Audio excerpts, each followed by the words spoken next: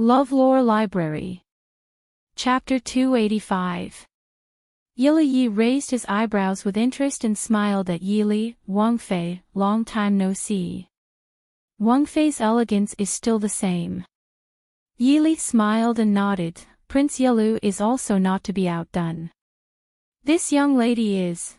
Without waiting for Yilu Yi to introduce her, Helian Huimin stood up and performed the Dechu State's curtsy to Yili. Smiling, little sister Helian Huimin greets Wang Fei Jijia.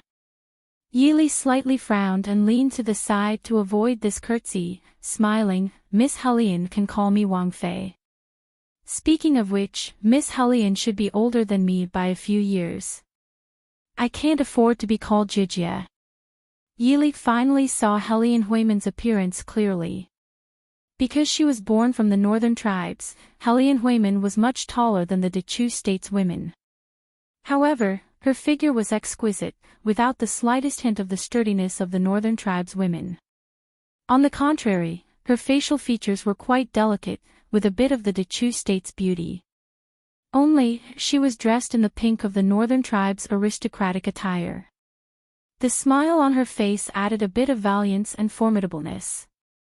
On the contrary, she was somewhat similar to Murong Ting. However, with a glance, Yili understood that this Helian Huimin was completely different from the unscheming Murong Ting.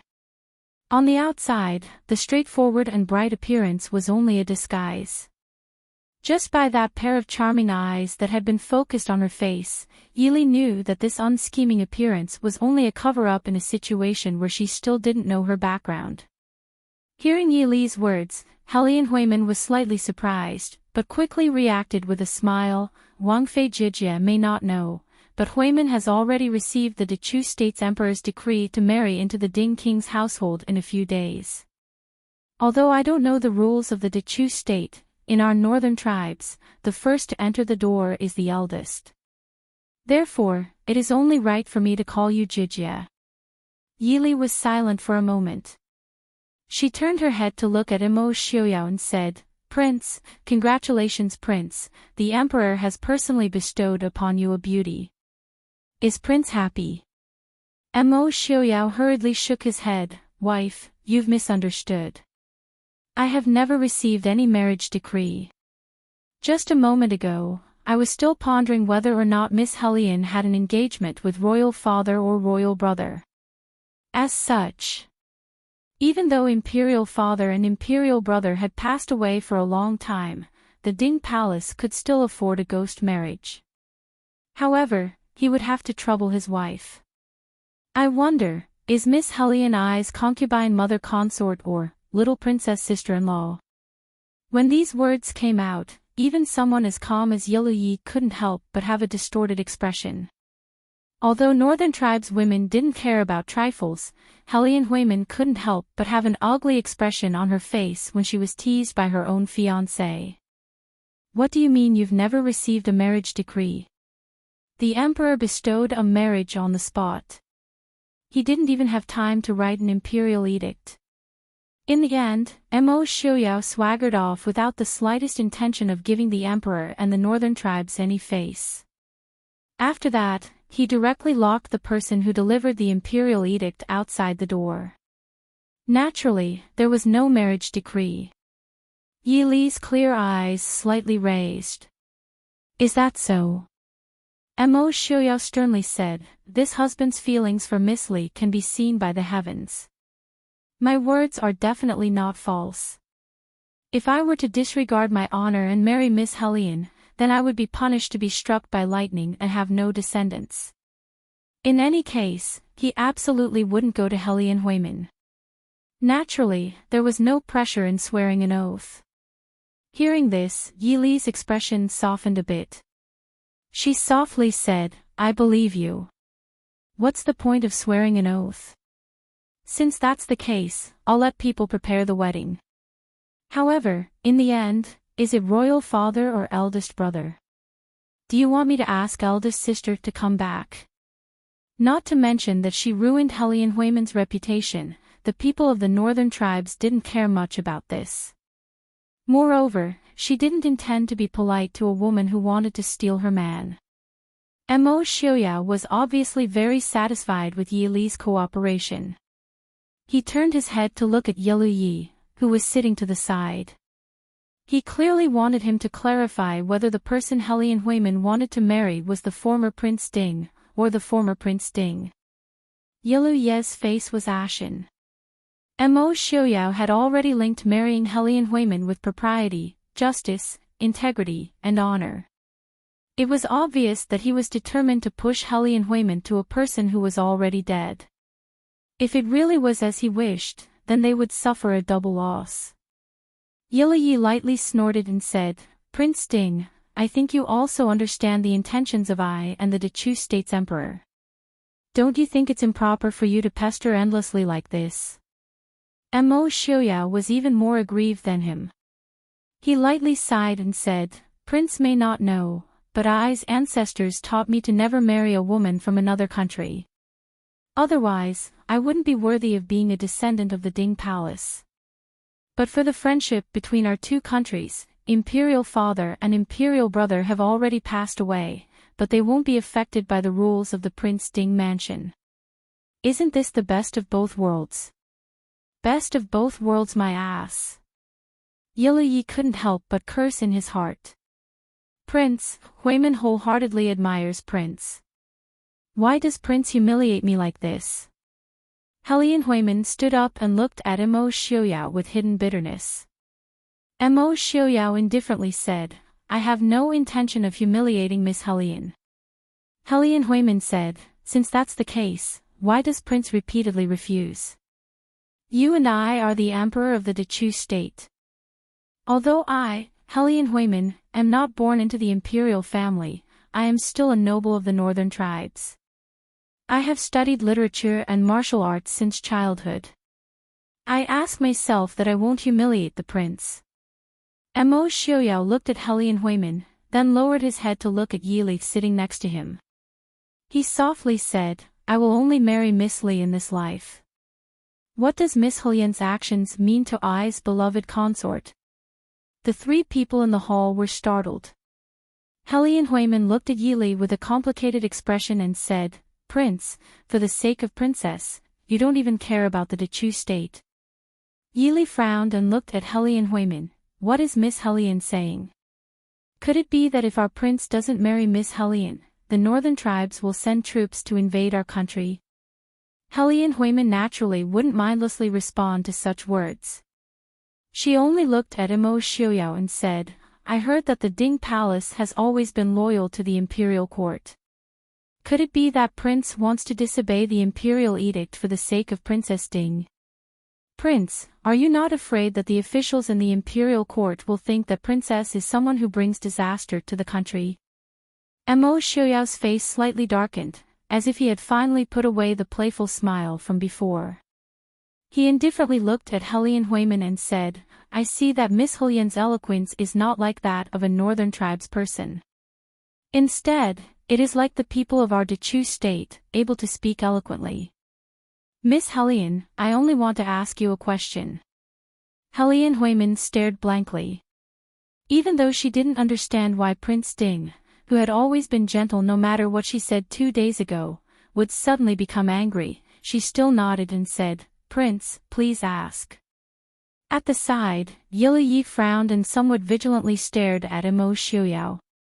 He felt that whatever he said wouldn't be anything good. Mo Xiaoyao's gaze was cold as he stared at Helian Huimin's beautiful face until she turned her head away with a slight blush.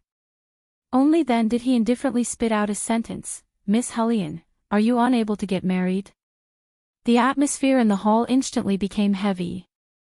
Helian Huimin's still red face was filled with unconcealable astonishment.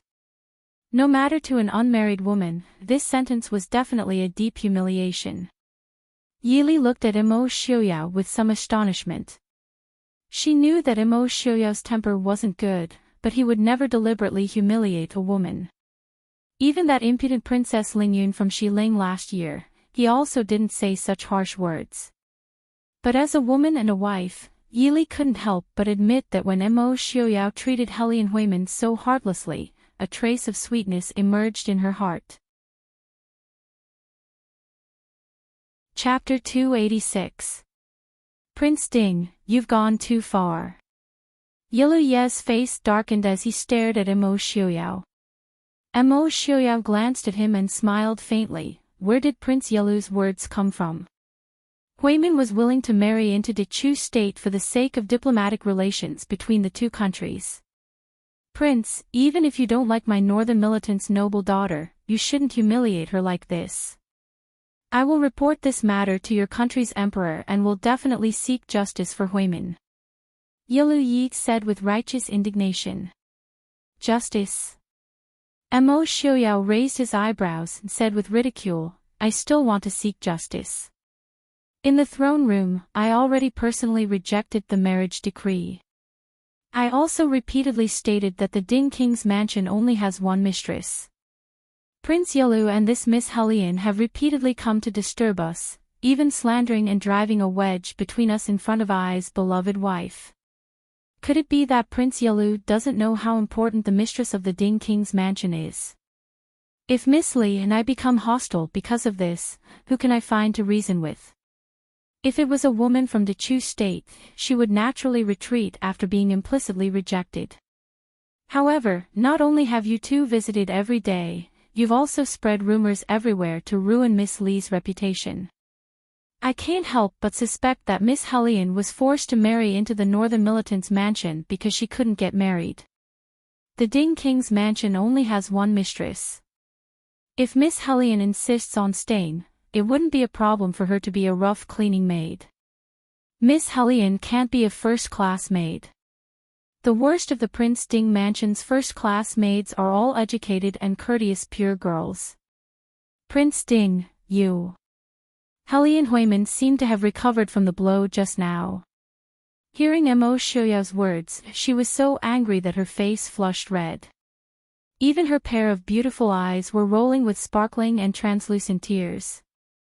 However, she didn't retreat or cry because of this.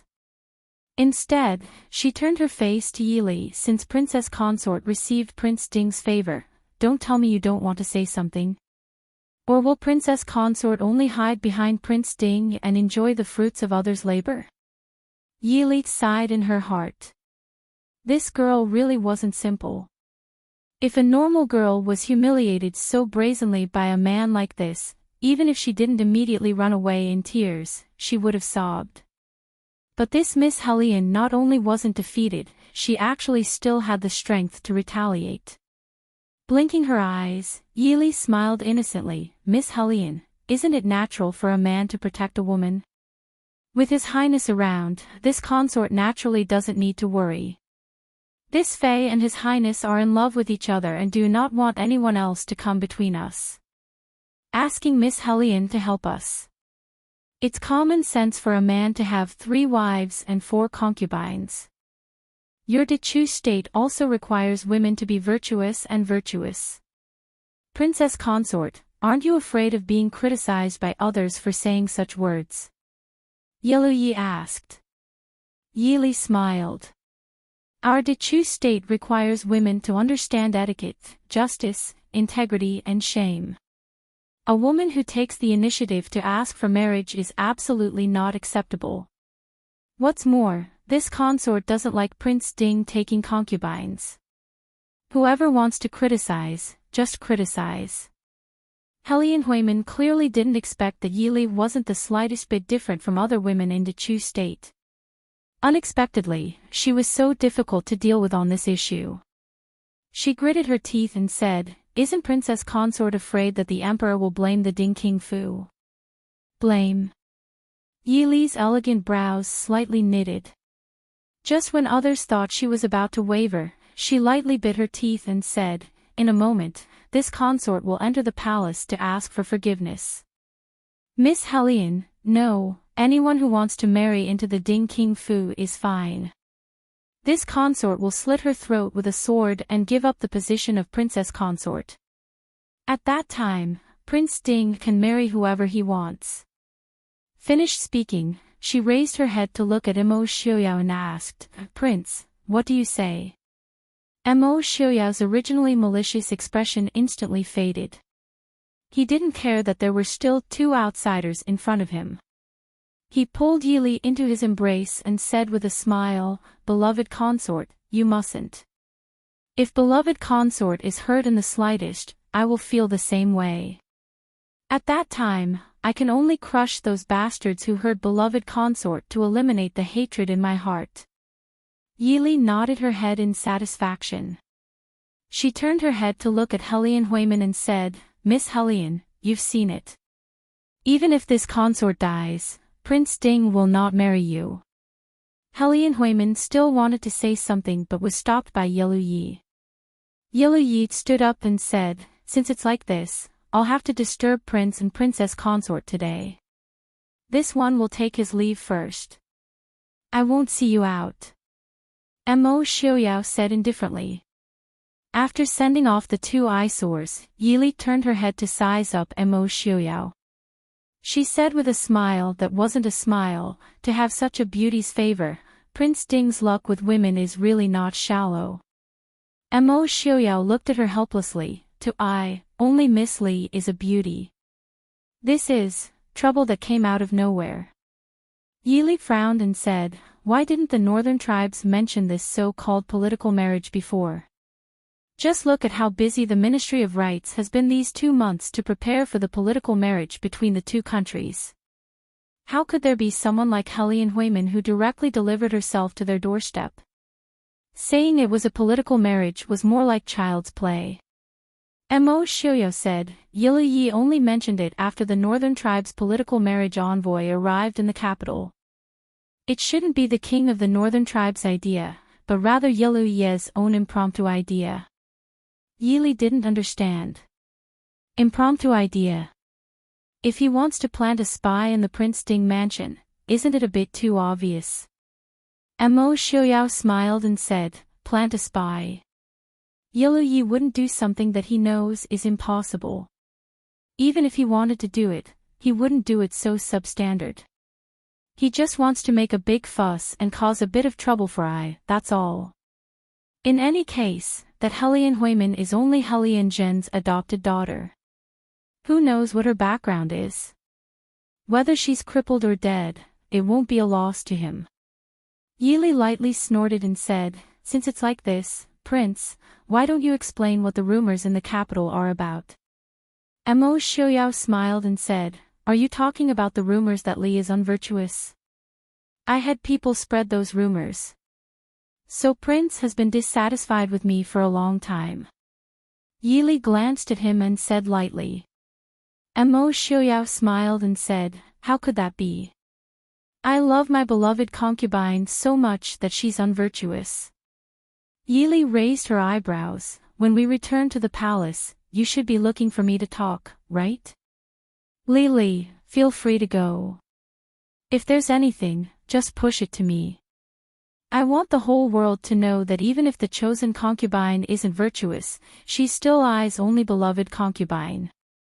Mo Xiaoyao said in a low voice as he lightly hugged Yili's slender waist. Yili was silent. She leaned against Mo Xiaoyao's chest and slowly calmed the waves in her heart. The news from the palace came very quickly. It didn't even wait for the next day before someone came to summon Yili into the palace. The 2 people who were admiring the flowers in the garden didn't find it strange. Since there was such a show of marriage, how could the palace not respond? Mo Xiaoyao put down the brush he was painting and prepared to enter the palace with Yili. However, Yili reached out and pushed him back. "The Empress Dowager is summoning me into the palace. What are you going to do?" Mo Xiaoyao smiled and said, "Could it be that if the Empress Dowager doesn't summon I can't enter the palace?" Yili smiled coldly and said, "They want to talk to me, but you have to go. If they can't say anything this time, won't they have to spend time looking for me next time? Since it's like this, it's better to let them say it all at once. I want to see what they have to say." Speaking of this point, Yili was extremely depressed. She thought that she had married a husband that no one would come to steal. In the end, look at this year. First there was that Princess Lingyun, and then there was that cousin noble consort Lu that Emo Xiaoyao had thrown out of the city. Now there was a Miss Hellion.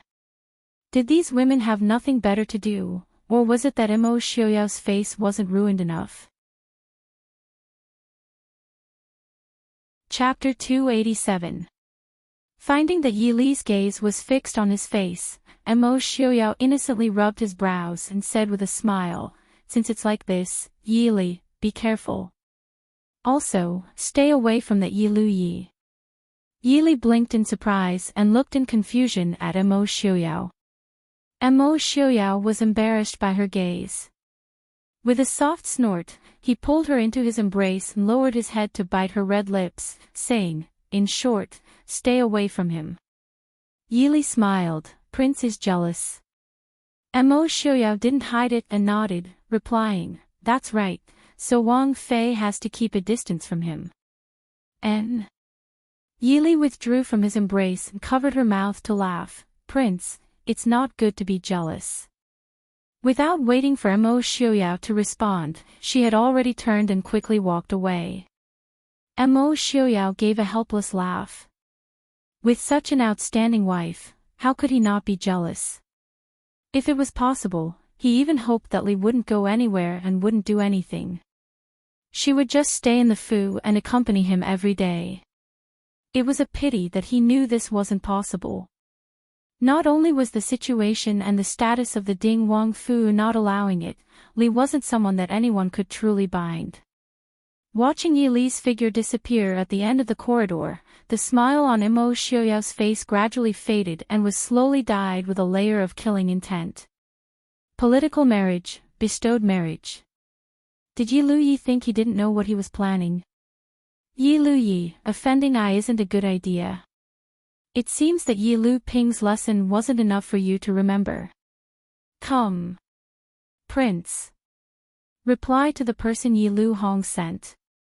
I agree to his proposal. Yes, Prince.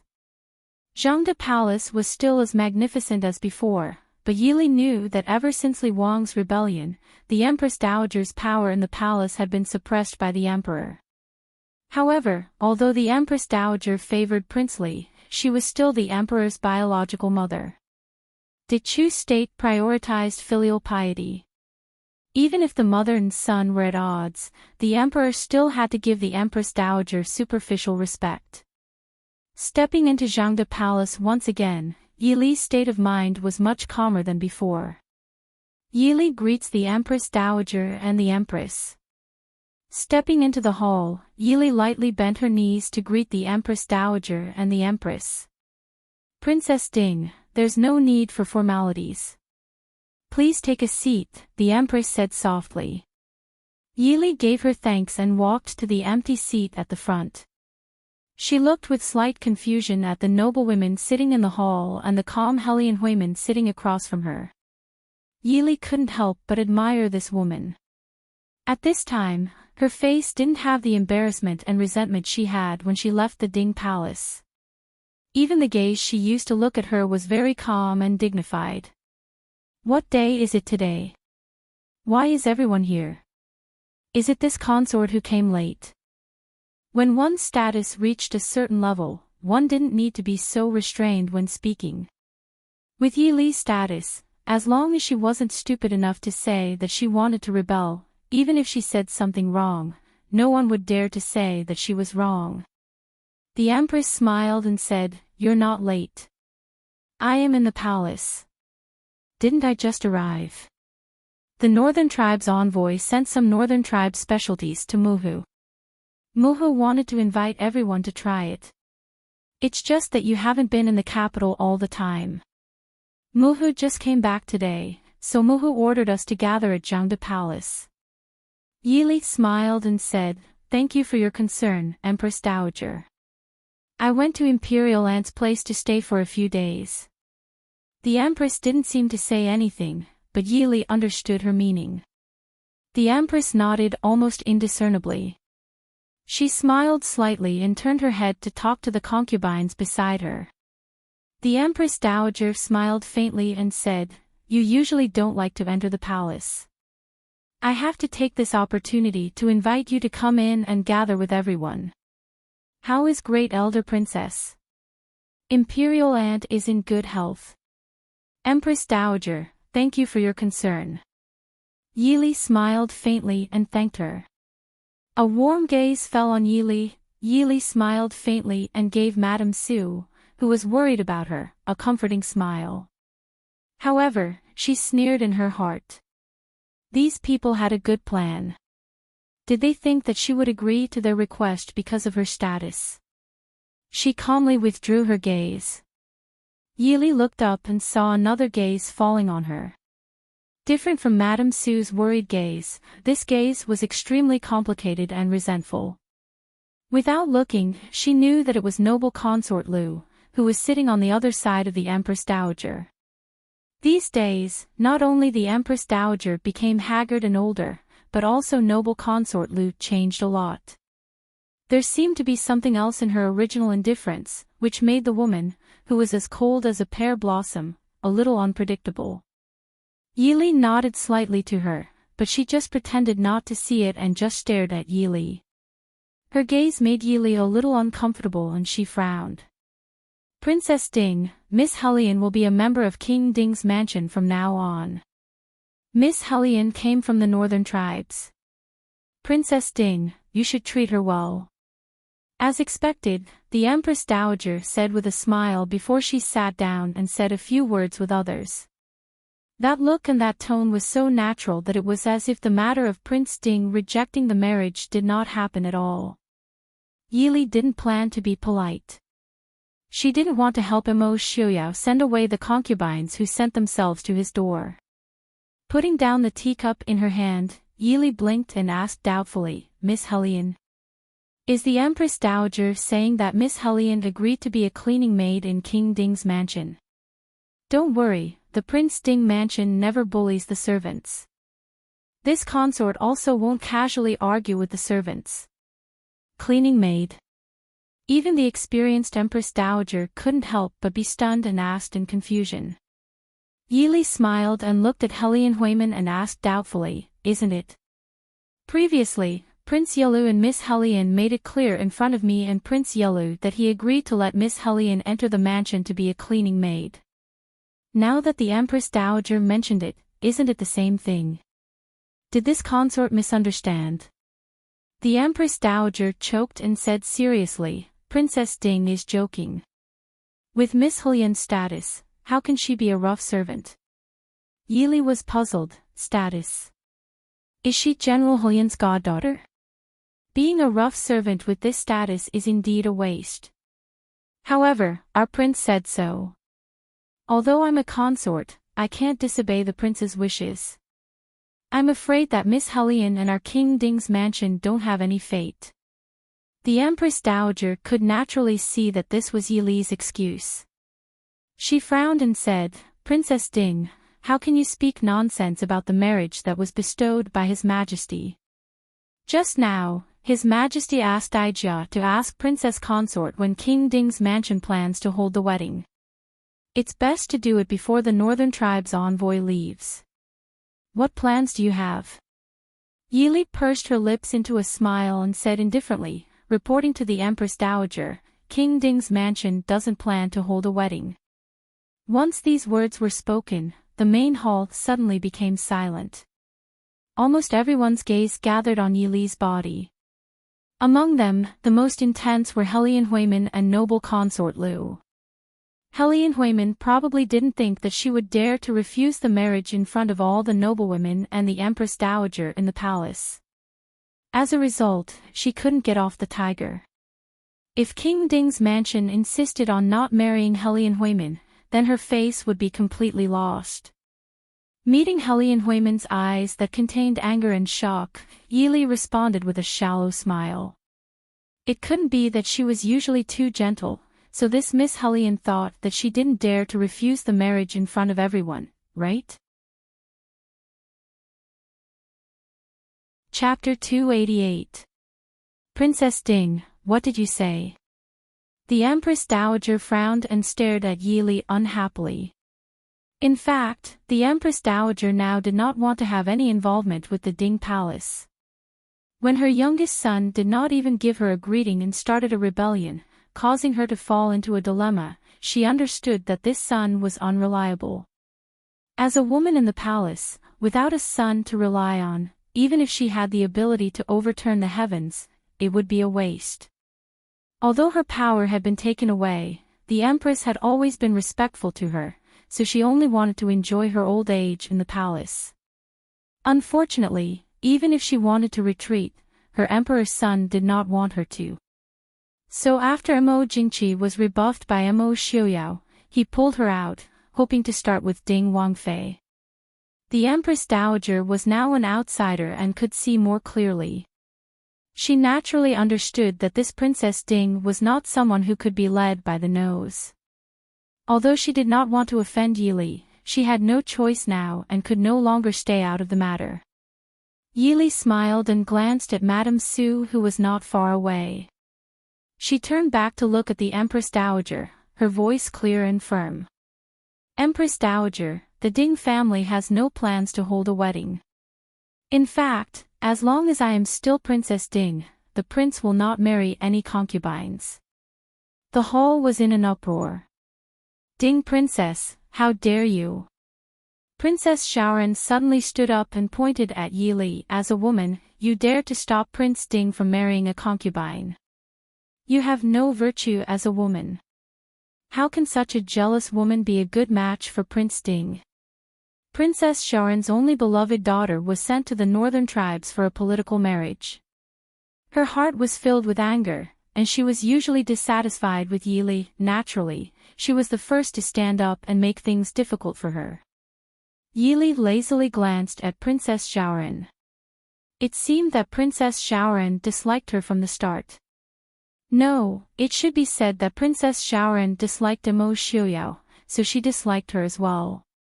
Normally, Yili wouldn't mind if she gave in, but today's matter wasn't something she could let go of. Therefore, Yili did not plan on apologizing to her. With a faint smile, Yili said, "Eldest princess should be careful with your words. Our family's prince is not willing to take a concubine. As a wife, this consort naturally has to follow her husband's lead. Could it be that I need an outsider to force the prince? Since Princess Royal speaks of womanly virtues, do you know that a married woman should obey her husband?" Princess Xiao Ren's face alternated between green and white. Who in the capital didn't know that Princess Xiao Ren couldn't give birth to a son and that she controlled the prince consort and prohibited him from getting close to the concubines? That was why the prince consort didn't have a son even though he was 40 years old this year. Fortunately, the prince consort was only the second son of the first wife. If it was the eldest grandson, even the eldest princess would not be able to suppress the dissatisfaction of the aristocratic families. At this moment, the words of virtue coming out of her mouth sounded a bit sarcastic. Princess Xiaoran gave a snort with a calm face and said, "Even if it's like this, as the Ding King's princess, you should think of the Prince Ding Mansion's children and help the King's mansion spread its branches. Even if the prince was confused and refused to take a concubine, as the princess, if you don't know how to persuade him, you can't be called virtuous." Yili looked up and said with a faint smile, "When did this consort say that I could be called virtuous? If being a virtuous consort means finding a beautiful concubine for my husband when I have nothing to do, then I'm sorry, this consort is not virtuous and does not plan on being virtuous." You. Princess Xiaoran was so angry that she couldn't think straight.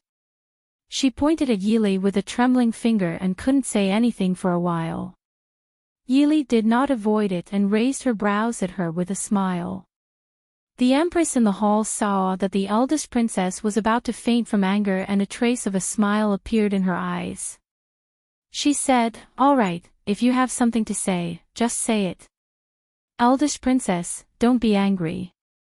Princess Ding, the elders have taught you not to be rude." Yili nodded and respectfully said, "The matter of the Empress's teachings, Yili will definitely remember the elders' teachings and follow the eldest princess' example." I won't dare to disobey. The Empress Dowager frowned and lightly coughed. She looked at Yili and said, Princess Ding, this time, the Emperor bestowing Miss Helian's marriage is both a family matter and a national matter. Princess Ding should prioritize national matters and cannot be willful. Yili's heart couldn't help but be angry. What was going on with these people? If it was the men themselves who were unfaithful, then it would be fine. These women were also unwilling to stop stuffing women into other people's food. They were clearly forcing the men to be unfaithful. They themselves liked virtuous women. She didn't love them. Did they have to drag her along? Yili stood up and coldly said, the Empress Dowager is joking. How can a marriage between two countries be so careless? At the time of the marriage, the king of the northern tribes never mentioned sending people to marry with the Ding royal family. If it really is a national matter, then where is the letter of credence for the northern tribes' marriage? If there isn't a letter of credence, then is it a private decision made by some people? What kind of place does the Empress Dowager think the Ding royal family is? Is it a place where anyone can enter as they wish? If Miss Helian wants to enter the Ding royal family, you can. The Prince Ding Mansion's sweeping maid position is waiting for you. You want to enter the Prince Ding Mansion with an insignificant status as a goddaughter.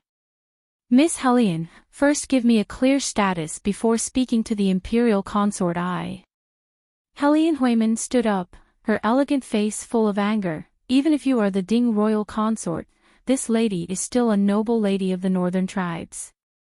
How can I allow you to wantonly humiliate me? Noble lady of the northern tribes.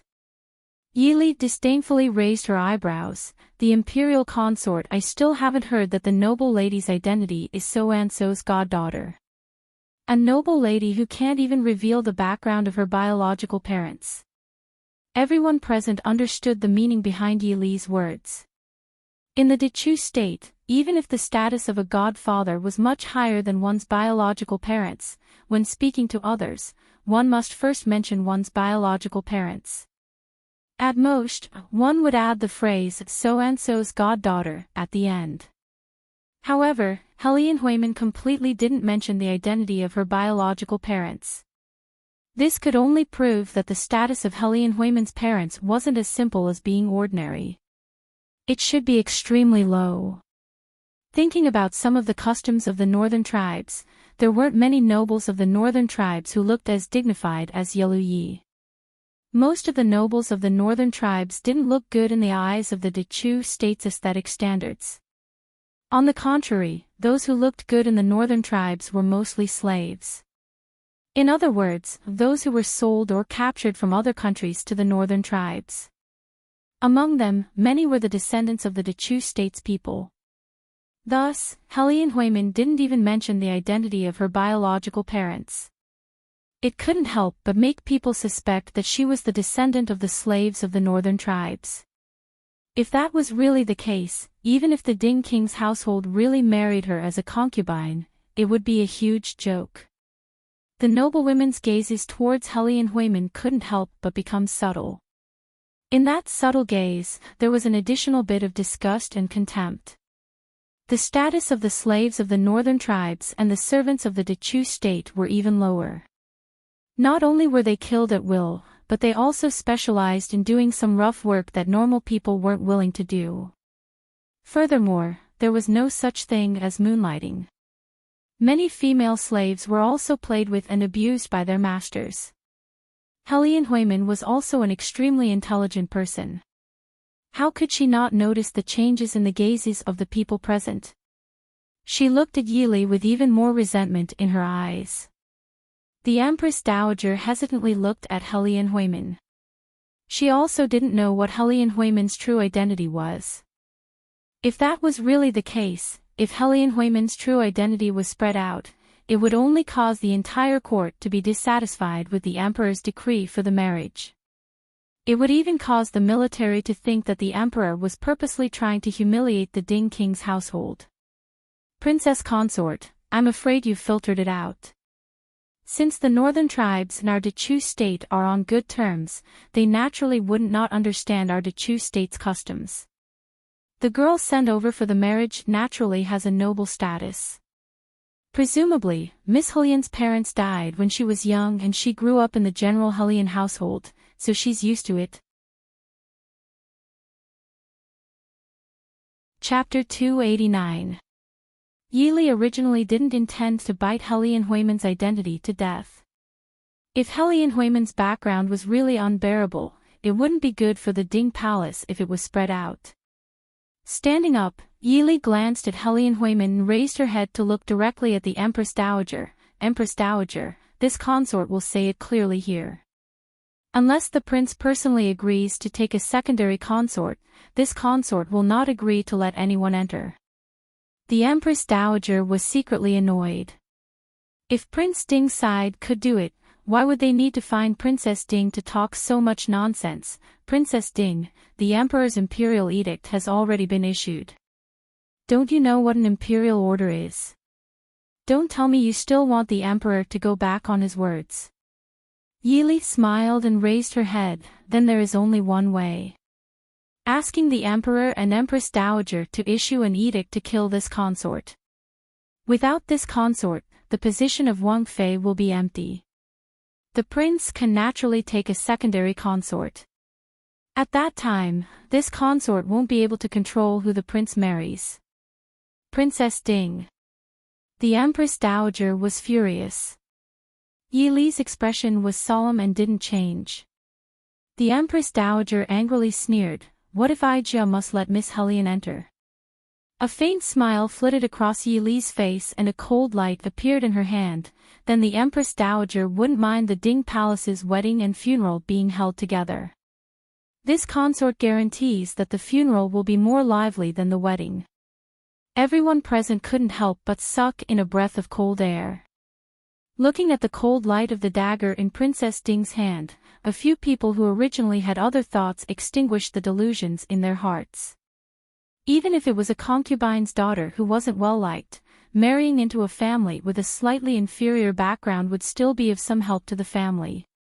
If she married into the Ding Palace, not only would she offend Princess Ding, she would also have sinned for no reason. Looking at the woman who still had a gentle smile in front of them, they didn't dare to doubt that she was just joking. Yili smiled and swept her gaze across everyone. Her gaze stopped on Hellian Huiman and smiled. "How is it? Does Miss Hellian still insist on entering the Prince Ding mansion?" Hellian Huiman took a deep breath and looked at Yili, unwilling to admit defeat. "Princess Consort wants to kill me, but I'm afraid you don't have the ability. Do you think a mere dagger can scare me?" Which daughter of the northern tribes did not grow up wielding swords and knives on horseback? Although Hellian Huiman's family background was a bit low, she had been adopted by Hellian Jin since she was a child. Naturally, her martial arts were not weak. With a flip of his hand, he also pulled out his scimitar from its jeweled scabbard and pointed it at Yili. "Miss Hellian, how can you casually draw your blade in front of the Empress Dowager? Quickly put it down." The Empress frowned and reprimanded. On the side, noble consort Lu said lightly, "Just now, when Princess Ding drew her sword, Her Majesty didn't reprimand her." The Empress smiled faintly and said, "Younger sister, have you forgotten that our ancestors have instructed Prince Ding and Princess Ding to carry swords in the palace?" Noble consort Lu snorted and turned her head away, ignoring the Empress. The Empress also did not argue with her and smiled faintly. Looking at Hellian Huiman, who was holding the gorgeously decorated scimitar, Yili pursed her lips and smiled. Hellian Huiman frowned and said, "What are you smiling about?" Yili smiled and said, "Speaking of which, there are quite a few women who are eyeing my prince covetously. Today, consort, I will use you as an example." Shameless boasting. Hellian Huiman sneered disdainfully and waved the scimitar in her hand towards Yili. Yili casually moved to the side, but Hellian Huiman did not relax and continued to wave the scimitar from behind her. Hellian Huiman was indeed a woman who grew up in the grasslands. Compared to the women of the Central Plains, her scimitar was vigorous and full of strength. Yili waited until she had waved the scimitar a dozen times before she laughed crisply and said, "Is Miss Hellion done?" Next, its consort Ai's turn. Compared to Hellion majestic aura, Yili's moves were extremely ordinary. The crowd didn't even understand what was going on. They only saw Yili already closing in on Hellion, one hand grabbing Hellion retreating hand, and with a kick, kicking away Hellion kick. Her other hand flashed a cold light and mercilessly stabbed towards Hellion chest. "Princess Ding, have mercy!" The Empress Dowager and the Empress shouted in unison. Hellion found that she could not break free from Yili's grip and could only close her eyes and wait for death. She was not reconciled. She believed that her martial arts were the best among the women of the northern tribes, but she had lost to a woman from the Dechu state. She did not even have time to see her moves clearly, but this was not important. Even if she was not reconciled to her loss, what awaited her was death. After waiting for a while, the expected pain did not come. Hellion opened her eyes in confusion and saw that Yili had unceremoniously pushed her to the side and calmly put away the scimitar in her hand. Hellion had walked through the gates of hell, but she was still somewhat in a daze. She could feel that Princess Ding did not just want to scare her. That murderous aura that hit her in the face was enough for her to clearly understand that she had just narrowly escaped with her life. After receiving such a blow, Hellion could not say anything for a while. She could only stand in the hall in a daze. The Empress Dowager's face was green with anger. She stood up and said, "Princess Ding, you have big guts. Forget it. Aijia is old, I can't manage these things. Empress, I'll leave the rest to you. Aijia will go back first." After speaking, the Empress Dowager rubbed her chest and called for the palace maids beside her to help her leave. The Empress Dowager gave up and the Empress could only bitterly smile. Noble Consort Lu looked at the Empress and asked, "Empress, how should we deal with this?" The Empress smiled and said, "Naturally, we will report to the Emperor and then make a decision. But after today, I think this matter will not be difficult to solve." "Younger sister, don't you think so?" If Hellion still dared to want to marry into the Ding Prince's mansion, then she could only admire her. Noble Consort Lu lowered her head to look at Yili, who was below His Highness. Her eyes were more complex and deep. The Empress ignored her and only smiled and said, "I still like Princess Ding's temperament. She doesn't make a sound, but she amazes everyone with a single brilliant feat. She handles things cleanly and efficiently. Presumably, those who want to marry their daughters into the Prince Ding mansion will have to think twice." Facing Yili, who was below His Highness, she smiled faintly. Her eyes were filled with envy and admiration. Yili, who was under everyone's gaze, played with the sharp blade in her hand without care. Since this kind of matter could not be settled, then it would be settled cleanly once and for all. When they left Zhangde Palace, the noble ladies looked at Yili with a strange expression. There was envy, jealousy, fear, and schadenfreude in their eyes. Not to mention that the Dechu state had been founded for more than 100 years. Even in the past several thousand years, there was no woman who dared to draw a blade in front of the Empress Dowager and Empress and say that she would kill all the women who wanted to be her husband's concubine. This boldness and courage naturally made these noble women who had to endure groups of concubines at home envious and jealous. At the same time, everyone knew that being chosen as the king's consort meant that she was destined to bear the infamy of being a jealous woman. Yili had just stepped out of the hall when Su Furen was already waiting outside. Yili smiled faintly and greeted her, "Aunt." Su Furen looked at her and sighed. She shook her head and said, "You girl." Yili lowered her head and smiled, "Li Her has embarrassed Aunt." Chapter 290. Lady Sue pulled her hand and laughed softly as she walked out. Why would our Sue family care about these false reputation? Aunt is also a woman, how can you not understand a woman's thoughts? But Prince Ding sighed. Lear was indeed daring in the palace today, but with her status as the imperial consort, she wouldn't be charged with any serious crime. The so-called marriage was a family matter. As long as Prince Ding was willing to protect her, she would be fine. But if Prince Ding was dissatisfied with her actions today, then Lear's future days would not be easy.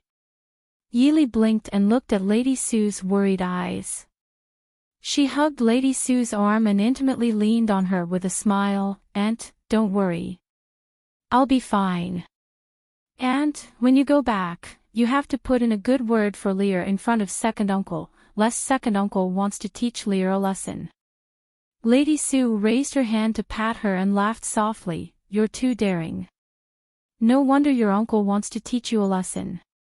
Just now in the palace, you scared me quite a bit. Lady Sue came from a scholarly family and had never seen anyone brandish a sword in front of her. Just now in the palace, when she saw Heartwarming brandishing a sword towards Yili, if it wasn't for her usual self-control, she would have screamed on the spot. Lear knows her mistake. I won't do it in the future. Yili hugged Lady Sue's arm and acted coquettishly. Just as she accompanied Lady Sue out of the palace gate, she saw the curtain of the Ding Palace's carriage being opened from the inside. A handsome man in a white gown stepped out of the carriage with his head lowered and smiled at Yili at the palace gate. Lear. Although the noblewomen passing by could not stop and watch, they also saw Prince Ding smiling and reaching out his hand to the princess consort. They didn't believe that Prince Ding didn't know what happened in the palace. It seemed that Prince Ding only had the princess consort in his heart. Even though Princess Ding made such a domineering and willful declaration in the palace, which almost made Prince Ding lose face, Prince Ding still doted on her as before. Madame Sue pulled Yili forward and bowed. Mo Xiaoyao stepped aside slightly and said with a laugh, Madame is Yili's Jomu, we're family, there's no need to be so courteous. Madame Sue laughed and said, etiquette must not be discarded. Yili is young and immature, I hope that prince will be magnanimous enough to forgive her. Mo Xiaoyao looked at Yili with a smile and said, Madame worries too much, Li is very good. Why are you here? Yili asked, puzzled. Mo Xiaoyao laughed in a low voice and said, I heard that Nyingzi drew her saber in Zhangde Palace and was so angry that it shocked everyone. Isn't your husband worried about your safety?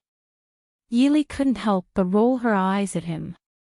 If he was worried about her safety, why didn't he enter the palace to find her? Who was he putting on an act for? Madame Sue looked at the two's conversation and there was a trace of relief in her eyes. With one glance, she could see that Prince Ding really didn't care about Li's actions in the palace, and it could even be said that he was very happy about it. With a smile, Madame Sue bid farewell to the two and walked towards her own carriage with a peace of mind.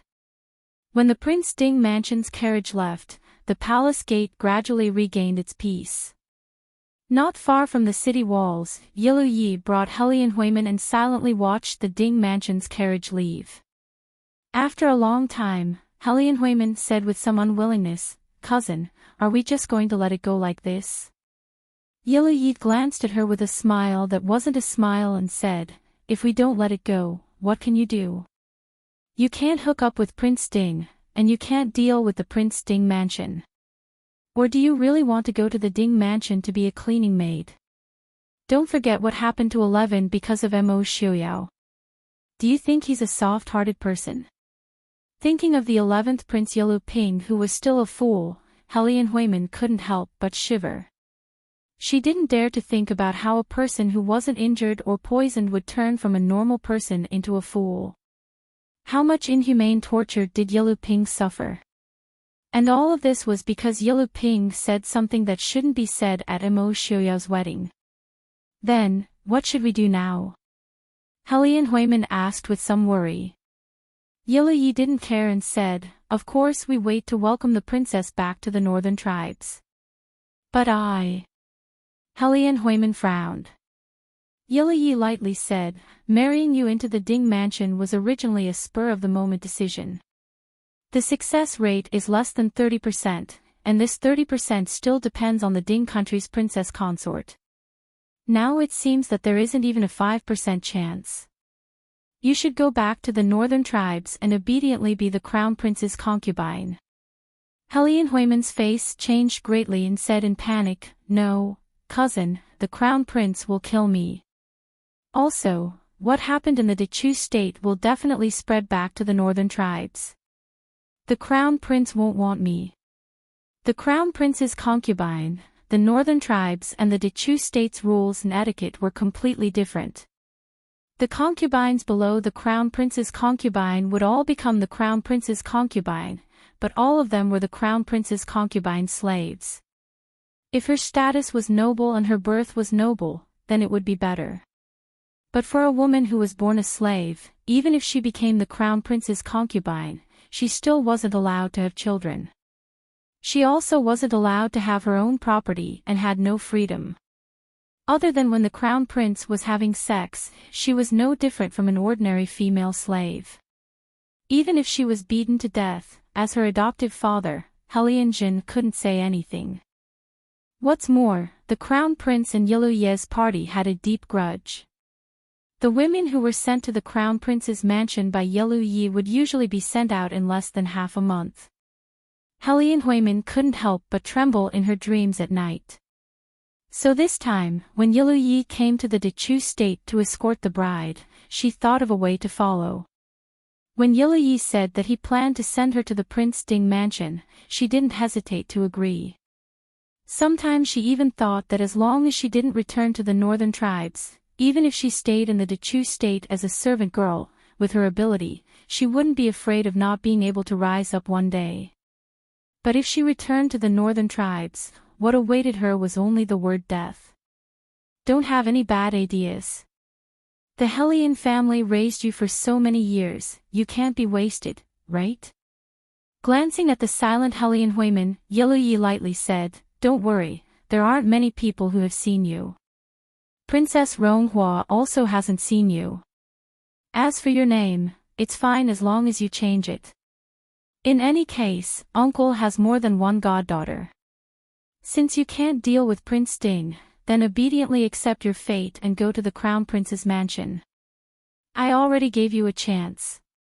Huimin's heart trembled. She knew Yiluye's methods. She hurriedly said with a trembling voice, "I understand." Yiluye sized her up before nodding in satisfaction and turning to leave. If it wasn't for the fact that Huimin had the best aptitude among the women in Uncle's mansion, she wouldn't have needed to go back alive if this plan failed. However, although Huimin was smart, compared to Princess Ding, she was still far from enough. Thinking of the information collected these days in the Chu capital, this Princess Ding not only came from a noble background, but was also skilled in literature and martial arts. It was even said that in Yongzhou, she led the Black Cloud Cavalry to guard the city until Prince Ding's reinforcements arrived. It could be said that her contributions couldn't go unnoticed. A woman who could be betrothed to the Black Cloud Cavalry. The betrothal between the northern tribes and the Ding King's mansion was left unsettled. However, the Ding King's consort's reputation as a fierce woman spread throughout the capital overnight. She dared to hold a dagger in front of the Empress Dowager and say that she wanted to enter the Ding King's mansion. If one came, she would kill one. If two came, she would kill a pair. No one in the capital dared to provoke this woman. What was even more frightening was that Prince Ding didn't have the slightest bit of anger towards the princess consort's announcement. Instead, he would occasionally accompany his beloved wife to tour the capital.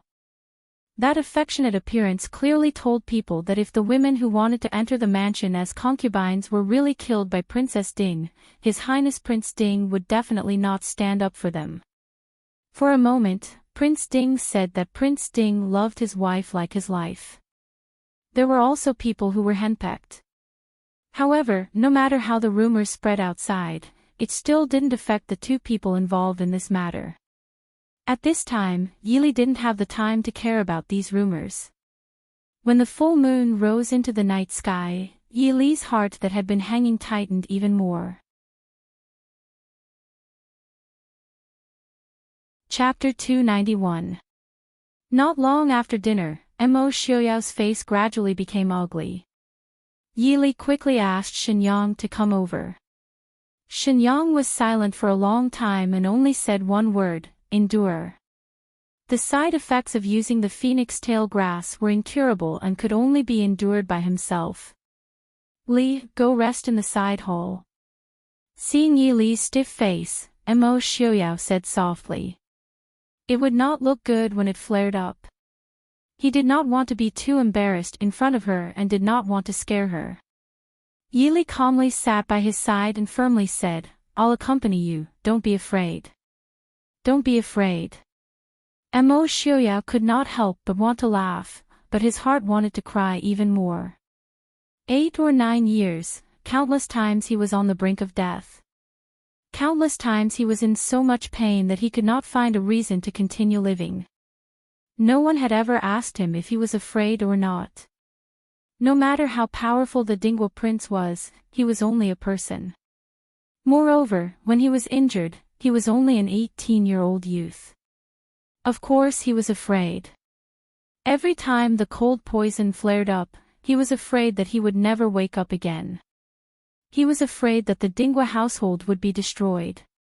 He was afraid that no one would be able to avenge his brother, his own, and the tens of thousands of Mahist army soldiers. But he could not show his fear in front of anyone. He could only endure.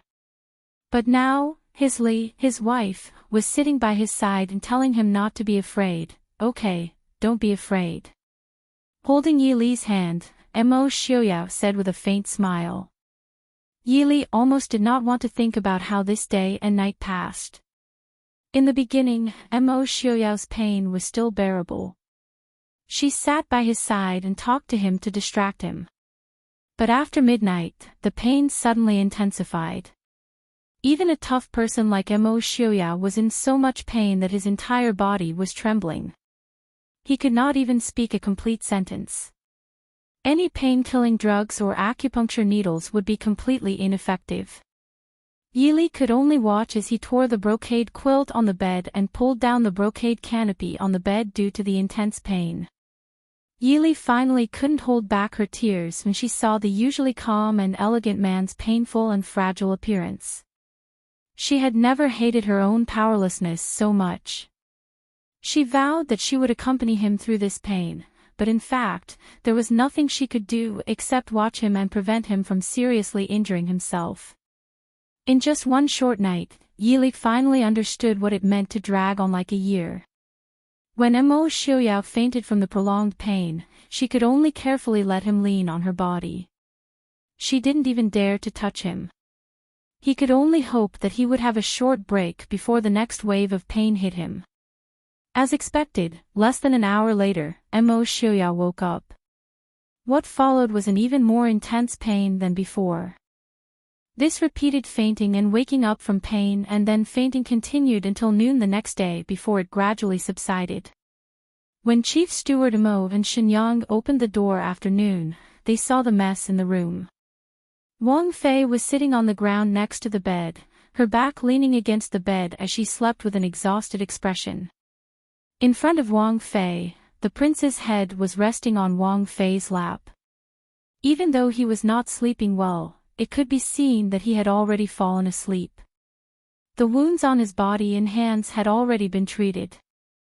Seeing this scene, the two men who were almost 100 years old together couldn't help but sigh sadly. Shenyang waved his hand and left the room with Chief Steward Mo.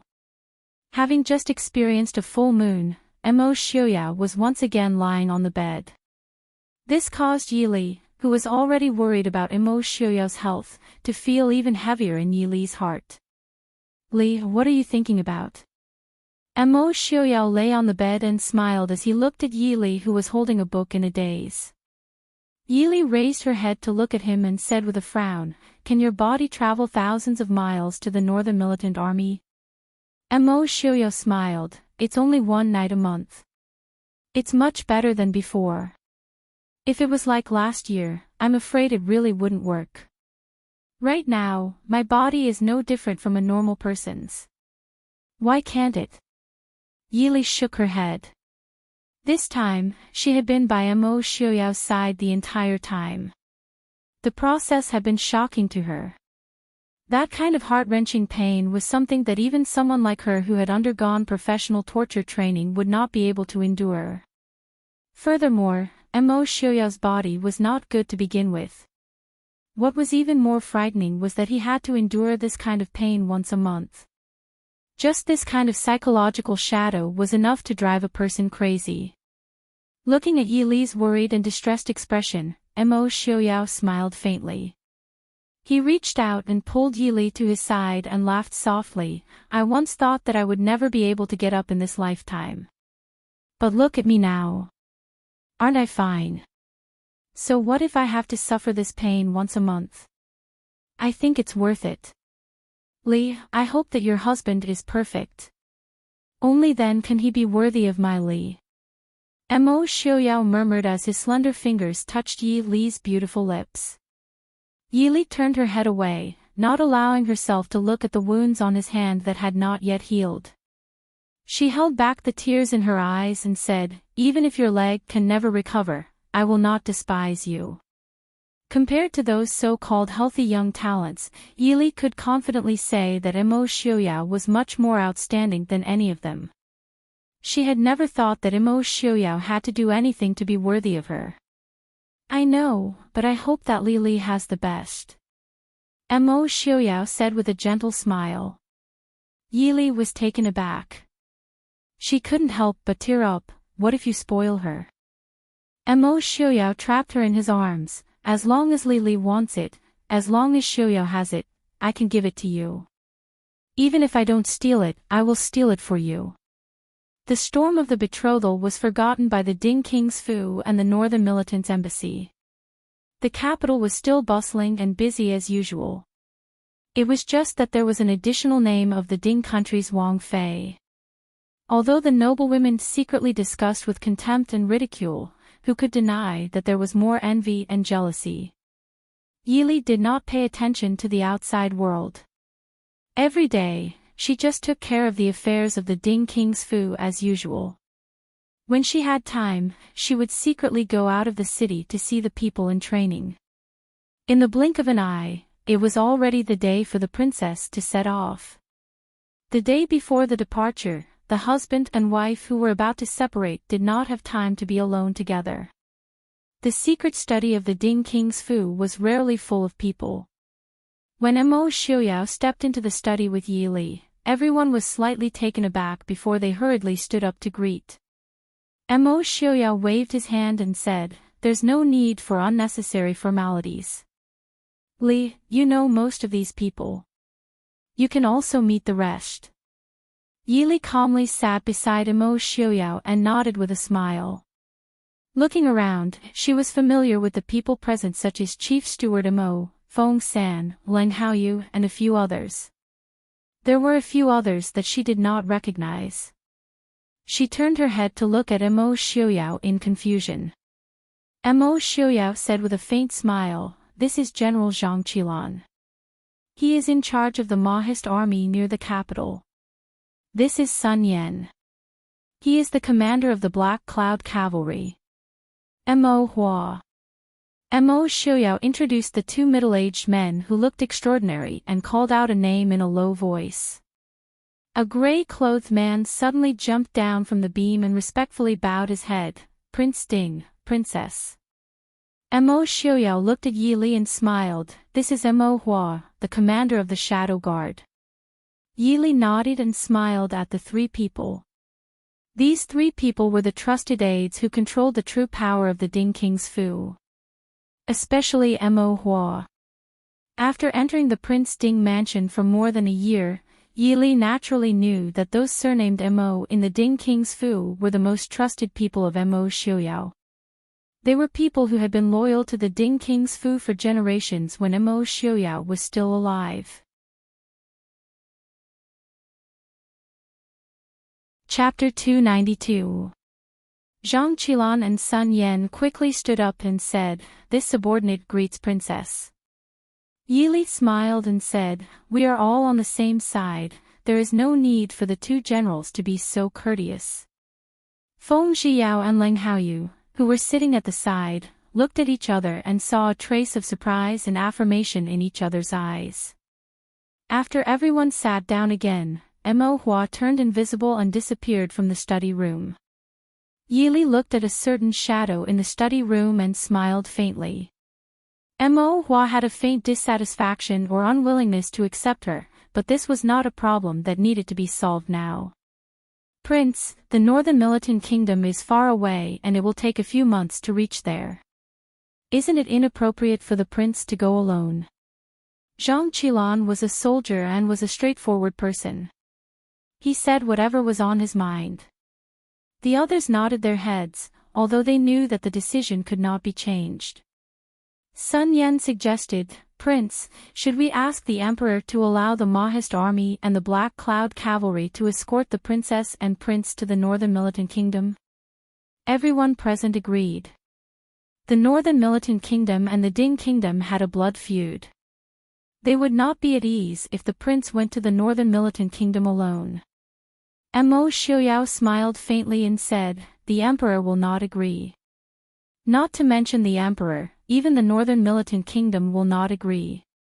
Sending the Mahist army and the Black Cloud cavalry to escort the political marriage team might not even be able to enter the borders of the Northern Militant Kingdom." The Northern Militant Kingdom's enmity towards the Mahist army was not lower than the Mahist army towards the Northern Militant Kingdom. Leng Haoyu smiled and said, "Everyone need not be too worried. I think the Northern Militant Kingdom will not have the guts to directly attack the prince. The Mahist army and the Black Cloud cavalry will definitely not be able to go, but no one will say anything if we bring a few shadow guards. As for how many they will bring, it was up to them to decide." The discussion in the study paused and everyone turned to look at Mo Xiuyao. Although the Ding King's residence had been very low-key all these years, it was indeed the prince who had dragged his sickly body and single-handedly restored the Ding King's residence that was on the verge of collapse. They should believe that since the prince had promised the emperor to go to the northern tribes, he must have a plan in his heart. Mo Xiuyao held Yili's hand and smiled, "Since I am heading to the northern tribes, I have a plan. What we should worry about now is what will happen in the capital after I leave." Everyone was stunned.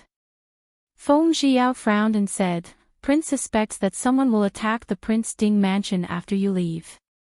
Mo Xiuyao said indifferently, "It wasn't easy for I to get away from the capital. It would be difficult for the other party to not make a move. After I leave the capital, everyone will listen to Wang Fei's orders." Everyone present was stunned. They couldn't help but look at the quiet woman sitting beside Mo Xiuyao. Although they admired Wang Fei's performance in the past year, for a 16-year-old woman to control the entire Ding King's residence, people still doubted her ability. Sun Yan frowned and said, "Prince, you mean?"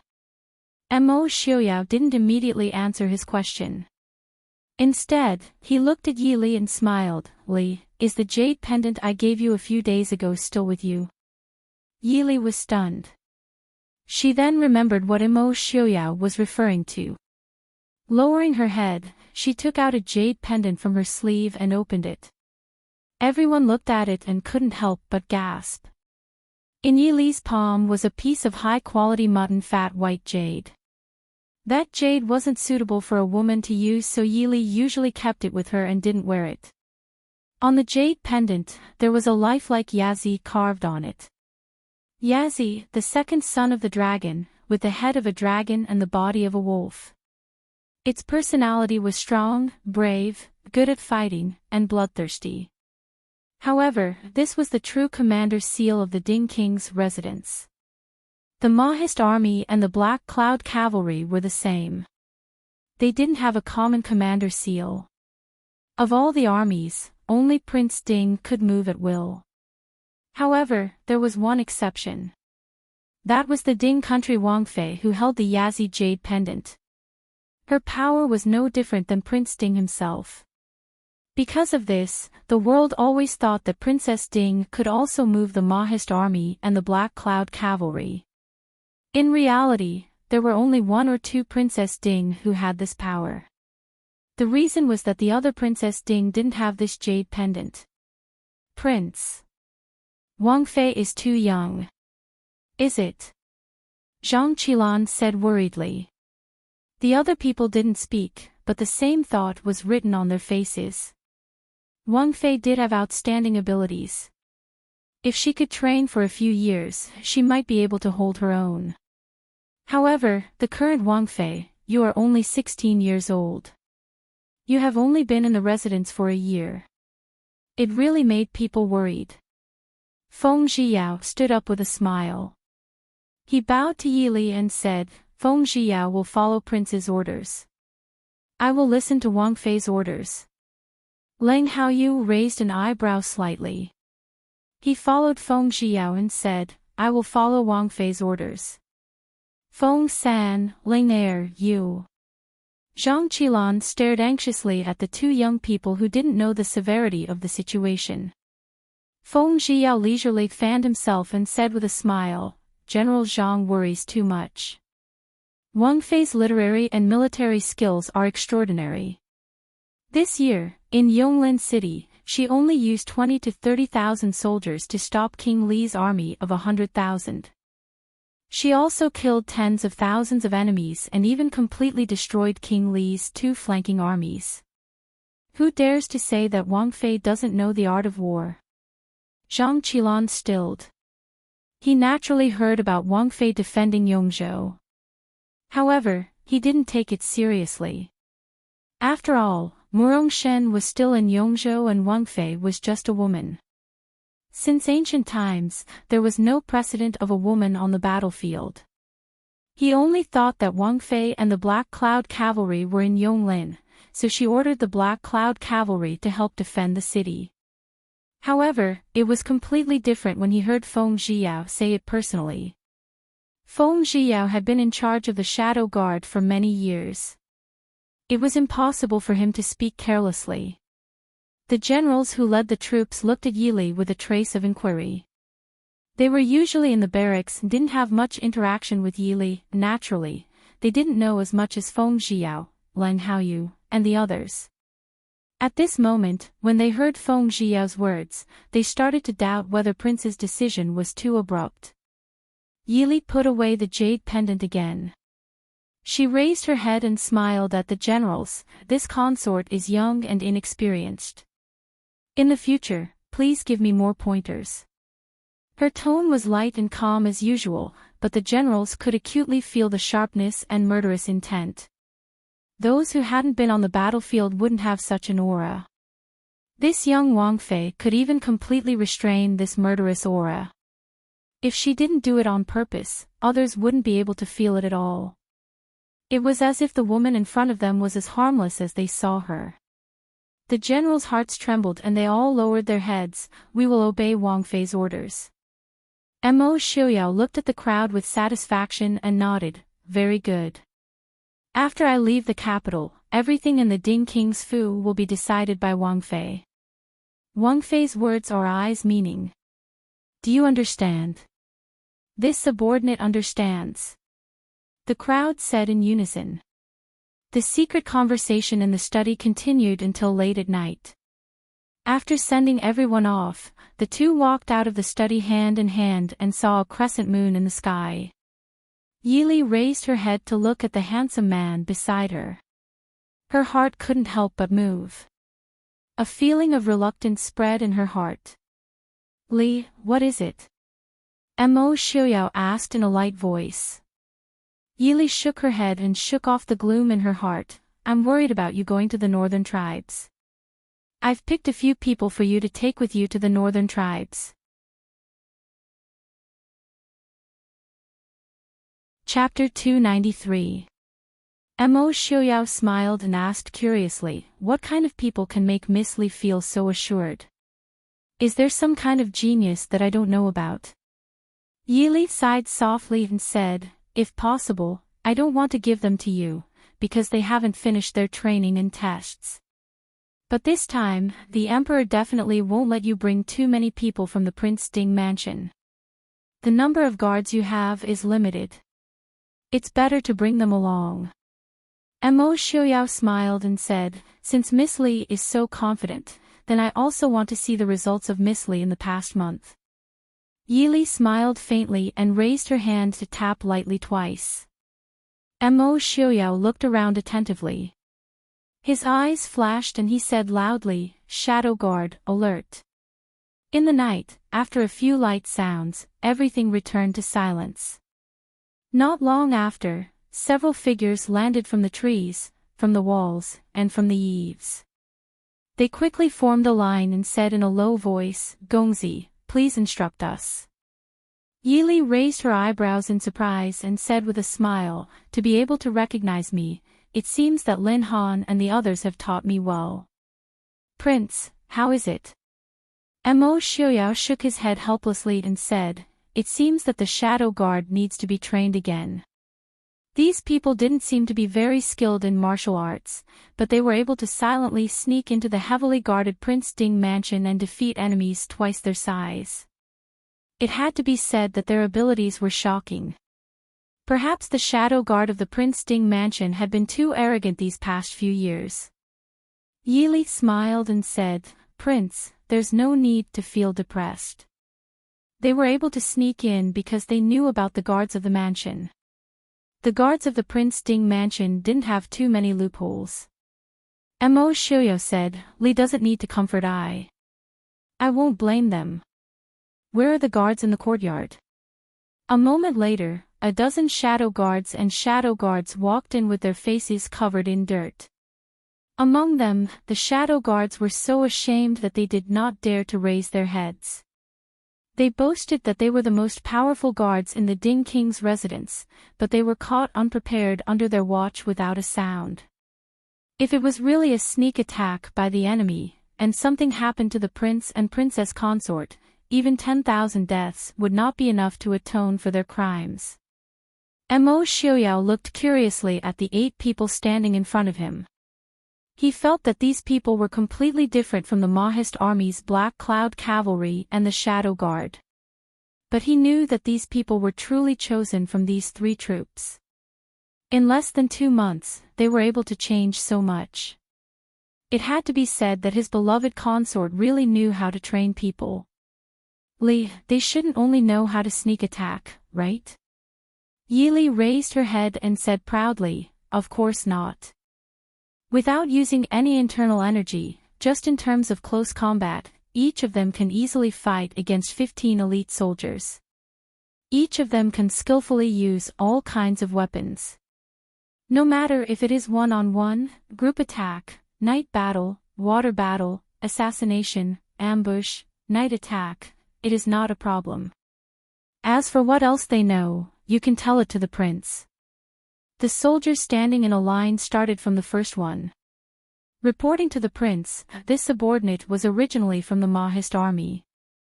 I am good at assassination and ambush. This subordinate also knows the northern tribes and southern Zhao languages. This subordinate was originally from the Black Cloud Cavalry. I am good at archery and close combat. This subordinate was originally from the Shadow Guard. I am good at disguise, qinggong, and poison. After listening to their reports, even Mo Xiaoyao could not help but sigh in admiration. Li is truly amazing. Are these people really for me? Yili glanced at him and said unhappily, otherwise, could it be that I took them out to make you jealous? After saying this, she did not care about Mo Xiaoyao's reaction. She looked at the people in the courtyard and said, you are the most outstanding soldiers in the first batch of training. Almost all of you have completed the training ahead of time. Originally, you had a month to learn more skills and then take the test. But now you have to carry out the mission ahead of time. I am very sorry. The leader of the soldiers said, "It is our honor to serve the prince and princess." "Princess, please give the order." Yili nodded and said, "Very good. From today onwards, you will be the prince's personal bodyguards until the prince returns from the northern tribes. So, your first mission will be to protect him. The goal is to see the prince return to the capital in one piece. Can you do it?" "Yes, we swear to complete the mission," everyone said in unison. Yili smiled and said, "Very good. This is not only a mission, but also a test for you. Because it is your first mission, I will send Lin Han to accompany you. He is not only your leader, but also the person who will test you. Everyone, have a safe journey." "Thank you, young master." Outside the palace, Princess Ronghua was wearing a red wedding dress with a phoenix and a peony. She tearfully said goodbye to the Empress Dowager and the Emperor-Empress.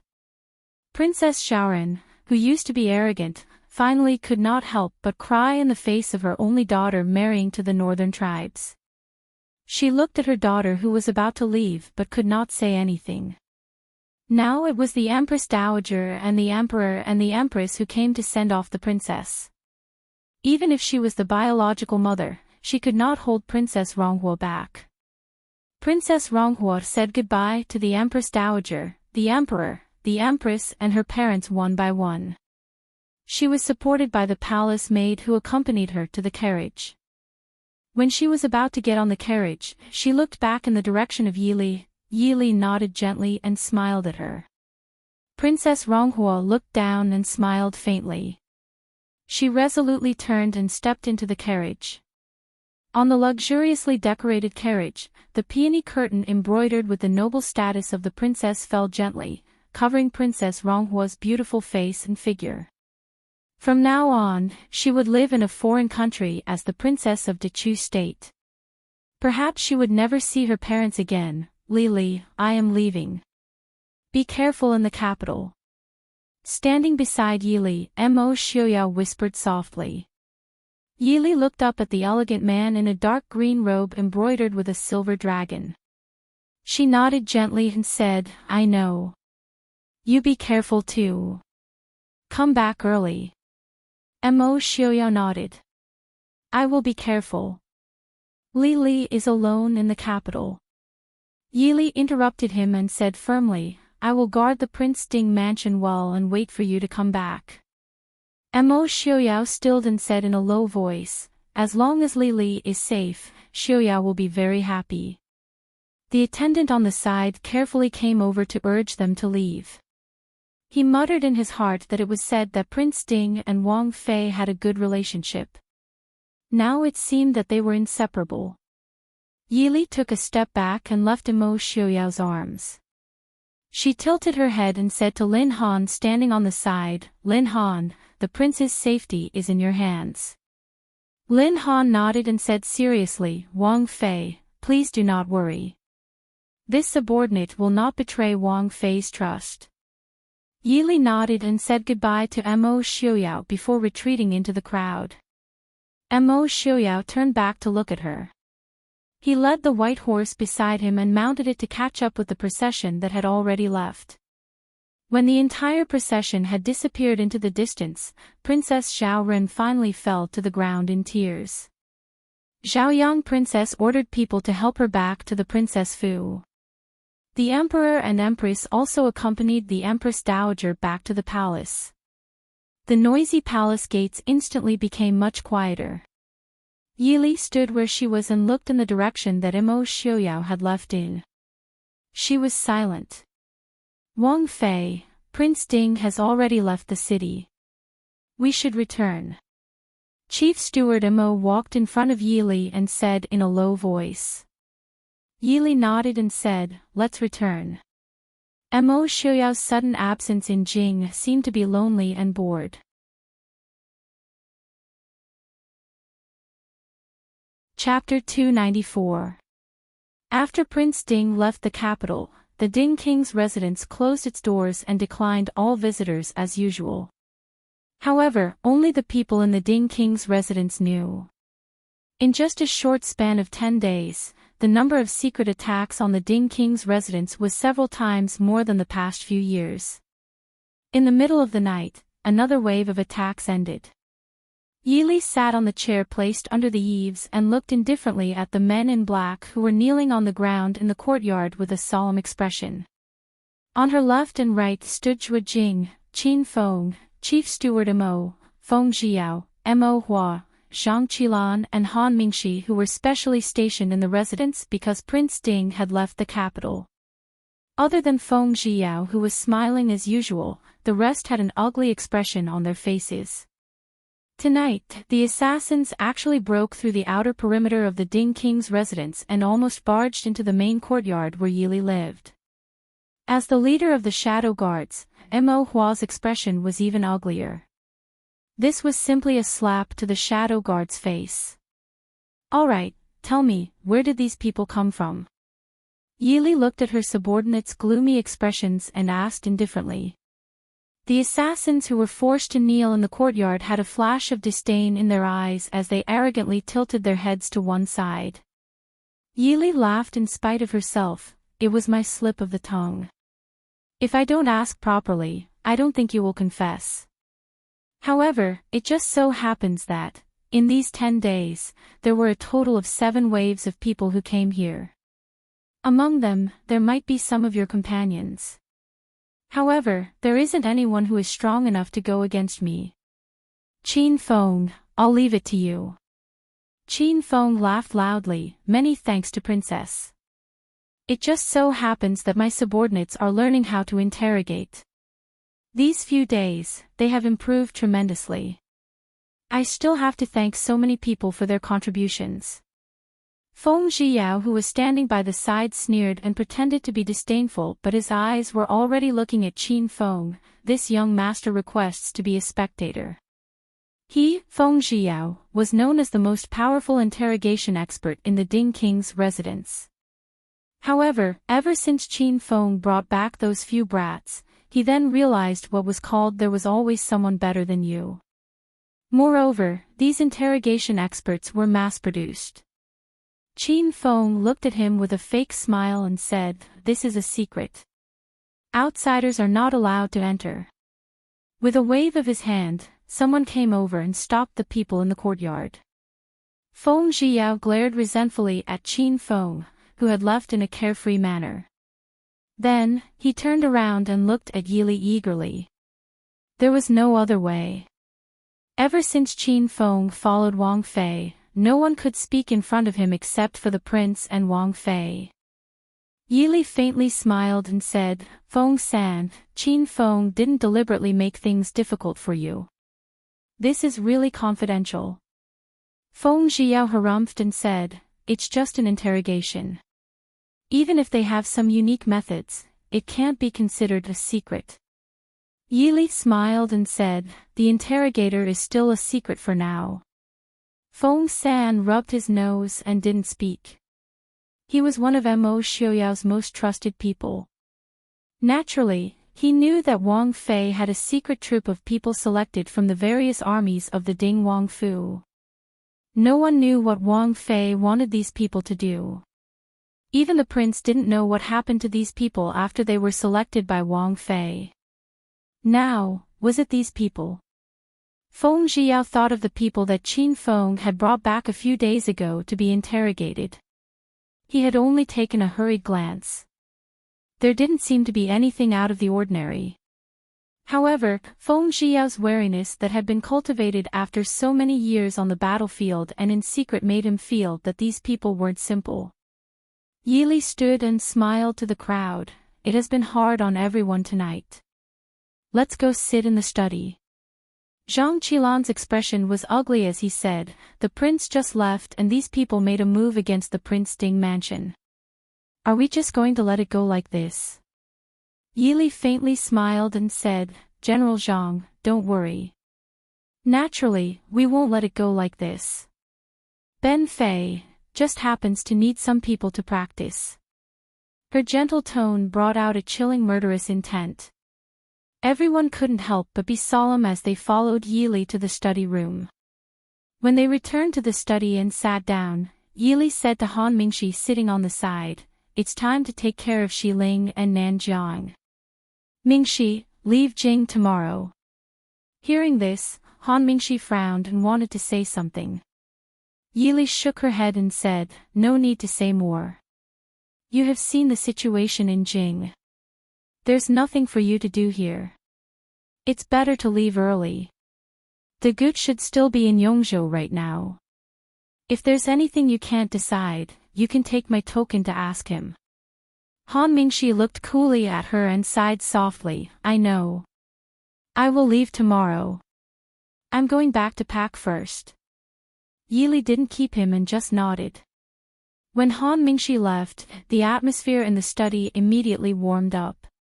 It wasn't that the people of the Prince Ding mansion didn't trust Han Mingxi and were wary of him, but these people were all born with a pair of astute eyes that could see through the world. Han Mingxi's thoughts were hidden but could not be hidden from these people. But these people were also very loyal to Mo Xiuyao. Even if there was nothing between Wang Fei and Han Mingxi, in the eyes of these loyal officials of the Prince Ding mansion, they couldn't help but be colder to Han Mingxi. Yili acted as if she didn't see the expressions on everyone's faces as she continued to talk about what happened in the prince's mansion. Everyone was worried about the safety of the Prince Ding mansion. Chief Steward Mo asked, "Wang Fei, should we send more shadow guard into the Fu?" These days, the Prince Ding mansion had been attacked continuously.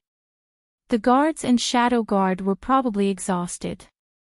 Today, assassins had even broken into Wang Fei's residence. Yili smiled and said, "There's no need to be so troublesome. They worked so hard to sneak into Jing and even risked their lives to break into the Ding Wang Fu that the world knows is impregnable. We have to see what they want to do. Starting tomorrow, catch fewer assassins. Let a few go back." Feng Zhiyao's eyes flashed and he said with a smile, "Wang Fei wants to let people know that the Ding Wang Fu's defenses are gradually weakened. Will the other side believe it?" Yili smiled and said, "Since they know they can't break in but still come wave after wave, this Fei will give them a chance." "If it was you, would you believe it?" Zhang Qilan said worriedly, "If this news spreads out, the Wang Fu will be even more unsettled." Yili smiled coldly and said faintly, "This Fei will let the world know that the Ding Wang Fu is not only impregnable, it is also a hell on earth with no return." Everyone's heart shook as they stared blankly at the gentle and beautiful green-clothed woman in front of them. They were speechless for a long time.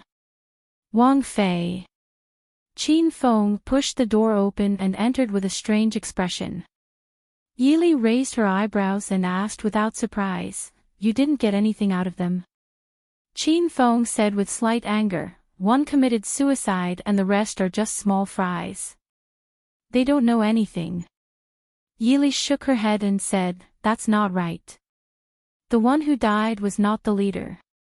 Qin Feng looked at Yili in confusion. Yili said faintly, "It's impossible for the other party to not know how powerful the interrogation at the Prince Ding mansion is. If they really wanted to die, they would have killed themselves when they were caught. In terms of experience, you are not as good as Feng San." Feng Zhiyao looked at Qin Feng proudly and said with a smile, "That's right. At least in this young master's hands, there will never be a case of a prisoner committing suicide." At this time, Qin Feng did not care about Feng Zhiyao's provocation. His sword-like eyebrows were tightly knitted as he said, "Princess consort means that the one who committed suicide was just a cover for the real leader." Yili held her chin and said, "There is at least a 50% chance. Of course, it is also possible that he was frightened by your methods and coincidentally fell into the hands of a few inexperienced rookies and took advantage of the opportunity to commit suicide. But, your methods should not have reached that stage, right?"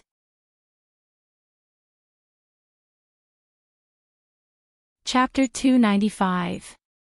Qin Feng said with some vexation, "Those brats just learned this and did not know how to control their strength.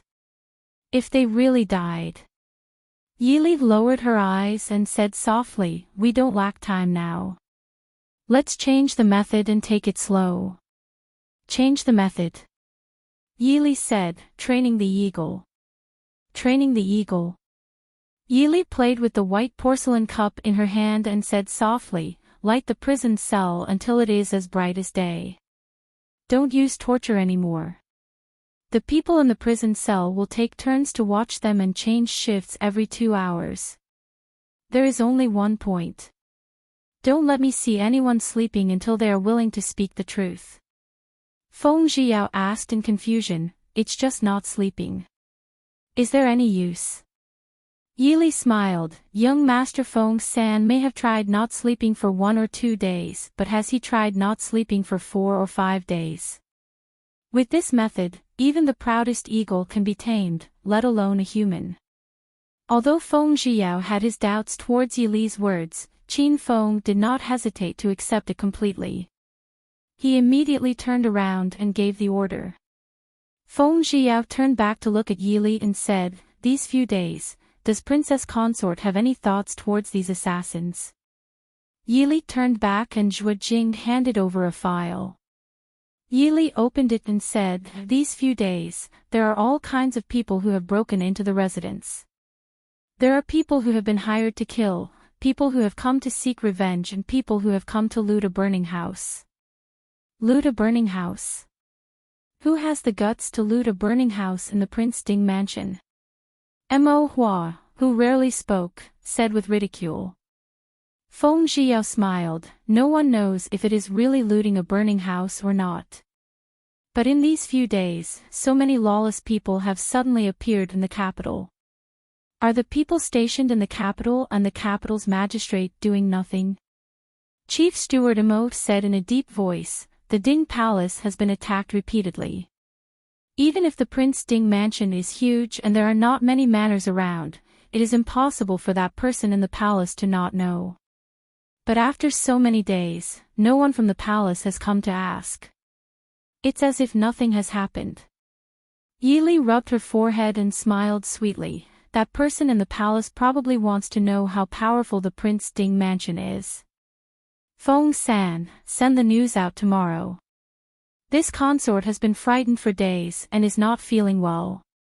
Frightened? Feng Zhiyao looked strangely at Yili's face. Whether it was Ding Princess Consort or those unlucky assassins that had been frightened these past few days was still debatable. Yili glanced at him. "What? This consort can't be frightened. This consort is still a woman, and His Highness is not by my side. So what if the assassins are frightened when they come to our door?" Feng Zhiyao rubbed his nose and said respectfully, "No, Princess Consort is too frightened, her body is not in good condition." Yili snorted, "Very good, let them be happy for these few days. This consort is frightened and will not see anyone. That's all." Chief Steward Mo hesitated and asked, "If the palace summons you?" Yili smiled, "You are seriously ill and cannot enter the palace. As for the imperial physicians and rewards sent by the palace, they could just accept them. Don't agree to anything else. This old servant understands." Chief Steward Mo nodded. After dismissing everyone, Yili left the study room alone and walked towards the bedroom. She raised her head and looked at the almost full moon and sighed worriedly. She turned her head towards a certain place in the darkness and asked, "Why are you following me?" Mo Hua's stiff voice came from the darkness. "The prince said that he will protect Princess Consort's safety." Yili smiled faintly and ignored him as she turned back to the room. After she was far away, Mo Hua walked out of the shadows and exposed himself to the moonlight. There was clear anger and defeat in his eyes. His ability to hide was not as good as Princess Consort. Princess Consort. In the study, Yili put down the chess piece in her hand and raised her head to look at Qin Feng at the door. "What is it?" Qin Feng said, "The assassins confessed." Mo Hua's eyes lit up as he sat across from Yili. He also put down the chess piece and stared fixedly at Qin Feng. Qin Feng smiled and said, Princess Consort's method is effective. Yesterday at noon, some of the assassins couldn't take it. But the leader of the assassins only confessed now. Yili nodded in satisfaction. She put away the chess pieces and the board as she said, bring him over, and bring the confessions of these people as well. Qin Feng nodded and left. Not long later, a man with a haggard and exhausted face was escorted in by 2 guards on the left and right. Just by looking at the man's bloodshot eyes and his vigilant gaze as he stared at Yili, it could be seen that this person had reached his limit. After not eating, drinking, or sleeping for several days, this person was extremely weak both physically and mentally. Even if she let him out, he would immediately fall asleep outside the gates of the Ding King's Fu. Looking with a smile at the man who was forced to kneel on the ground, Yili said with a faint smile, I haven't seen you for a few days. Are you well? The man's bloodshot eyes looked like they were about to spit out fire as he stared fixedly at the green-clothed woman in front of him. Yili did not care at all. She played with the jade bracelet on her wrist and sighed softly, you don't have to look at me like this. I had no choice but to use this method to deal with you. My prince is not here. You have so many people bullying a weak woman like me. It's not honorable, right? The man's spirit was already dispirited. At this time, he was still able to raise his spirit to glare at Yili. It was enough to show that he was tough enough. Unfortunately, it had no effect on Yili. Very quickly, he gave up and asked in a hoarse voice, what do you want? Yili slowly withdrew her smile and said sternly, tell me who is the mastermind behind this. I've already said it. Yili sneered.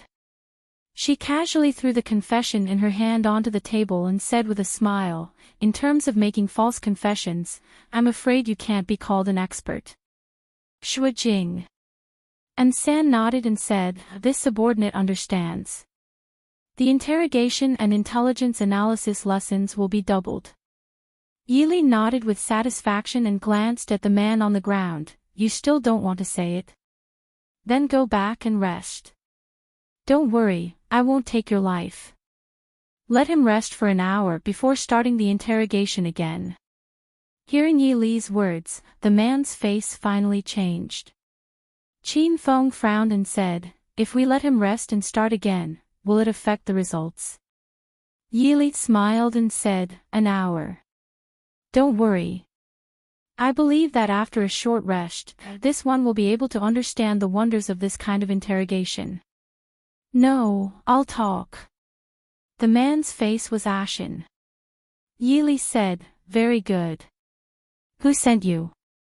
Don't tell me it's the one from the palace. Even though you've just confessed, it's not like your subordinates don't know anything. The leader of the 3rd-ranked assassin organization in the Jianghu, Night Kill. The man's face changed. He looked weakly at Yili and hissed, Wang Fei is truly resourceful. Yili smiled and took it as an answer to his flattery. She raised her eyebrows and said with a smile, answer. The man said, I also don't know who the other person is. But from the appearance and accent, he seems to be from Xiling. Yili thought for a moment and asked, where else did he contact you?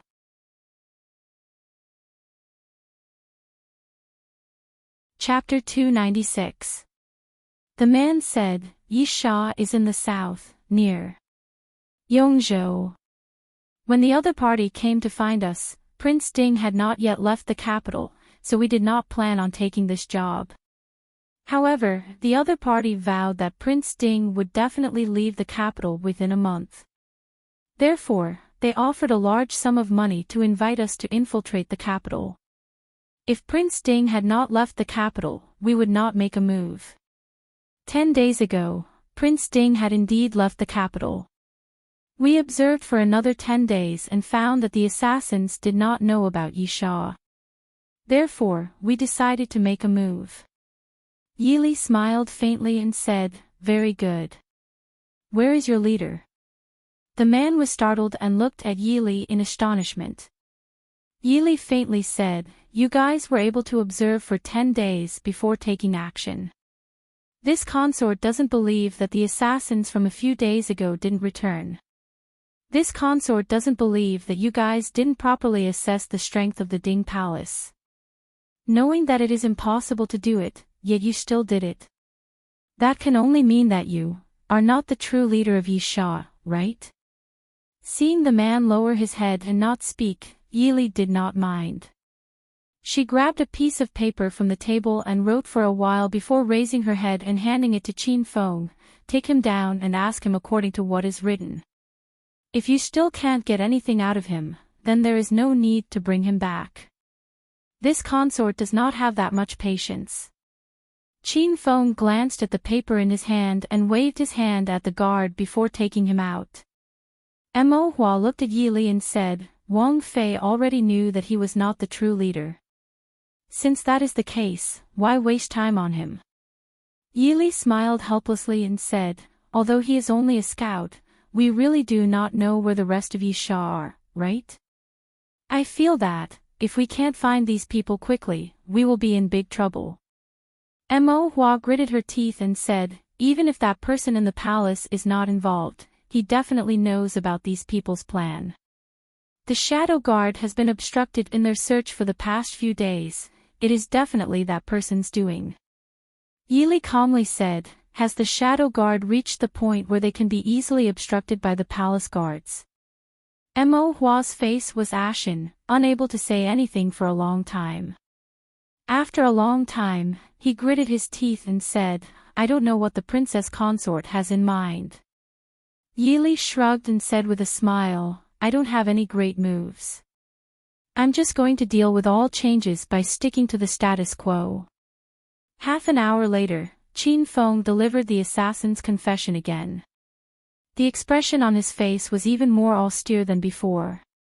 Yili was not in a hurry to look at the confession and asked, "Is he dead?" Qin Feng shook his head and said, "Not dead, he fainted."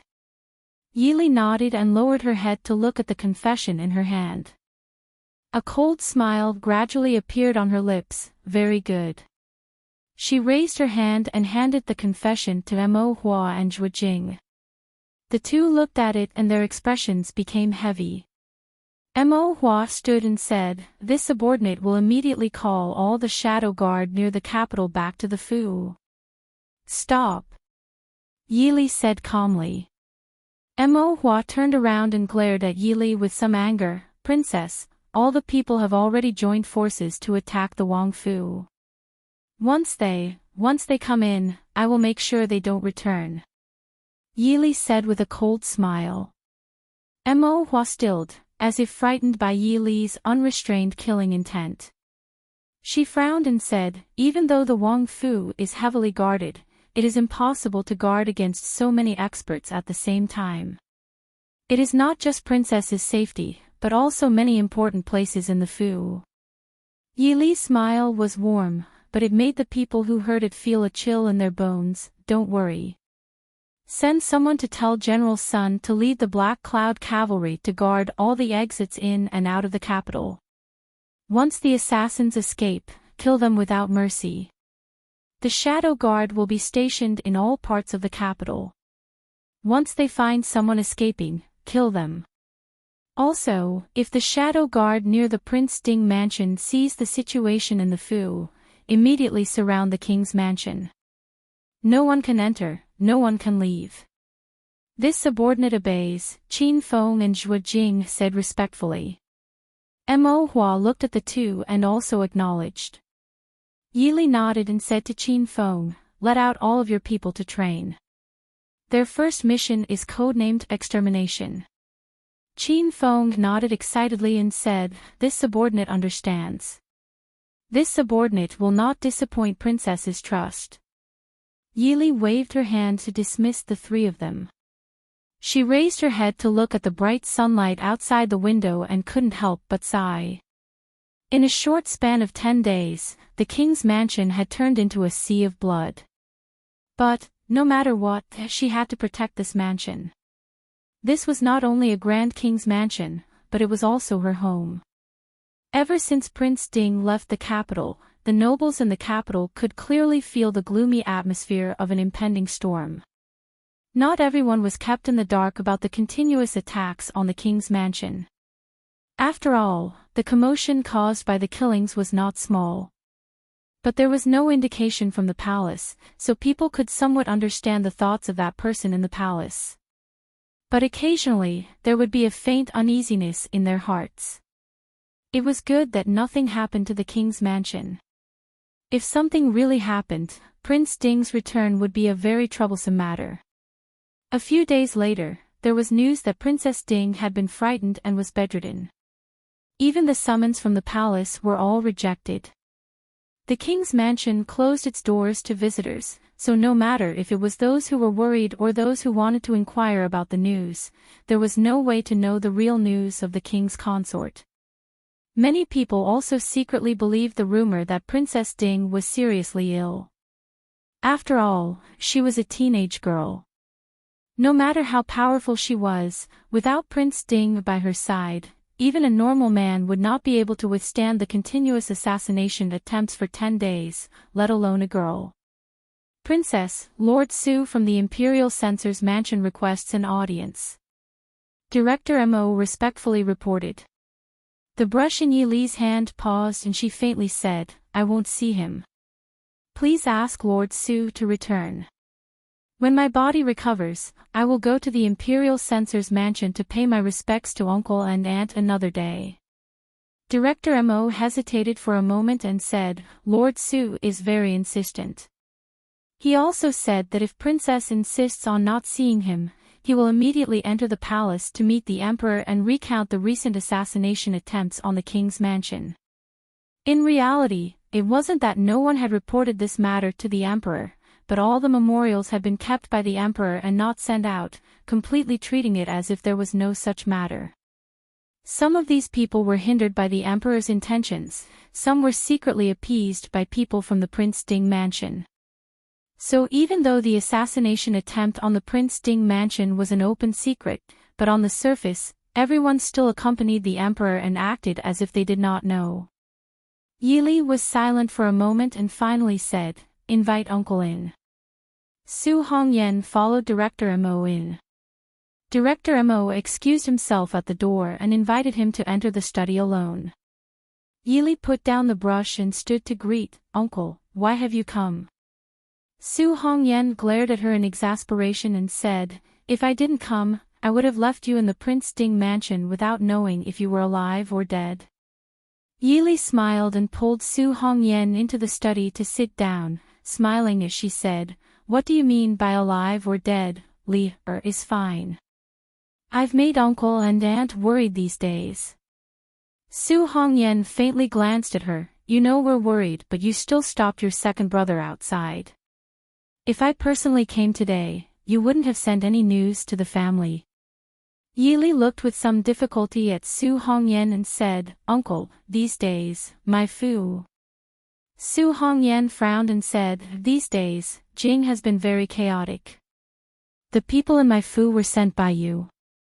Yi Li nodded and said, I'm afraid that there will be chaos in the capital in the next few days.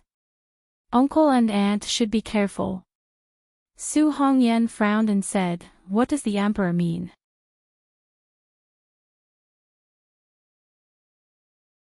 Chapter 297. Yi Li smiled helplessly as she said, What other meaning can there be? Using the prince's absence to use someone else's hand to destroy the Prince Ding mansion. Even if the prince comes back, it can't be blamed on the emperor, right? At that time, the prince will either lower his head and swallow this loss. If the prince can't help but attack the emperor, then the Ding mansion will be ungrateful. Lear will most likely become a femme fatale. How could Su Hongyan not know this? He was even more disappointed in the emperor's actions. Looking at Yi Li, he asked in a soft voice, You can't always claim to be sick. What plans do you have? Yi Li lowered her eyes and gave a faint smile, catch them all in one fell swoop, so that no one in the world will dare to have designs on the Ding mansion. Su Hongyan looked with surprise at Yi Li. The niece in front of him seemed to be as gentle as before, but the coldness that flashed across her brows let people know that she wasn't as harmless as she appeared on the surface. Su Hongyan sighed and said, "Is it a problem for uncle to stay in your mansion for a few days?" Yili frowned and said disapprovingly, "Uncle, how can this be?" Su Hongyan raised an eyebrow. "Everyone says that the niece is like a mother. Can uncle not enjoy the good fortune of a niece?" Yili grimaced. In the past, when things were going smoothly, she couldn't even invite her uncle and aunt.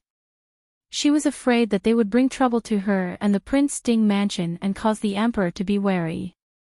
Right now, the mansion was in chaos. If her uncle came, he could only be in fear. How could he enjoy the good fortune? "Uncle, in a few days, Lear will bring you and aunt into the mansion to enjoy the good fortune. Isn't that fine?" Su Hongyan looked faintly at her. He didn't object or agree. Yili helplessly rubbed her nose and lowered her head. She wasn't unfamiliar with her uncle's expression. It meant that it was useless to say anything. He had already made his decision. Yili could only take a step back and say, "If that's the case, Lear will have people clean up the courtyard for uncle." Qin Feng and Mo Hua. Qin Feng and Mo Hua came in from outside. They looked at Su Hongyan and respectfully bowed. "Greetings to Wang Fei, greetings to Su Darren." Yili waved her hand and said, "There's no need for formalities. Jojo will be staying in the Fu for a few days. Mo Hua, make the arrangements." Mo Hua nodded. She understood that Wang Fei's meaning was for her to arrange for a shadow guard to secretly protect Su Hongyan. Qin Feng asked, "Wang Fei, should we send more people to protect the Su family and the Yi family?" Yili said, "Mo Hua should send a few more shadow guards to protect Su Furen and Su Gongzi. There's no need for the Yi residents. Who in the capital doesn't know that this consort has a cold relationship with her maternal family? If we send too many people, it will only put them in danger." "I understand. This subordinate will do it immediately." Mo Hua nodded and turned to leave. Qin Feng looked at Su Hongyan and said, "Wang Fei, Su Darren's courtyard is arranged in." Yili said, "Arrange it in the courtyard closest to the main courtyard. In addition, send someone to inform Feng San. Tell him to move faster. The sooner this matter is resolved, the better." Qin Feng's spirit was aroused. He smiled and said, "I understand. I will immediately send someone to inform Feng San Gongzi." These days, they had been annoyed to death by wave after wave of assassins. Being able to resolve it all in one go naturally made his mood happy. Turning around to leave, Qin Feng's mood soared. Wang Fei had said the code name, Mia. Therefore, the assassins who dared to step into the Fu must not leave alive. Late at night, Ding Wang Fu was silent. In the study room, Yili sat under the lamp. She turned her head to look at Feng Jiao who was sitting not far away. "Feng San, are you sure it's tonight?" Feng Jiao leisurely waved his fan. His smile made people feel like they were bathing in the spring breeze. The words that came out of his mouth made people tremble with fear. "Wang Fei, don't worry. The capital is only so big. If they don't make a move tonight, they won't have another chance. Tonight, the enemy's blood will definitely dye the entire Prince Ding mansion red. Hee hee. This is a beautiful and mesmerizing color. The capital hasn't been so lively for many years. After so many days of strange happenings, if the Ding Wang Fu's shadow guards still couldn't find them, then the world would think that the Prince Ding mansion's shadow guards were all useless." Yili nodded, "That's for the best. Then we'd better wait for their arrival." Mo Hua looked at the calm and indifferent Yili. Her gaze was complicated. She hesitated for a moment before saying, "Wang Fei and Su Darren should go to a safe place to hide first. There is no lack of top experts among the people who came tonight. If an accident happens. Yili looked sideways at Su Hongyan, who was calmly drinking tea. She frowned with some worry. She understood her uncle's personality. If she didn't leave, he would definitely not leave. But it was impossible for her to leave now. Seeing her difficult expression, Su Hongyan put down the teacup and said, "Just do your own thing. I'll just sit here for a while and drink 2 cups of tea." Understanding her uncle's meaning, Yili nodded gently and smiled. "Since it's like this, will play 2 rounds with uncle." Su Hongyan nodded and looked at his niece's calm expression with satisfaction. Since she married into the Ding Wangfu and became Princess Ding, then Yili's fate was tied together with Prince Ding's. It was also destined that she wouldn't be able to live a peaceful life. Since it was like this, whether it was Su Hongyan or the Su family, they all hoped that Yili would be as strong as possible. If she was like her mother, no matter how talented she was, it would be useless if she couldn't survive in this world. Until midnight, the prince's mansion was still silent. Yili and Su Hongyan had already played 3 rounds of chess. With 1 win and 1 loss, it looked like they were going to be tied. The 2 were locked in battle. Even Feng Zhiyao and Steward Imo, who were sitting at the side, couldn't help but go over to watch the game. Feng Zhiyao would occasionally open his mouth to give advice.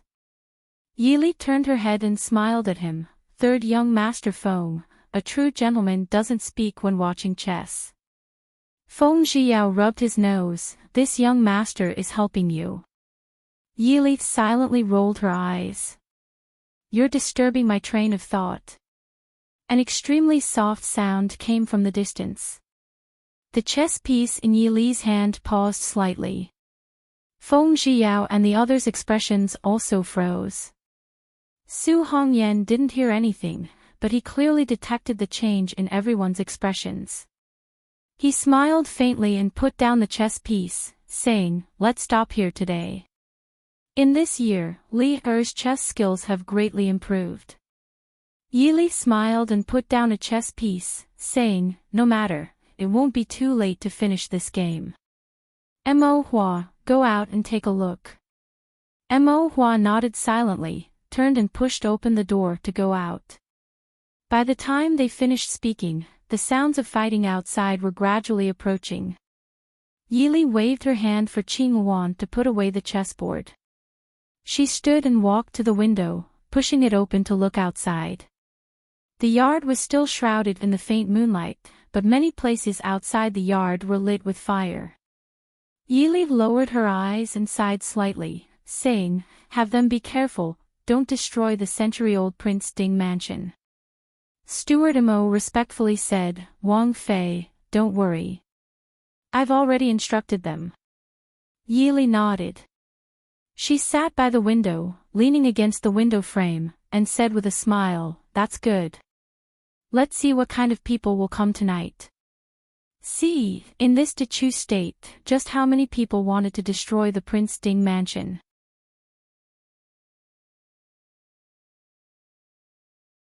Chapter 298.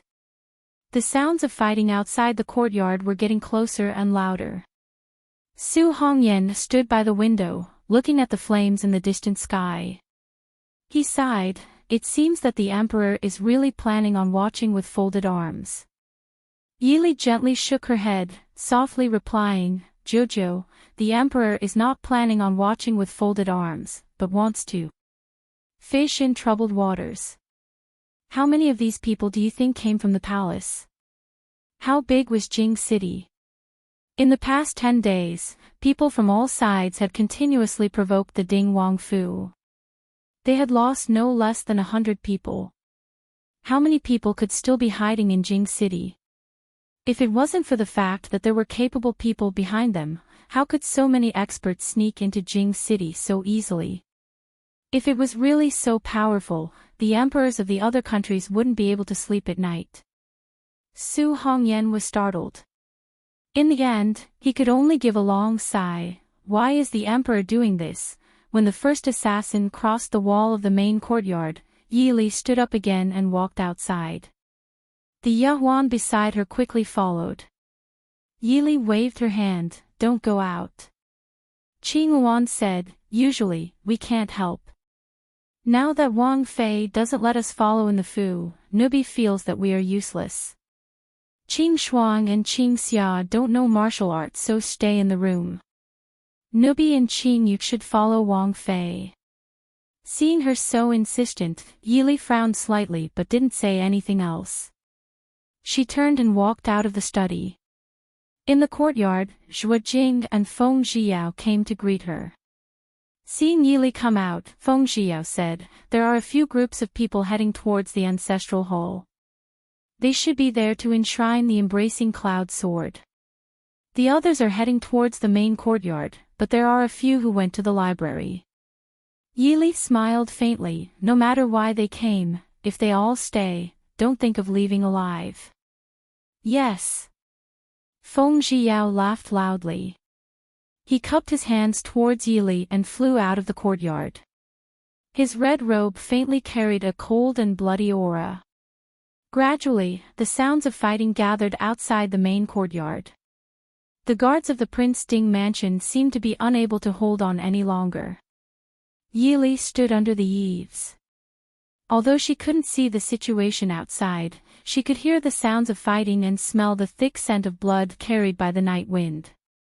Suddenly, a few black shadows broke through the walls of the courtyard and leaped in. They almost immediately saw Yili standing under the eaves, dressed in white. A few dark figures pounced towards Yili at the same time. Their lightning-fast momentum made it clear that they were not ordinary assassins, but real experts. Yili's literary style did not change, as if the murderous intent surging towards her did not exist at all. Just as the black shadow was about to reach her, Zhua Jing, who was standing beside her, suddenly moved. He raised his hand and a cold light flew out from his sleeve and swept towards the person in front. At the same time, in the shadows, several sharp arrows shot out. The arrows were neatly arranged in a row and stabbed into the ground in the same direction. They drew a straight white line between the two sides as a warning to stop. The leader of the black-clothed men stood still and swept his eyes over the arrows on the ground. He raised his left arm and a long tear appeared on the sleeve of his left arm. "The guards of the Ding King Fu, you truly live up to your reputation," the black-clothed man said in a deep voice. Yili pursed her lips and smiled slightly. "You flatter me." The black-clothed man's sharp eyes narrowed slightly and a cold light appeared in his eyes. "The Ding King's consort." Yili nodded and smiled faintly. "That's right. How do I address you?" The black-clothed man snorted. "You don't need to know who I am. You just need to know that I am the person who came to take your life." Yili did not care about his threatening words. She raised her eyebrows and smiled. "Oh." Coincidentally, Ben Fei also wants to know how many people want to take Ben Fei's life. "Since you have come, then stay here with me." She raised her hand and a red light whistled out with a sharp sound into the night sky. A giant red flower bloomed in the sky. The strange red color instantly covered the sky of the Ding King Fu, making the people who looked up suddenly have an ominous premonition. The black-clothed man was alert. He did not look at the night sky, but looked around vigilantly. There seemed to be something in the darkness. The black-clothed man wanted to listen carefully. But at this time, there was killing outside. Even if he had deep internal energy, he could not hear anything. On the wall, Feng Zhiyao's red clothes sent an assassin flying. He looked admiringly at the sky and smiled. "Wang Fei, what kind of flower is this?" "It is very beautiful. Ben Gongzi will make a robe later and embroidered with this kind of flower." Yili's mouth couldn't help but twitch. She said faintly, "This is the red spider lily, also known as the red spider lily.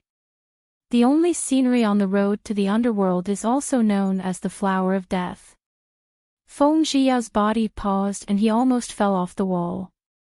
He laughed dryly. Wang Fei really knows how to joke. Feng-san, are you here to play? It was unknown when Imo Hua appeared on the wall. She looked down coldly at the people in the courtyard. Daring to break into the main courtyard of the Ding King Fu. You are really tired of living. Zhang Qilan was dressed in a battle robe. He held a long spear and stood at the corner of the eaves. He was originally tall and sturdy. His entire life of military training had been refined into a baleful aura. At this time, standing on the eaves, he had the intention of sweeping through the 6 directions. The black-clothed man quickly found that he had been surrounded by the experts of the Ding King Fu. Under normal circumstances, he should immediately go forward and capture Princess Ding as a hostage to escape. But seeing the Ding King Fu leisurely standing under the eaves with only 2 women and 1 man, he suddenly hesitated. Was it really right to go forward? Could it be another trap? Princess Ding is so scheming. After enduring for so many days, it was actually just to lure us into a trap. The black-clothed man stared at Yi Li. Yi Li laughed crisply. It's nothing. Compared to all of you, my prince has not left the capital and all of you are busy scheming. The prince has just left and all of you have come to bully me, a weak woman. This consort feels that this is already kind enough. These days, all of you must have played enough. Now, why don't you take a look at my Ding King Fu's handiwork? Outside the wall, the guards of the Prince Ding mansion who were gradually unable to resist suddenly became more courageous. In the darkness, countless people once again joined in. The situation outside seemed to have turned around in the blink of an eye. No more assassins attempted to jump over the high wall and break into the main courtyard. More wanted to escape. But at the same time, the Ding King Fu's elite shadow guard appeared at the exit. Attacking from both sides, the Ding King Fu became even more lively. Understanding that they were trapped inside, the black-clothed men in the courtyard started to become anxious. A few did not think carefully and raised their weapons to charge in the direction of Yi Li. Zhuo Jing and Qing Wan, who were beside Yi Li, calmly went up to meet them. On the high wall, Feng Zhiyao frowned as he looked at the situation in the courtyard. He found that there was no need for him to intervene. He turned his head to observe the situation outside the courtyard. He saw a few figures quickly fly past, leaving a ground full of black-clothed corpses. He couldn't help but sigh in admiration. Wang Fei has good methods. If the Mahist army had such skills, would there be any need to worry about the world being unstable? Mo Hua stood beside him and followed his gaze. His expression changed slightly and he remained silent.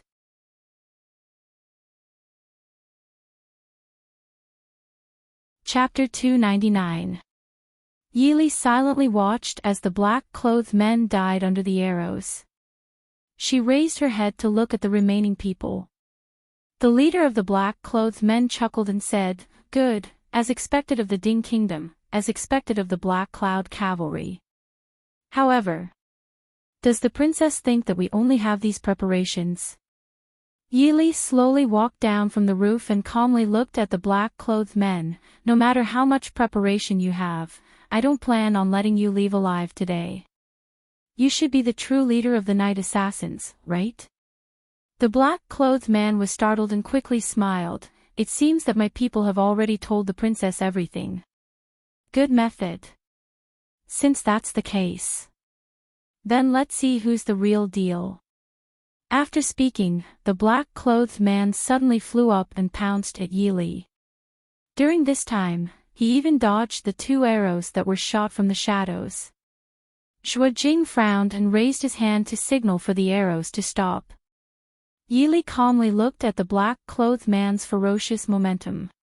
She slightly moved her body to the side to avoid a knife. Her sleeves fluttered and a silver knife flew towards the black-clothed man's wrist. A trace of astonishment flashed through the black-clothed man's eyes. He turned the large knife in his hand and cut off Yi Li's attack. Yili lightly snorted and the dagger in her hand blocked the large knife. She then let go of the dagger and quickly used her other hand to stab at the black-clothed man's left ribs. Yili's dagger was originally made by an expert Immerse Xiaoyao using cold iron essence according to her own drawing. Not only was the style strange, but it could also cut through iron like mud. The moment it collided with the large knife, sparks flew everywhere. It actually didn't fall and left a trace of a scar on the knife. The dagger itself was still in perfect condition and was still emitting cold light. The black-clothed man quickly dodged Yili's attack and the gaze he used to stare at Yili became even more dangerous.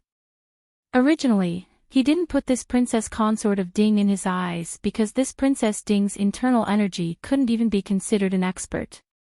It could only be considered not bad.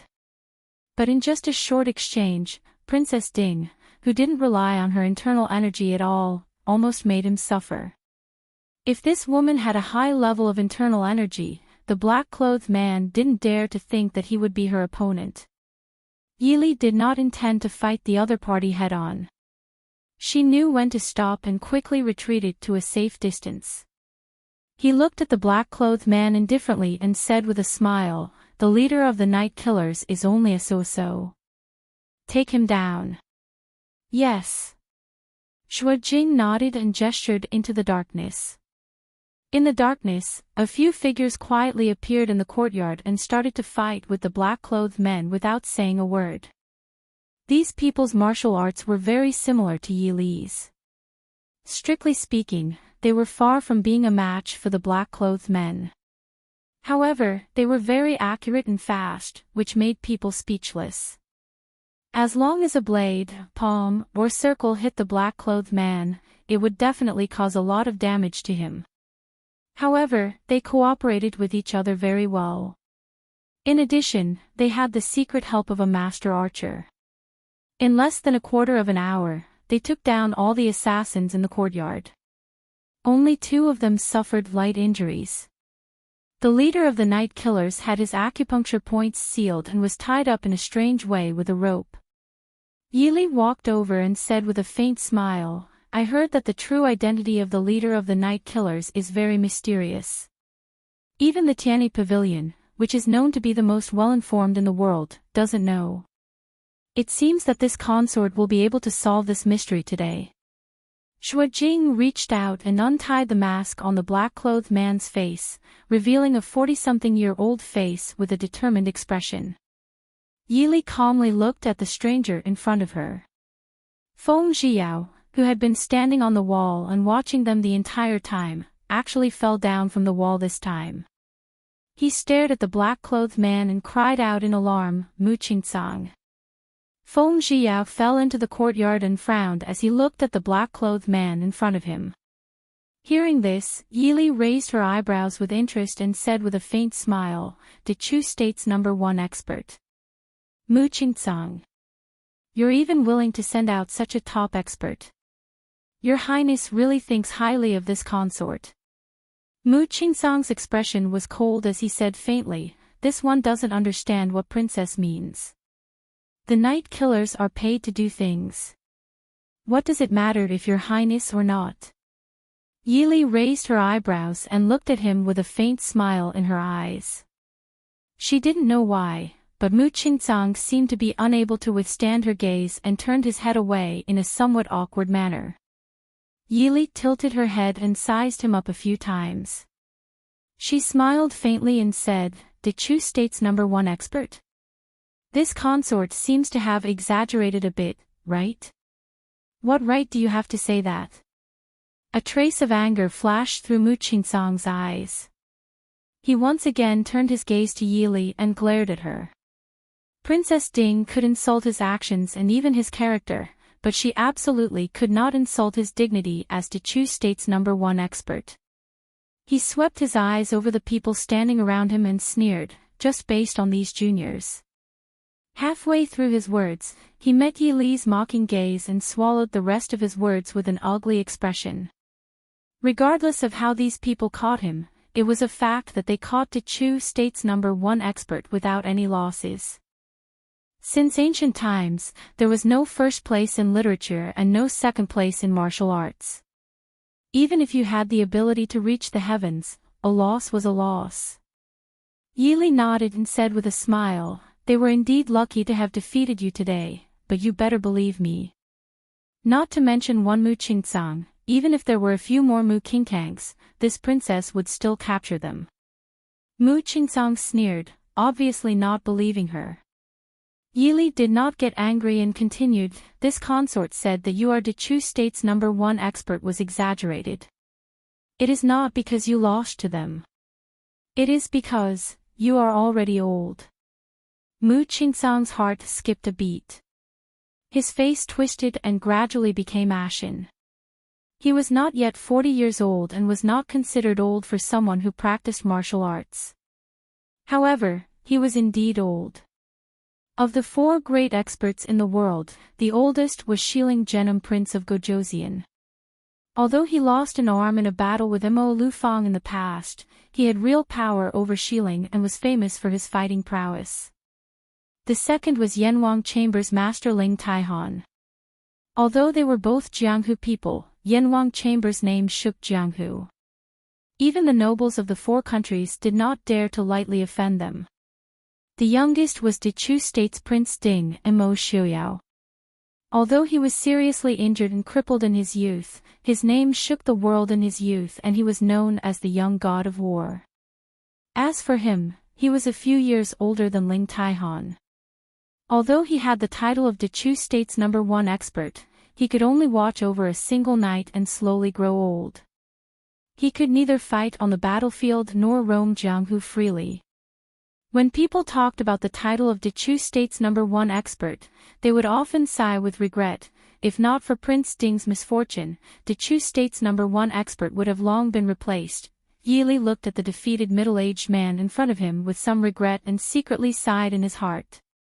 Mu Qingsang's ability and ambition should have been a formidable person. Unfortunately, he could only be controlled by others and was in a dilemma. The title of Dechu State's #1 expert was not so easy to hold. "Since I lost to you, you can kill me or cut me up as you wish," Mu Qingsang said coldly. His eyes were dim and there was a sense of discouragement. Yili waved his hand and said indifferently, "Take him away. Mr. Mu, Yili respects you as an expert. It's best if you don't act blindly without thinking and do stupid things like suicide or escape." Mu Qingsang snorted softly and allowed the guards beside him to take him away. Feng Zhiyao finally came back to his senses. He patted the non-existent dust off his body and rubbed his forehead as he walked over. That person, how could that person be Mu Qingsang?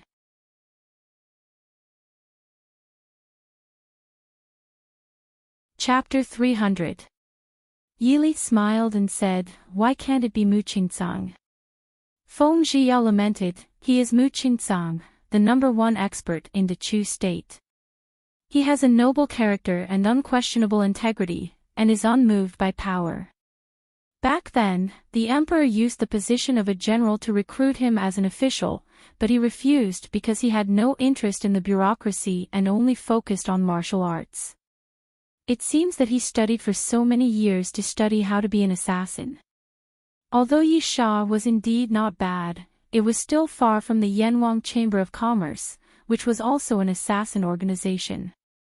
Yili lowered her eyes, and her red lips slightly hooked up. "When awake, he holds the power of the world, and when drunk, he lies on a beauty's knee.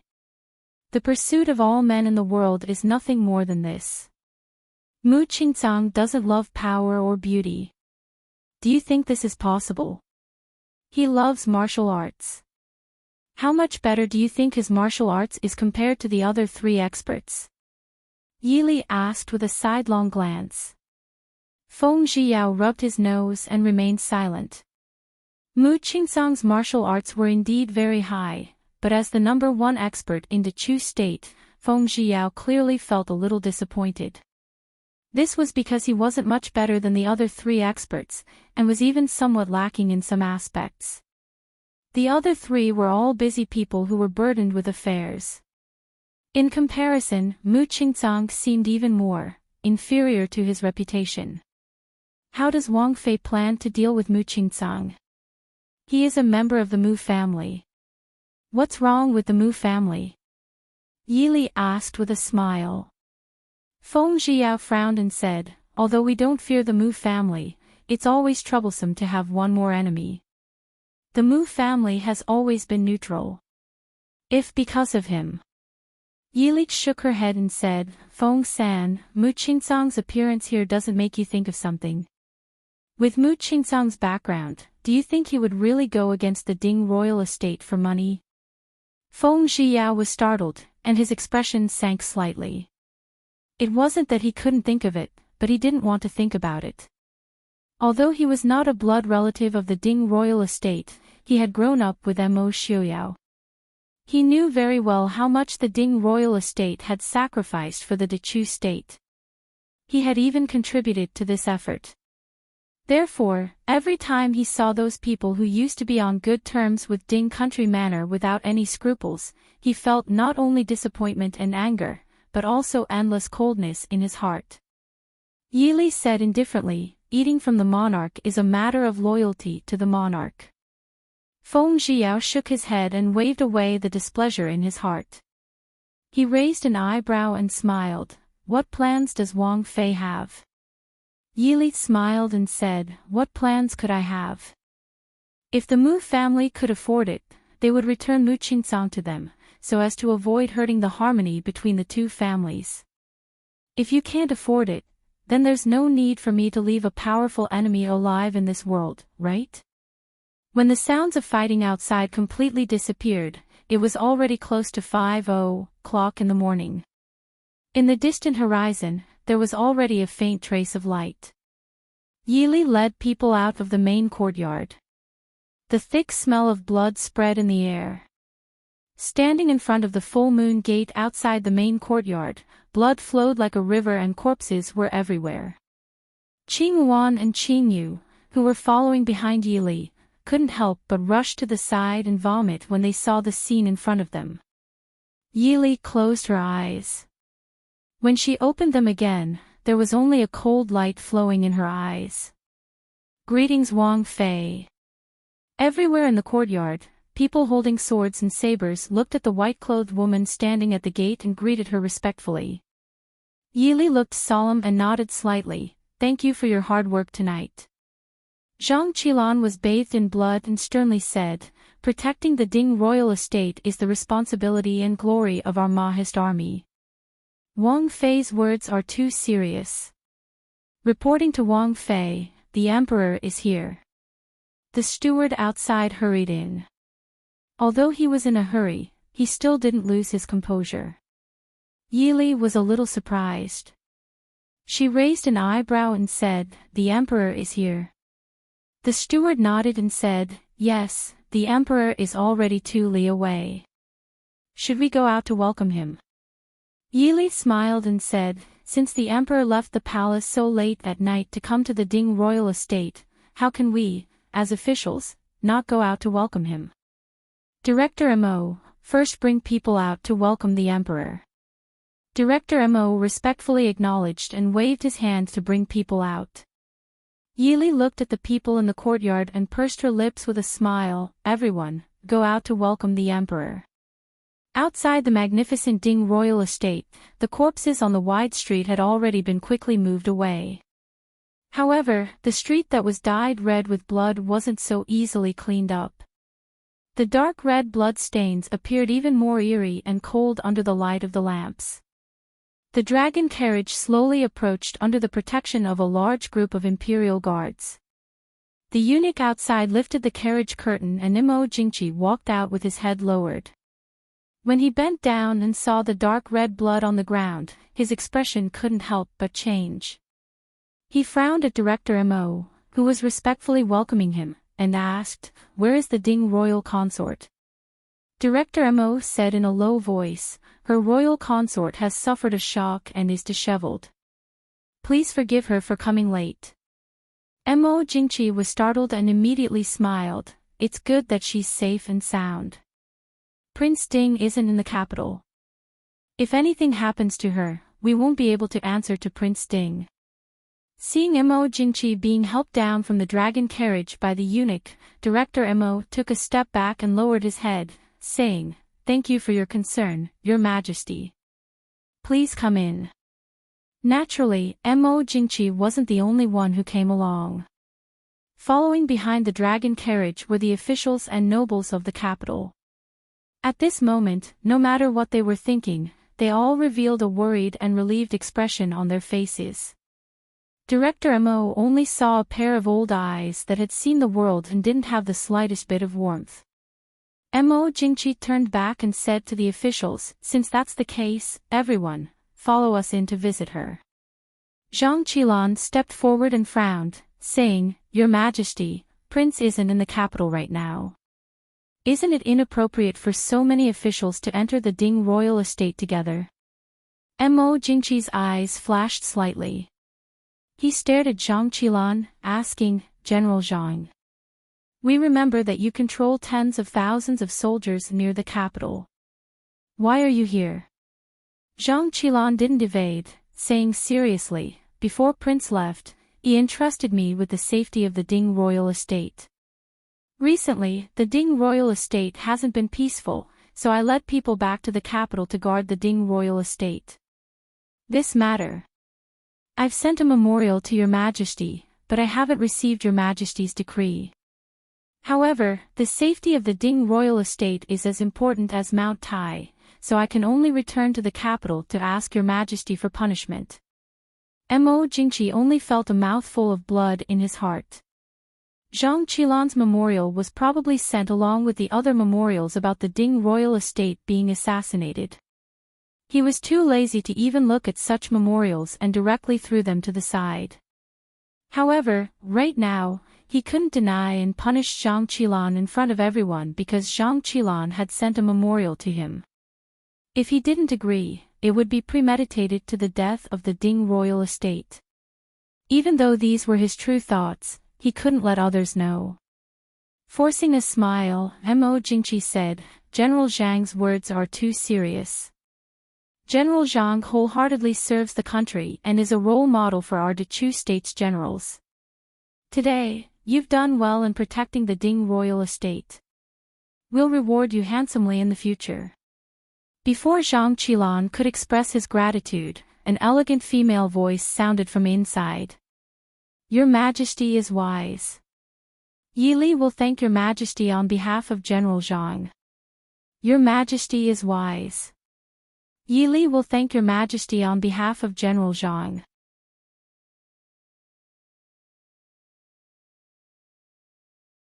Chapter 301.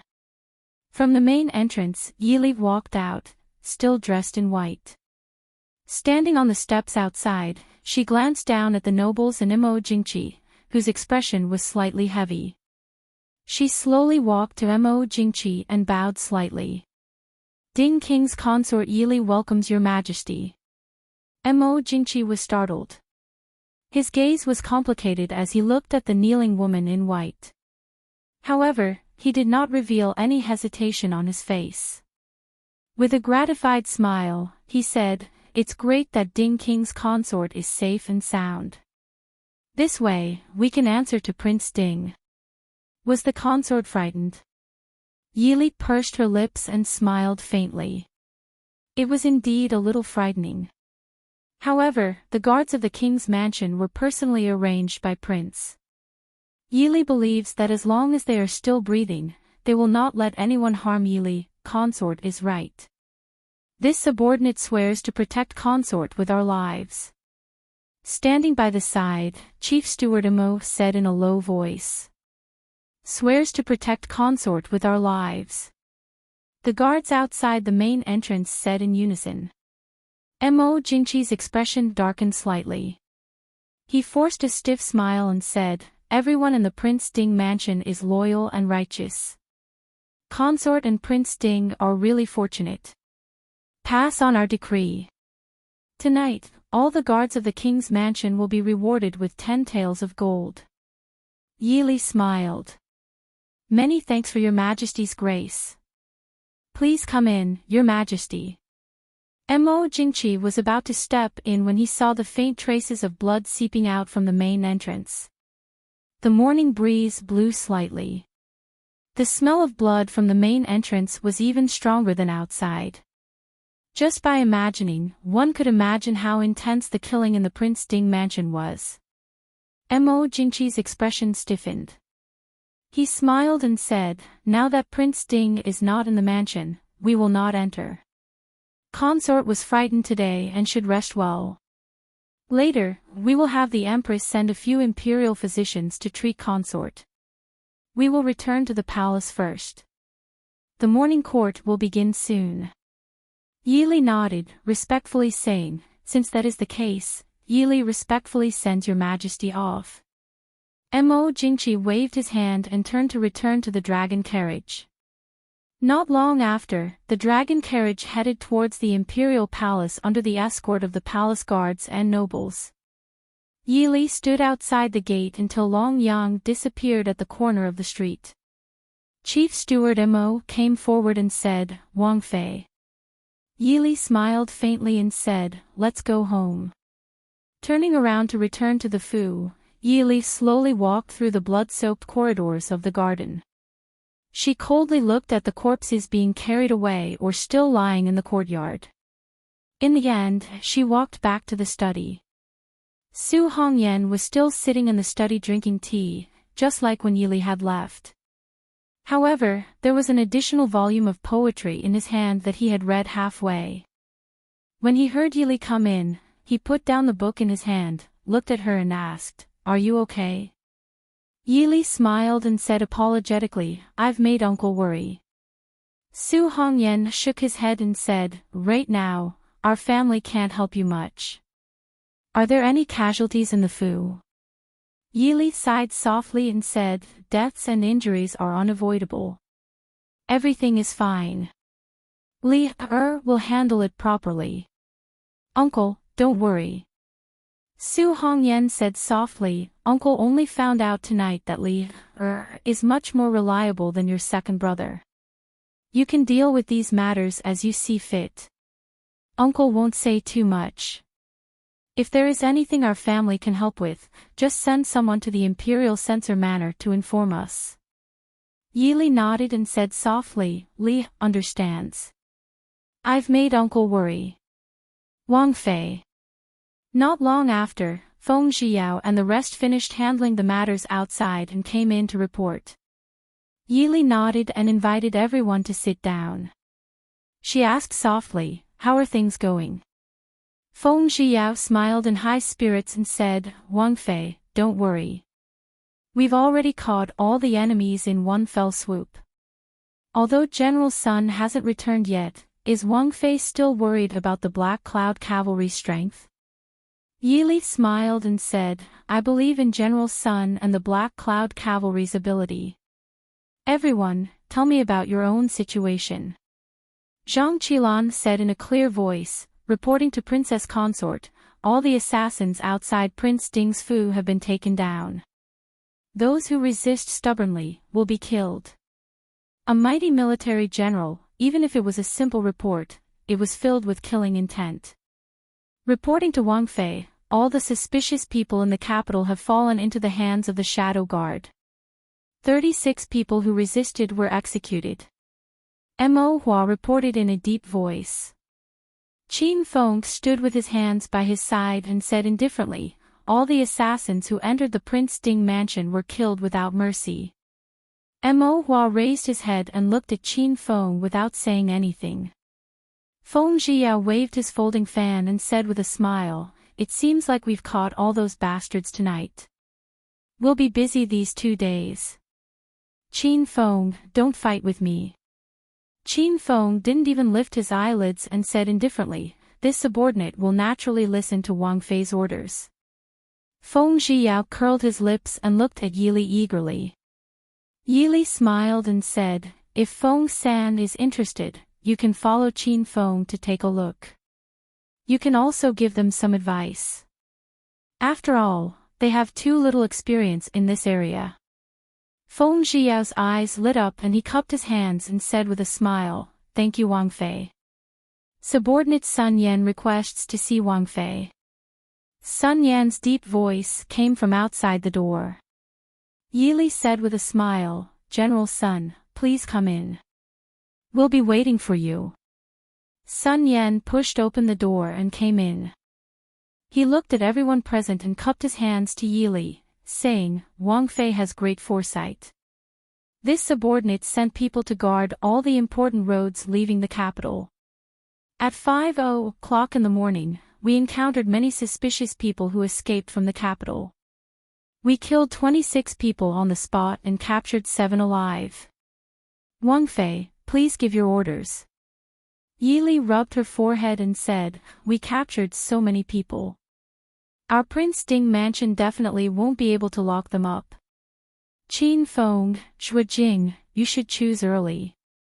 If there's no use, send them to the Supreme Court. Qin Feng and Zhuo Jing both nodded and turned to leave.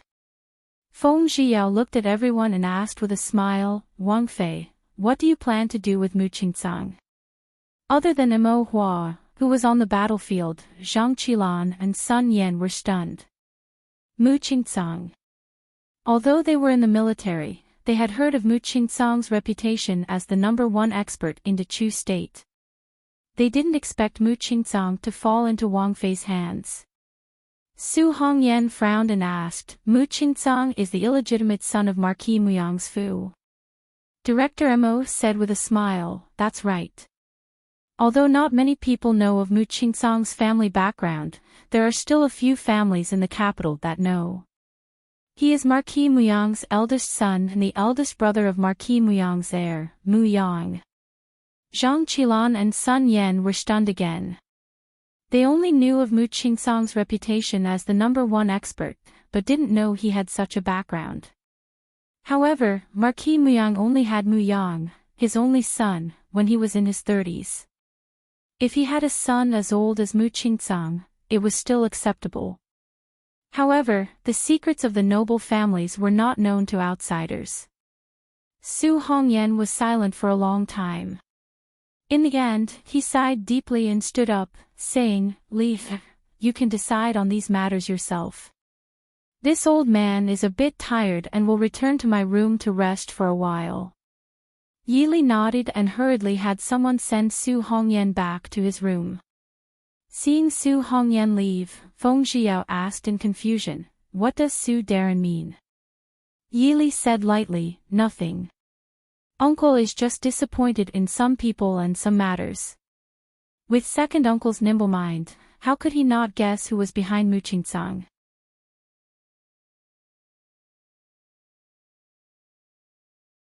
Chapter 302. Feng Zhiyao didn't care and said with a smile, actually, I'm not interested in how Wang Fei will deal with Mu Qingcang. This subordinate is more interested in who the people who captured Mu Qingcang are. When these words were said, all the gazes in the study fell on Yili. Yili lowered her head to take a sip of tea. Looking at the gradually brightening sky outside, she smiled faintly and said, naturally, they are people from the Prince Ding mansion. As to who they are, I can't tell you right now, but I believe that the prince will personally tell you soon. Zhang Qilan said with some excitement, the prince also knows about these people. Yili raised an eyebrow in surprise and said with a smile, the prince is the master of the Ding King mansion. What does the prince not know about the people under the Ding King mansion? Zhang Qilan clearly sensed his rudeness and said with a bright smile, Wang Fei, please forgive this subordinate. This subordinate's meaning is, since the prince also knows about this troop. Then in the future, can this subordinate ask the prince to transfer a troop like this to the Mahist army? With them joining, no matter what is done, it will be much faster. Yili's brows rose slightly as she looked at Zhang Qilan with an excited and joyful expression. She hadn't thought that Zhang Qilan, who looked like a straightforward martial artist, would be very sensitive to the quality of soldiers on the battlefield. Yili didn't dampen his mood and said with a faint smile, when the prince returns, General Zhang can talk with the prince. With the addition of Feng Zhiyao, this torture expert, the interrogation of this batch of assassins progressed very quickly. Of course, this had to do with the large number of people caught this time, as well as their varied backgrounds. On the morning of the third day of the chaos in the Prince Ding mansion, a thick file appeared on Yili's desk. Flipping it open and taking a look, the contents inside were enough to shock anyone. The people who participated in this assassination included the Dechu state, Xiling, northern tribes, and Nanzhao. After reading it, Yili couldn't help but smile bitterly. After so many years, the Ding King mansion had become the target of public criticism. Everyone in the world couldn't wait to get rid of it. However, after this time, there wouldn't be many people who dared to have any ideas about the Ding King mansion. Yili tilted her head to look out the window. Under the bright sunlight, the garden was still filled with flowers. Although it had only been a short 2 days, there was no longer any blood and terror. Wang Fei, Mu Qingcang wants to see Wang Fei. Yili put down the file and smiled. It's only been 3 days and he can't take it anymore. Qin Feng frowned and said, ever since we captured Mu Qingcang, he has been somewhat dispirited. This subordinate obeyed Wang Fei's orders and did not torture him. He was the one who decided to see Wang Fei. Before seeing Wang Fei, he refused to say anything. Yili waved her hand and smiled. It's useless to torture someone like Mu Qingcang. Instead, it might arouse the hatred and desire in his heart. Go and bring him here. Qin Feng disapproved. Wang Fei isn't bringing him to the study a bit, it's fine. He can't cause any waves. Go. Not long after, Mu Qingcang was brought into the study. In just a short 3 days, he had changed from the murderous black-clothed assassin that night to a disheveled prisoner with a haggard face. Seeing that Yili's eyes didn't have the slightest bit of vitality and light, Yili sighed in her heart. Mu Qingcang was indeed old. Withdraw. Yili said to Qin Feng, who was beside Mu Qingcang. Qin Feng's knife-like eyes swept past Mu Qingcang's body and silently left. The study was silent. After a long time, Mu Qingcang said, I didn't expect that the Ding Wang Fu's people would be willing to listen to the orders of a teenage girl. Yili faintly said, it doesn't matter if I'm a teenager or a few decades old. Mr. Mu should recognize my other identity. I'm the Ding Wang Fei. This alone is enough to make them listen to my orders. Mu Qingcang shook his head. Ding Wang Fei. A Ding Wang Fei who can command the Black Cloud Cavalry and the Mahist army is rare even in the history of Dechu state. Yili pursed her lips and smiled. Mr. Mu is too kind. What do you want to know? Mu Qingcang directly asked. Yili didn't hold back and asked, what does Mr. Mu want? Mu Qingcang's expression was indifferent. After a long silence, he asked, presumably, Wang Fei knows this one's identity. Yili smiled as she looked at the man in front of her who was only 40 years old but already had a face full of vicissitudes. She neither admitted nor denied it. Mu Qingcang didn't care and asked, did anyone inquire about this one from Wang Fei these past few days? Yili lowered her eyes and faintly smiled. Who does Mr. Mu want to inquire about you? After the assassination of the Ding Wang Fu on the night of death, Mr. Mu felt that there was no one in Chujing who would dare to have any relationship with Mr. Mu. To say something bold, even the current emperor wouldn't dare to admit that he has any relationship with you at this time. Mu Qingcang's expression darkened. He looked at Yili and said, presumably, Wang Fei already knows this one's identity. Yili smiled but didn't say anything. Mu Qingcang's eyes became more certain. You're worthy of being the Ding Wang Fei. This one admires you. Yili shook her head. No, I don't know anything. I only hope that the Ding Wang Fu and my family are safe and sound. Then what does Mr. Mu want? Mu Qingcang's eyes were empty and confused. He muttered, what do I want? Yili lowered her eyes and looked at the hands on the table. She softly said, "Since Mr. Mu wants to see Ben Fei, there must be something you want to make a deal with Ben Fei. Then, there must be something that Mr. Mu wants." Mu Qingsong was silent for a long time. He raised his head and looked at Yili. Wang Fei must know this one's identity very well. "I want to know, what am I in their hearts?" Yili looked at him with some pity and said faintly, "Mr. Mu, why do you have to be like this? If you want to leave these things, it's not impossible. With Mr. Mu's ability, if you leave the people and matters of Chu Jing, won't you be able to fly freely in the sky?" A trace of sadness flashed through Mu Qingsong's eyes. He shook his head. "If I want to leave, this one can do it myself. Isn't that right? Mr. Mu, have you decided?" Yili confirmed. Mu Qingsong nodded firmly. Yili gently nodded. "In that case, Mr. Mu, please let Ben Fei see what chips you have." Mu Qingsong said, "Wang Fei will definitely be satisfied." On this day, a guest who would never appear in the past suddenly appeared in the Marquis Muyang's residence. Marquis Muyang, who had just received the housekeeper's report, was stunned. His face quickly stiffened. Muyang, who was standing beside him, frowned his haggard handsome face, revealing a puzzled look. He was going to get married in a few days, but there wasn't the slightest joy on his young face. Seeing his father's stiff and defeated expression, Mu Yang's resentful heart suddenly softened. He asked in a deep voice, "Father, what's wrong?" Marquis Muyang raised his head and glanced at him. He forced a smile and said, "It's nothing. Father is going out to see Princess Consort Ding."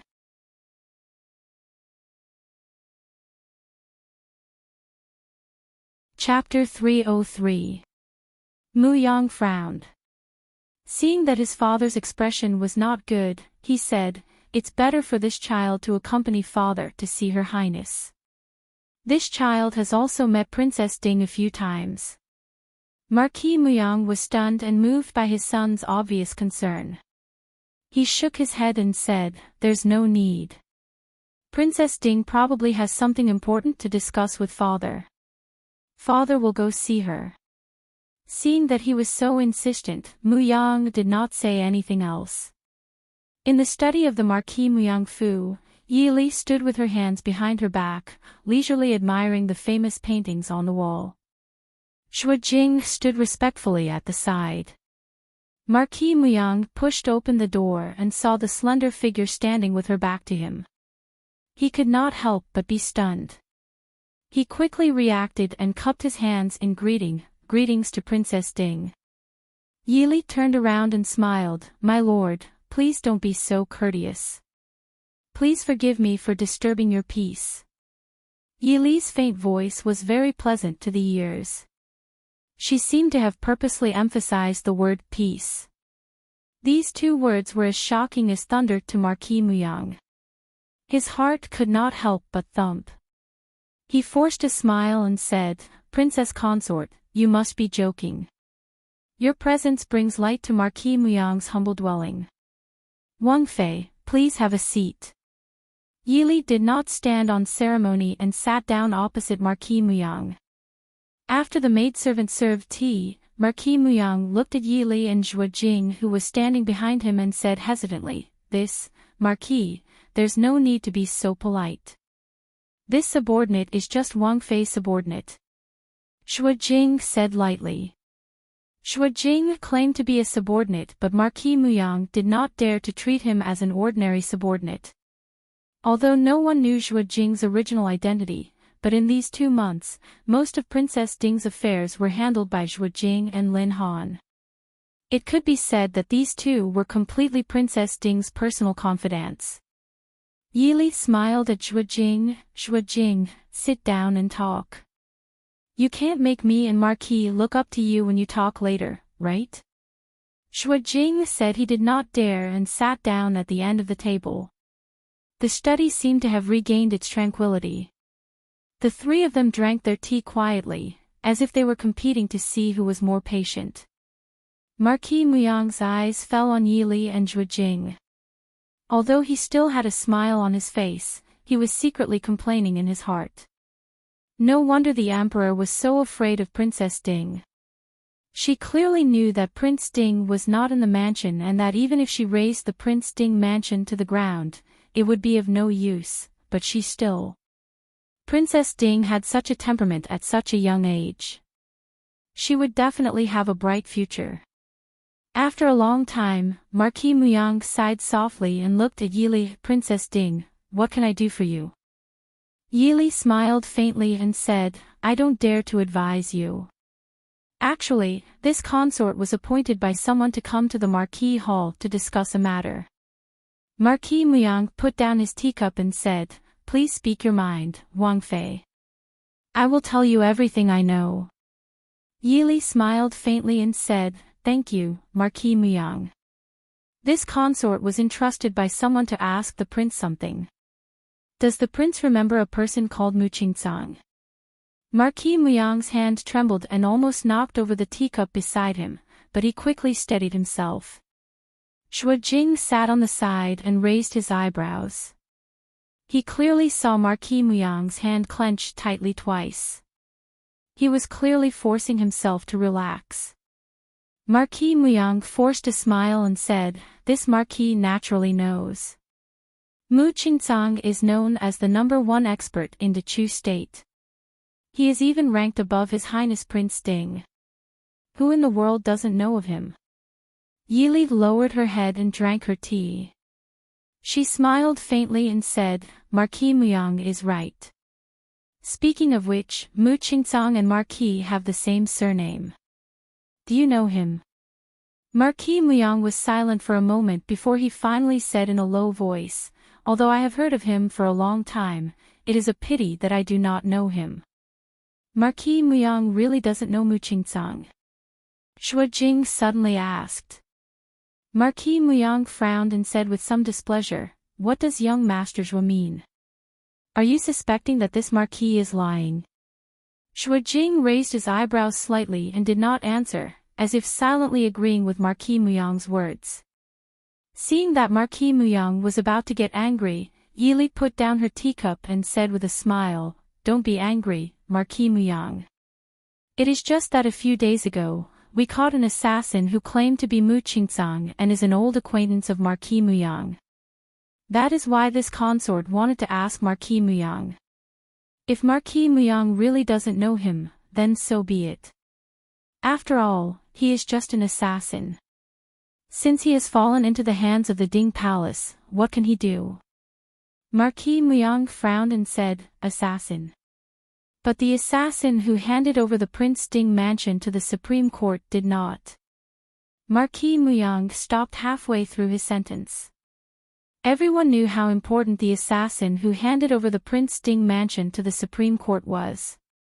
It was just like how the Prince Ding mansion knew the identity of the mastermind behind the various assassins but did not disclose it.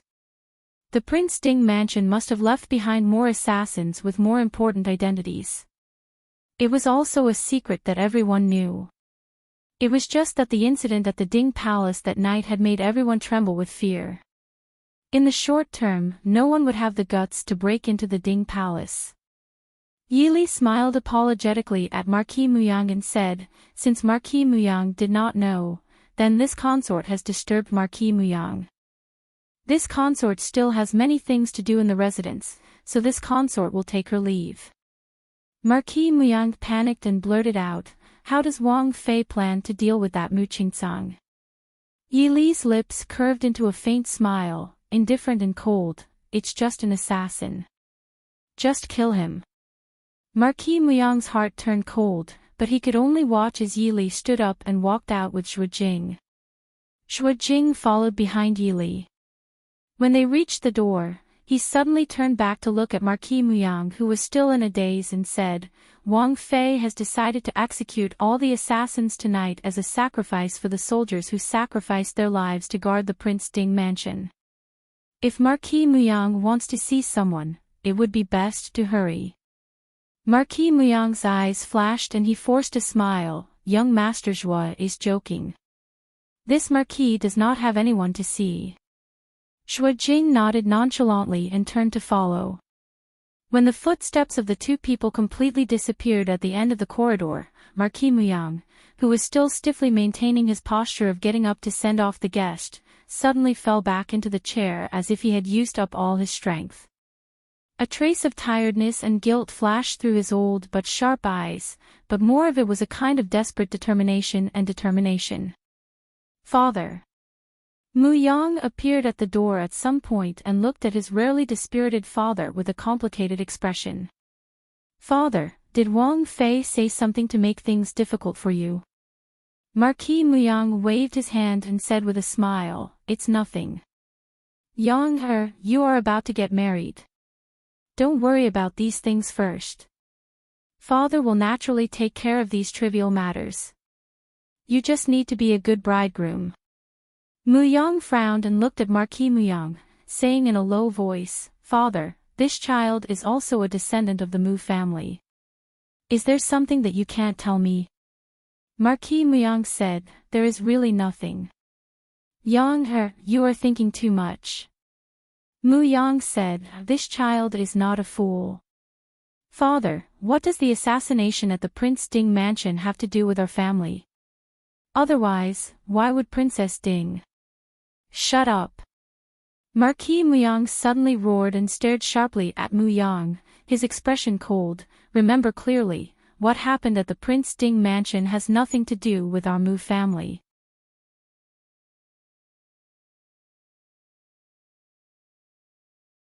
Chapter 304. In fact, this reaction already explained the problem. He looked at his father with a headache and sighed. Father, do you know what you are doing? Marquis Muyang was stunned and lowered his eyes. Father is doing this for the prosperity of Marquis Muyang's residence. Yang don't worry. Nothing will happen. You may leave. Muyang wanted to say something, but when he saw his father's expression, he swallowed his words and silently left the study. Back at King Ding's residence, Yili turned back to look at Shuo Jing behind her. Are you satisfied with this result? Shuo Jing was silent for a while before he suddenly raised his hand and wiped his face. A thin layer of leather mask was removed from his face, revealing the sorrowful and weathered face underneath. Actually, Mu Qingsang's disguise was not very similar to Shuo Jing, but not many people had seen Shuo Jing before. At least, Marquis Muyang had never seen Shuo Jing before. Shuo Jing always liked to maintain an expressionless face in front of others, so even Marquis Muyang did not notice anything wrong with Mu Qingsang's stiff expression. Mu Qingsang lowered his head and said indifferently, I admit defeat. Yili did not show any signs of complacency. It's just a deal. Now, tell me what you know. Aren't you afraid that I will break the promise? Yili sneered. If you break the promise, I will kill Marquis Muyang. Mu Qingsang closed his eyes tiredly. I know. I will tell you what I know. Ask. Yili kept the smile on her face and looked at the person in front of her with a serious expression. How did the former Prince Ding Mo Xiuan die? Mu Qingsang was stunned. He did not expect her to ask such a question the moment she opened her mouth. He was rather straightforward and said calmly, I killed him. Yili raised her brows and did not say anything. Mu Qingsang said, that year, I was ordered to go to the border where the northern tribes were fighting and throw poison into Mo Xiuan's water to create the illusion that he died of illness. Yili stared at him coldly and sneered. Mr. Mu really dares to say anything. Mu Qingsang didn't care at all and said indifferently, since I promised the princess consort, I will naturally keep my promise. If princess consort doesn't dare to listen, then just pretend that I didn't say anything. Yili snorted and said, Mr. Mu, you only said half of it. Of course, I don't dare to listen. Mu Qingsang lowered his eyes and said, with Wang Fei's intelligence and wisdom, do you still need me to elaborate on the rest? Yili closed her eyes, took a deep breath, and said, "Well, this consort won't ask Mr. Mu about the mastermind behind the scenes. Mr. Mu, please tell me everything you know. Also, this consort cannot guarantee Mr. Mu's safety." Mu Qingzang said indifferently, "It's fine. At this point, it makes no difference to me whether I live or die." In the study, it was so quiet that one could hear a pin drop. Yili silently looked at the middle-aged man sitting in front of her. Her beautiful face was calm and expressionless, but she still couldn't stop the turbulent waves that surged in her heart because of what she just heard. Mo Xiuwen died young due to illness. Many people could guess that there must be some secrets that outsiders didn't know about, but even Yili didn't think that Mo Xiuwen's death would be related to that person in the palace. That year, when Mo Xiuwen died of illness and the Mahist army suffered a setback, the current emperor had ascended the throne for less than 3 years, and he acted so hastily on the Prince Ding mansion. What else does Princess Consort want to know? Mu Qingzang looked at Yili with a faint smile, and there was a hint of schadenfreude in his expression. Yili said indifferently, "Everything." Mu Qingzang was startled and stared at Yili. "Everything? Has Princess Consort thought it through? You must know that this secret is enough to affect the entire De Chu state and even the entire world." Yili smiled coldly. "Although this consort has never met the previous Prince Ding, he is my husband's elder brother, and also my elder brother. Moreover, you have fallen into my hands. Do you think that if I don't listen to others, I won't know the secret?" Mu Qingzang was silent for a moment, then sighed. "Prince Ding is really lucky. Since Princess Consort insists, this one will tell Princess Consort everything. Treat it as repaying Princess Consort for fulfilling this one's wish." Yili and Mu Qingzang sat in the study for the entire morning, and no one knew what they talked about. When they came out of the study, their expressions were somewhat grave. Mu Qingzang was escorted away by 2 shadow guards. Before he left, he suddenly turned back to look at Yili and smiled. "This one can see that Princess Consort is a decisive person. Why don't I give you another piece of information for free?" Yili said indifferently, "I'm all ears." Shi Ling has already decided to send troops to the De Chu state on August 15th. What does Princess Consort plan to do? After he finished speaking, without looking at Yili's expression, Mu Qingzang changed his previous decadent and gloomy expression and left with a wild laugh. The smile on Yili's lips gradually faded. After looking at the sky above the courtyard for a long time, Yili turned and left with a flick of her sleeve. "Inform Feng San and Sun Yan to come see me in the study immediately." Feng Zhiyao and Sun Yan arrived very quickly. The two of them felt that they had arrived at almost the same time. As soon as they entered the study, they saw Yili and Zhuo Jing sitting behind the desk and flipping through thick files. Feng Zhiyao glanced at them casually. They were the confessions of the captured assassins and all kinds of information collected by the Shadow Guard. Raising his eyebrows, Feng Zhiyao smiled and said, "Princess Consort, what happened?" Yili looked up at him and said, "Something did happen." Feng Zhiyao stilled. His originally relaxed figure slowly straightened as he looked at Yili with a serious expression. Sun Yan's expression was also solemn as he listened attentively. Yili picked up a file and said, "Just now, Mu Qingzang told me that Shi Ling is preparing to send troops to the De Chu state on August 15th. A startled expression flashed across Feng Zhiyao's face. His sword-like brows furrowed slightly.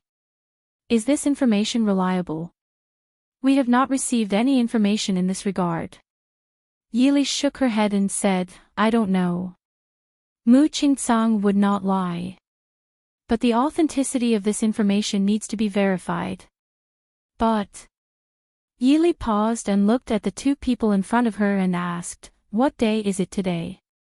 Sun Yan said, "August 7th. Feng Zhiyao's expression also changed. He stood and said, "If this information is false, then so be it. But if it is true..." If it was true, although the Northwest Air Force was not empty, many of the important positions had been controlled by Imo Jingqi's trusted aides. The Mahist army was restrained everywhere. If the West Hills suddenly attacked, they would definitely be caught off guard. Right now, they were in the capital. It was impossible for them to reach the border in 7 or 8 days. Feng Zhiyao said thoughtfully, the prince has already left the capital for more than 20 days. According to the speed of the marriage procession, they should have already entered the northern tribes. Not to mention that the prince has the important task of escorting the bride. Even if he did not have anything to do, it would take at least half a month to reach Shiling's border to take charge of the situation. Furthermore, the prince could not have received the news immediately. Feng Zhiyao suddenly had a bad feeling. It seemed that the entire matter was a plot against the Dechu state. Princess consort. Yili frowned and said, "What do you think? Just say it."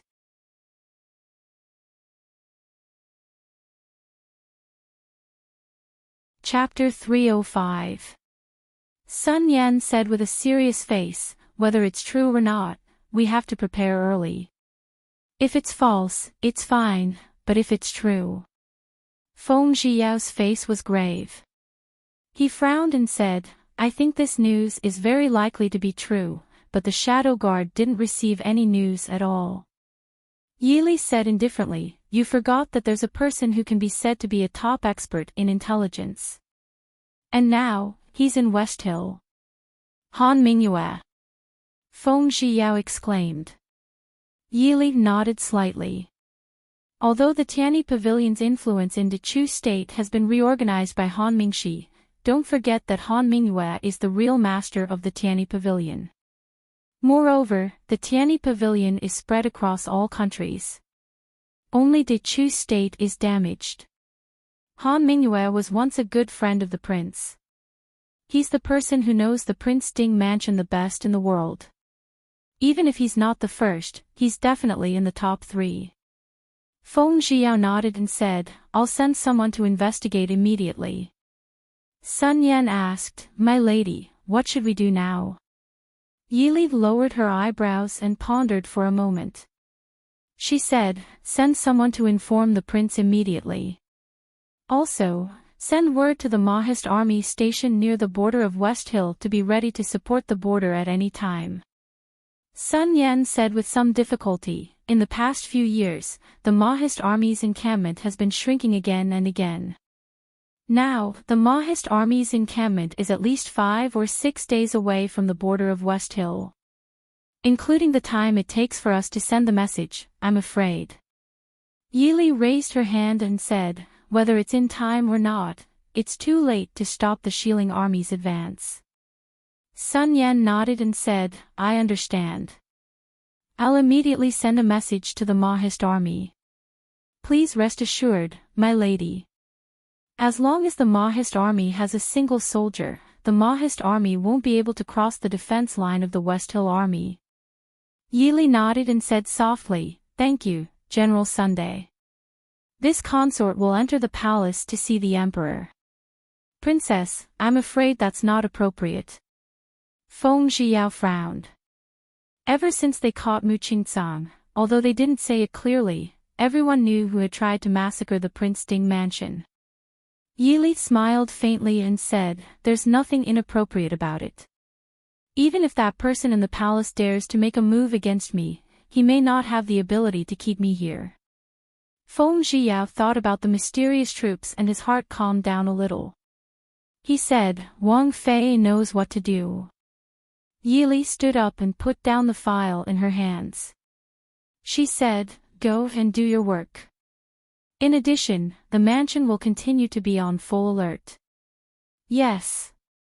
Imperial Palace. In the Imperial Study, Mo Jingqi dismissed Marquis Muyang, who had hurried over to seek an audience. His face was gloomy and uncertain as he stared at the memorial in front of him, the look in his eyes changing unpredictably. "Reporting to Your Majesty, Princess Ding requests an audience." The eunuch outside the door reported. Mo Jingqi frowned. "Princess Ding. Why did she come back? Thinking about a few days ago at dawn, the blood-covered ground of the Ding mansion and the white-clothed woman standing gracefully on the steps, Mo Jingqi's heart always felt a sense of loss and regret. He had personally appointed this woman to Mo Xiaoyao in order to humiliate him. But now, this woman had become another pillar of support for the Ding mansion and Mo Xiaoyao's biggest support. At the same time, she had become a target that he had to eliminate. With Yi Li's intelligence, since she had already found the Marquis Muyang's residence, Mo Jingqi didn't believe that she wouldn't be able to guess the truth. But why did she dare to enter the palace now? Let her in. Not long after, the door was pushed open again. Yi Li walked in wearing the Princess Ding mansion's silver-white ceremonial dress with a dark silver swan and phoenix pattern. This was almost the first time that Yi Li had worn the Princess Ding mansion's ceremonial dress. It was different from the elegant and graceful feeling that she usually gave people. The silver-white color made her seem cold and unapproachable like ice. Yi Li walked to the middle of the hall and bowed. Yi Li greets the emperor. Mo Jingqi sized up Yi Li. After a long time, he finally spoke. Speaking of this, Zhen has never heard of Princess Ding calling herself. Yi Li pursed her lips and gave a faint smile. Yi Li is Yi Li, of course. She knew that in front of the emperor, empress, and empress dowager, all the women with official titles referred to themselves as Qinxie. But she didn't like this title. In the past, the emperor, empress, and empress dowager had never mentioned it. Other people naturally didn't dare to find fault with her on such a small matter and ignored it. She didn't think that Mo Jingqi would ask this today. Mo Jingqi's eyes flashed and he quickly smiled. Yi Li is Yi Li. Then in Princess Ding's heart, is she not a subject of the Dechu state? Yi Li raised her head and looked directly at Mo Jingqi without avoiding his gaze. She slowly said, the Ding mansion has protected the Dechu state for generations and has done their best. Yi Li is the Princess Ding mansion, how could she have such a rebellious heart? Mo Jingqi looked at her playfully and said with a smile, oh. Wang Fei's meaning is that the Ding mansion will never have a rebellious heart. Looking at Mo Jingqi's probing gaze, Yi Li laughed coldly in her heart. She said firmly, the Ding mansion will never do anything to betray the Dechu state. Hearing this, Mo Jingqi was silent for a long time before finally saying, all right, Xin believes Princess Ding's words. Why has Princess Ding come to the palace today? Yi Li nodded and said, there is indeed a very important matter to report to your majesty. Mo Jingqi nodded. Princess Ding, please speak. Yi Li said softly, Yi Li has just received news that Xi Ling will send troops to the Dechu state on the 15th of the 8th month. Asking your majesty to make early preparations. Mo Jingqi paused and laughed after a long time. He looked at Yi Li and said, Princess Ding, isn't this news too sudden? From what Jin knows, Xi Ling's main goal is to deal with the northern tribes and not the Dechu state. Who did Wang Fei hear this news from? Yi Li pursed her lips and frowned slightly. I hope that your majesty can send troops to support as soon as possible, just in case. Zhen will not send troops just because of Wang Fei's words, unless Wang Fei can prove the authenticity of this news. Yi Li frowned and said mildly, Mu Qingcang. Hearing this, Mo Jingqi's expression changed a few times. It took him a while to calm down. He stared at the woman standing calmly in front of him with a complicated expression. For a moment, he could not understand why Yi Li would so easily reveal her trump card. He didn't believe that the Ding royal residents wanted to fall out with him now. Not to mention that Mo Xiaoyao was not here now. Even if Mo Xiaoyao was in the capital, the Ding royal residents would not suddenly do anything that was disadvantageous to Great Chu. However, if Yi Li truly wanted to provide some military intelligence, then she would not have openly revealed Mu Qingcang's matter. The Ding king's residents had many sources of information. How could they not find a suitable excuse? After a long time, Mo Jingqi said mildly, Jin understands what Princess Ding is saying. Yili raised her head to look at the man on the dragon throne and frowned slightly. Mo Jingqi did not give her a chance to speak. He stood up and waved his hand. Jin understands this matter. Princess Ding, you can go back first. Yili sighed softly in her heart. She bowed slightly and said, Yili will take her leave. After leaving the imperial study, Yili was about to leave the palace and return to her residence when she was stopped. Two familiar palace maids stood in front of Yili and said, Wang Fei, noble consort invites you. Yili thought for a moment and remembered that these two palace maids were noble consort Lu's personal palace maids. Recalling what she heard in the peach forest and the strange look noble consort Lu gave her every time she looked at her, Yili could not help but take a look. She said mildly, this consort has something to do. Please apologize to noble consort Lu on behalf of this consort. When the two palace maids heard this, they looked at each other but did not move aside. They insisted, Wang Fei, please forgive us. Gue Fei Nyang has something important to discuss with Wang Fei.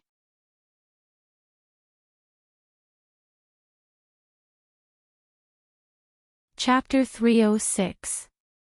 Yili glanced at the palace maid who spoke, raised her eyebrows and said, Oh. What if this consort doesn't have the time? Well, please forgive us for offending you. The two of them took a step forward. Their steps were steady, and their eyes flashed. Obviously, they were trained in martial arts. Yili raised her hand slightly, indicating that the shadow guards around her didn't need to show up. She looked behind the two palace maids with a frown and sneered, Noble consort, you're so bold. You dare to attack me outside the imperial study. If you came to talk to me nicely, why would I attack you? Noble consort Lu strolled out from the corner of the hole. Her voice was as cold as snow as usual. But Yili couldn't help but think of the sad and mournful voice in the peach forest. Noble consort Lu loved Mo Xiuyao so much that she couldn't get him. But as Mo Xiuyao's wife, Yili didn't feel much sympathy for her. So when she saw noble consort Lu come out, she just said indifferently, no matter what noble consort wants to talk about, have you thought about the consequences of having someone attack me in the imperial palace? Noble consort Lu's beautiful lips curved into a contemptuous smile. Consequences. Do you think the emperor will do anything to I for you? In the past, people let you have your way only because of Prince Ding. Now that Prince Ding isn't in the capital, do you think you can rely on the title of Princess Ding? Yili silently looked at the beautiful woman who was staring at her with contempt. From the first time they met, she felt noble consort Lu's contempt and disdain for her. Probably in noble consort Lu's mind, no one but herself was good enough for Mo Xiuyao. But it was a pity that she had also taken a liking to Mo Xiuyao. In that case, noble consort Lu, if you have something to say, you can say it here. Yili frowned. Noble consort Lu raised her delicate chin slightly, stared at Yili, and said, Come with me. Yili smiled faintly and turned to walk out of the palace. Yili! Noble consort Lu screamed. Seeing Yili turn around and leave without hesitation, noble consort Lu said angrily, Stop her with I. Two palace maids immediately stepped forward, one on the left and one on the right, blocking in front of Yili. A cold light flashed through Yili's eyes. A cold light streaked down from her sleeves. Her silvery white clothes drew a dazzling arc under the sunlight, at the same time bringing out two beautiful flowers of blood. Ah! Two blood-curdling screams rang out. The two palace maids held their wrists and looked at the silver-clothed woman in front of them with pale faces. Bright red blood instantly dyed their wide pink sleeves red. Yili raised the dagger in her hand and looked at it. The bright red blood slid down the shiny blade and slowly dripped to the soil under her feet. Noble consort Lu, who had always been indifferent, finally couldn't help but change her expression. Although she was not a top master, she was one of the best among women. Even so, she didn't even see how Yili did it. Staring coldly at Yili in front of her, noble consort Lu didn't say anything for a long time. Yili looked straight at noble consort Lu calmly. She didn't intend to apologize or explain her hurting behavior at all. The two palace maids held their wrists and looked at Yili with horror and fear in their eyes. Yili! You are... Noble consort Lu was so angry that her face turned pale. She stared at Yili and said with hatred. Yili glanced at her indifferently and turned to walk out of the palace.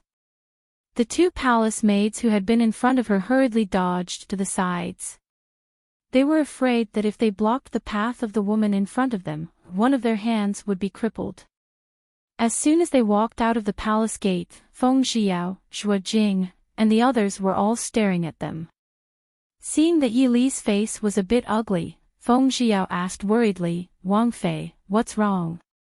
The emperor doesn't believe our words. Yili waved her hand and said, it's all right. The emperor will know tomorrow whether he believes it or not. Tell the subordinates of the Prince Ding mansion to be on guard at all times. If there is no movement in the palace tomorrow. Feng Xiao's expression changed slightly. He said in a low voice, Wang Fei plans to mobilize the Mahist army. If so, it will give the emperor an excuse to deal with the Prince Ding mansion. Yili looked back at him and asked, now that there is no excuse, the emperor won't deal with the Prince Ding mansion. Besides, if it's true, the West Hill will come with great force this time. If it's too late, I'm afraid that the future war won't be up to us. Don't worry, the troops near the capital cannot be mobilized for the time being. The emperor won't be able to find an excuse here. Xue Jing, tell Qin Feng to come back and see me later. Yes. Xue Jing said in a low voice, the information has just been sent. Recently, the troops at the border of the West Hill have been restless since a month ago. I'm afraid that Mu Qingsang's information is true. Yili's eyes turned cold, the prince is right. Those useless people at the border should be changed. Return to the Fu. At the morning court the next day, the emperor didn't mention anything about the West Hill sending troops. On the third day, there was still no news from the palace. After the morning court on the fourth day, the emperor summoned a few trusted aides to the imperial study. But there was still no news of the mobilization of troops and provisions. The atmosphere in the Ding King's manor also became heavier along with the silence in the palace. Yili was in the study room listening to the matters regarding the morning court. She closed her eyes tiredly and said in a deep voice, Qin Feng. This subordinate is here. Qin Feng replied in a low voice. The original assessment is cancelled. You will personally lead the troops and head to the border at full speed tonight. Qin Feng replied without hesitation, this subordinate accepts the order. Yili raised her head to look at him and said, I'm not asking you to lead people to the border to participate in the war. Even if each of you can fight against 100 people, you won't be able to stop an army of 100,000. Split up the border and investigate all the information about the West Hill and the war situation. Qin Feng nodded and said, this subordinate understands. Go. The war broke out faster than Yili imagined because the West Hill's troops weren't dispatched on the 15th of the 8th month, but on the 9th of the 8th month.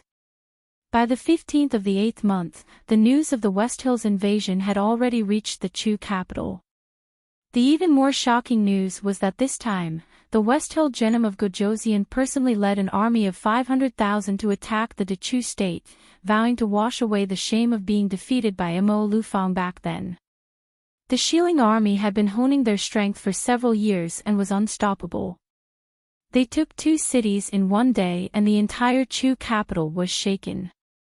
As the mistress of the Ding mansion, Yili was also urgently summoned by the emperor to the palace for a discussion.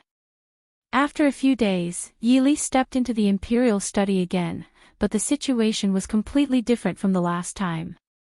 As soon as she stepped into the imperial study, she could clearly feel the solemn atmosphere in the study. Yili glanced at the people in the imperial study. Prime Minister Liu, Marquis Muyang, General Jinghua, Marquis Nan, Marquis Nan's heir, Ling Qingyu, Old Duke Hua, and a young man whom Yili found familiar but didn't know. He wasn't wearing an official's uniform but was standing beside Imo Jingqi's desk in silk clothes. Yili frowned and instinctively disliked this person. This person's shrewd eyes were full of calculation, which ruined his originally handsome face. Yili looked down indifferently. There were 8 people in the study. Prime Minister Liu, Marquis Muyang, and General Jinghua were all the emperor's confidants. Marquis Nan had never cared about worldly affairs. Although old Duke Hua was close to the Prince Ding mansion, he was already old and had been idle at home for many years.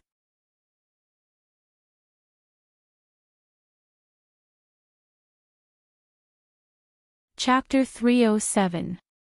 Yili greets Your Majesty. Yili gently bowed. Your subjects greet Your Majesty Ding.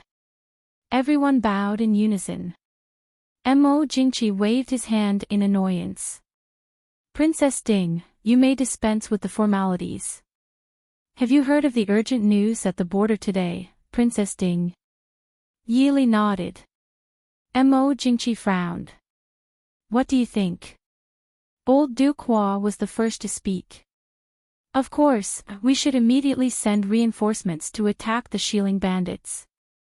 We must not let the Shilling think that the Dechu state is easy to bully.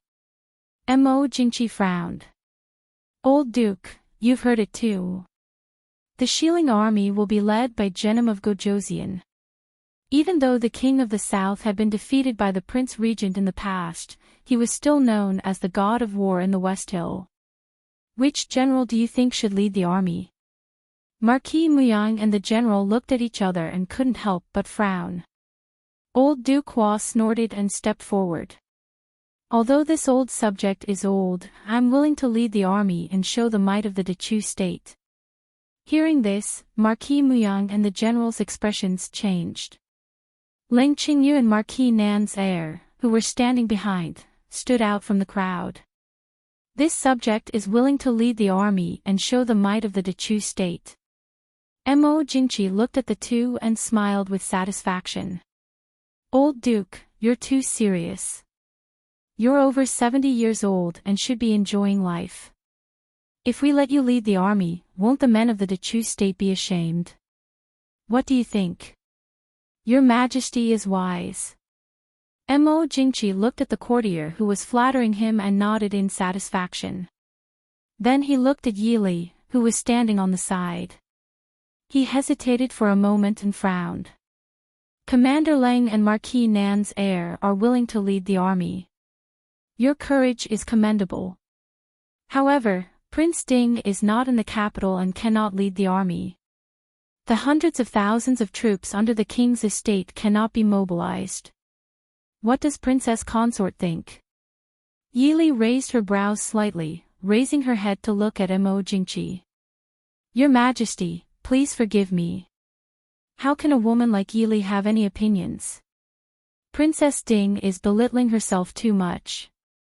Who doesn't know that the mistress of the Ding Palace also has the authority to command the Mahist army and the Black Cloud cavalry? Now that the Shilling army has broken the border, is the princess consort and the Ding King's manor going to sit by and do nothing? The young man standing behind Mo Jingqi stared at Yili and spoke darkly. Yili sneered in her heart. What a big hat. Yili glanced at the young man and was about to speak when Duke Hua suddenly stepped forward. He stared at the young man and said sternly, How dare you? Who are you to dare sow discord between His Majesty and Ding Wangfu? Duke Hua had been on the battlefield for decades. Although he was old, he was still shrewd. How could a young man withstand the majestic aura he released? The young man was startled. His expression stiffened before he bowed to Duke Hua. Student Tan Jiji greets Du Qua. Du Qua snorted discontentedly and looked at Mo Jingqi. Mo Jingqi smiled and said, "Old Duke, please don't be angry. The successor is an extremely talented young man. I'm planning to give him the position of Imperial Study Advisor to serve the country." Du Qua bowed to Mo Jingqi and stroked his white beard. He said clearly, "Your Majesty, this old official does not understand your words. Since this young Master Tan is talented, why doesn't he participate in the imperial examinations? If he obtains the title of Zhuang Yuan and Tanhua, no one can say anything even if His Majesty places him in an important position. The Imperial Study Advisor is an important position. If you give it to someone you have never heard of, I'm afraid it will be hard to convince the public." Mo Jingqi and the young man were also somewhat embarrassed. It was not that they did not want to go through the normal channels, but the path of the imperial examinations was not easy to walk. Especially this year's imperial examinations. Putting aside the fact that the main examiner was De Chu State's most upright and honest elder Su, 3 out of the 5 sons of the Su family would be participating in the examinations. Tan Jiji had studied a lot and did not have much confidence in the imperial examinations. Even if he did pass, if he was not the Zhuang Yuan, Tanhua, and Tanhua of the imperial examinations, he would most likely be sent out. Even if he was not sent out, he would at most be a 6th or 7th grade minor official. It was impossible for him to have such an important position as the Imperial Study Advisor. Originally, when the Emperor wanted to promote one of his trusted aides, no one would meddle in other people's business. But the mistake was that Tan Jiji should not have instigated the relationship between the Emperor and Ding Wangfu in front of all the officials at this time. This made old Du Qua, who was wholeheartedly devoted to the country, feel that he was an eyesore. Thus, he completely did not consider giving him any face. Mo Jingqi coughed softly, saying, "Old Duke, let's discuss this later. Right now, the most important thing is to send out troops. Prince Ding is not here, and the Mahist army is unable to mobilize hundreds of thousands of troops. What should we do?" Du Qua did not really want to embarrass the Emperor, so he cooperated and said, "Prince Ding will definitely rush back as soon as he receives the news. Before that, why doesn't Your Majesty mobilize troops from other places to support him?" Mo Jingqi shook his head and sighed, saying, "Old Duke, you also know that the South is currently in a standoff with Prince Li. The people of Nanzhao outside Shattered Snow Pass are also eyeing us covetously. How can we mobilize troops from other places?" Du Qua's expression changed slightly. His snow-white brows moved, but he did not speak. It was not that he did not understand the Emperor's thoughts. However, taking advantage of Prince Ding's absence to make things difficult for Princess Ding, and even disregarding the safety of the border, this was not something a qualified emperor should do. Marquis Muyang stepped forward, saying, "Since Princess Ding is able to mobilize the Mahist army and Black Cloud cavalry, Princess Ding, please consider the overall situation and order the Mahist army to immediately rush to the border to support." Yili raised her head, her gaze calmly sweeping over Marquis Muyang. She said softly, "Marquis Muyang means that you want me to lead the army in place of Prince Muyang?" Marquis Muyang choked. Since ancient times, even if there were 1 or 2 female generals, there had never been a female general who led the army into battle. Furthermore, Princess Ding was only in her teens. Even if she did not do anything now, no one could say anything against her. On the contrary, if Princess Ding really led the army into battle, De Chu State and these generals would lose all their face. With a dry laugh, Marquis Muyang avoided Yi Li's eyes, saying, "This Marquis did not mean that. I only hope that Princess Consort can prioritize national affairs." Prime Minister Liu on the side also stroked his white beard and said with a smile, "Marquis is right. I hope that Princess Consort can temporarily transfer the authority of the Mahist army to the general leading the army for the sake of the people and soldiers at the border." When Prince Ding returns, it will naturally be returned to its rightful place. Yili did not even bother to conceal the mockery in her eyes. When Prince Ding returns. Did they think she was a fool? Yili raised her head and smiled. The Prime Minister's words make this concubine unable to bear the burden of the responsibility. Let's not talk about whether I can mobilize the Mahist army. Let's talk about. Prime Minister Liu, do you think that as long as I say the word, the authority of the Mahist army can be transferred to anyone? I'm afraid that even if Prince Ding comes personally, he can't do it. Mo Jingqi's expression darkened, frowning. Then does Princess Consort have any good ideas? Are we going to let the Shilling army wreak havoc at the border and even invade our Dechu state? Yili wanted to slap the man who was sitting on the dragon throne, staring at her and talking to her in such a dignified manner. If she did not agree, was she going to let the Shilling army wreak havoc in the Dechu state? She finally understood why Mo Xiuyao did not appear anxious at all these days. It turned out that he wanted to take advantage of Mo Xiuyao's absence to seize the authority of the Mahist army. It was not that he was not anxious, but in his eyes, the Shilling army at the border was not as important as the authority of the Prince Ding mansion that was about to be in his hands. However, Yili did not understand where Mo Jingqi's confidence came from. Did he think that as long as he got the authority of the Prince Ding mansion, he could immediately control it freely and even lead the army to expel the West Hill? Did he not consider that if he was not careful, it could cause a mutiny?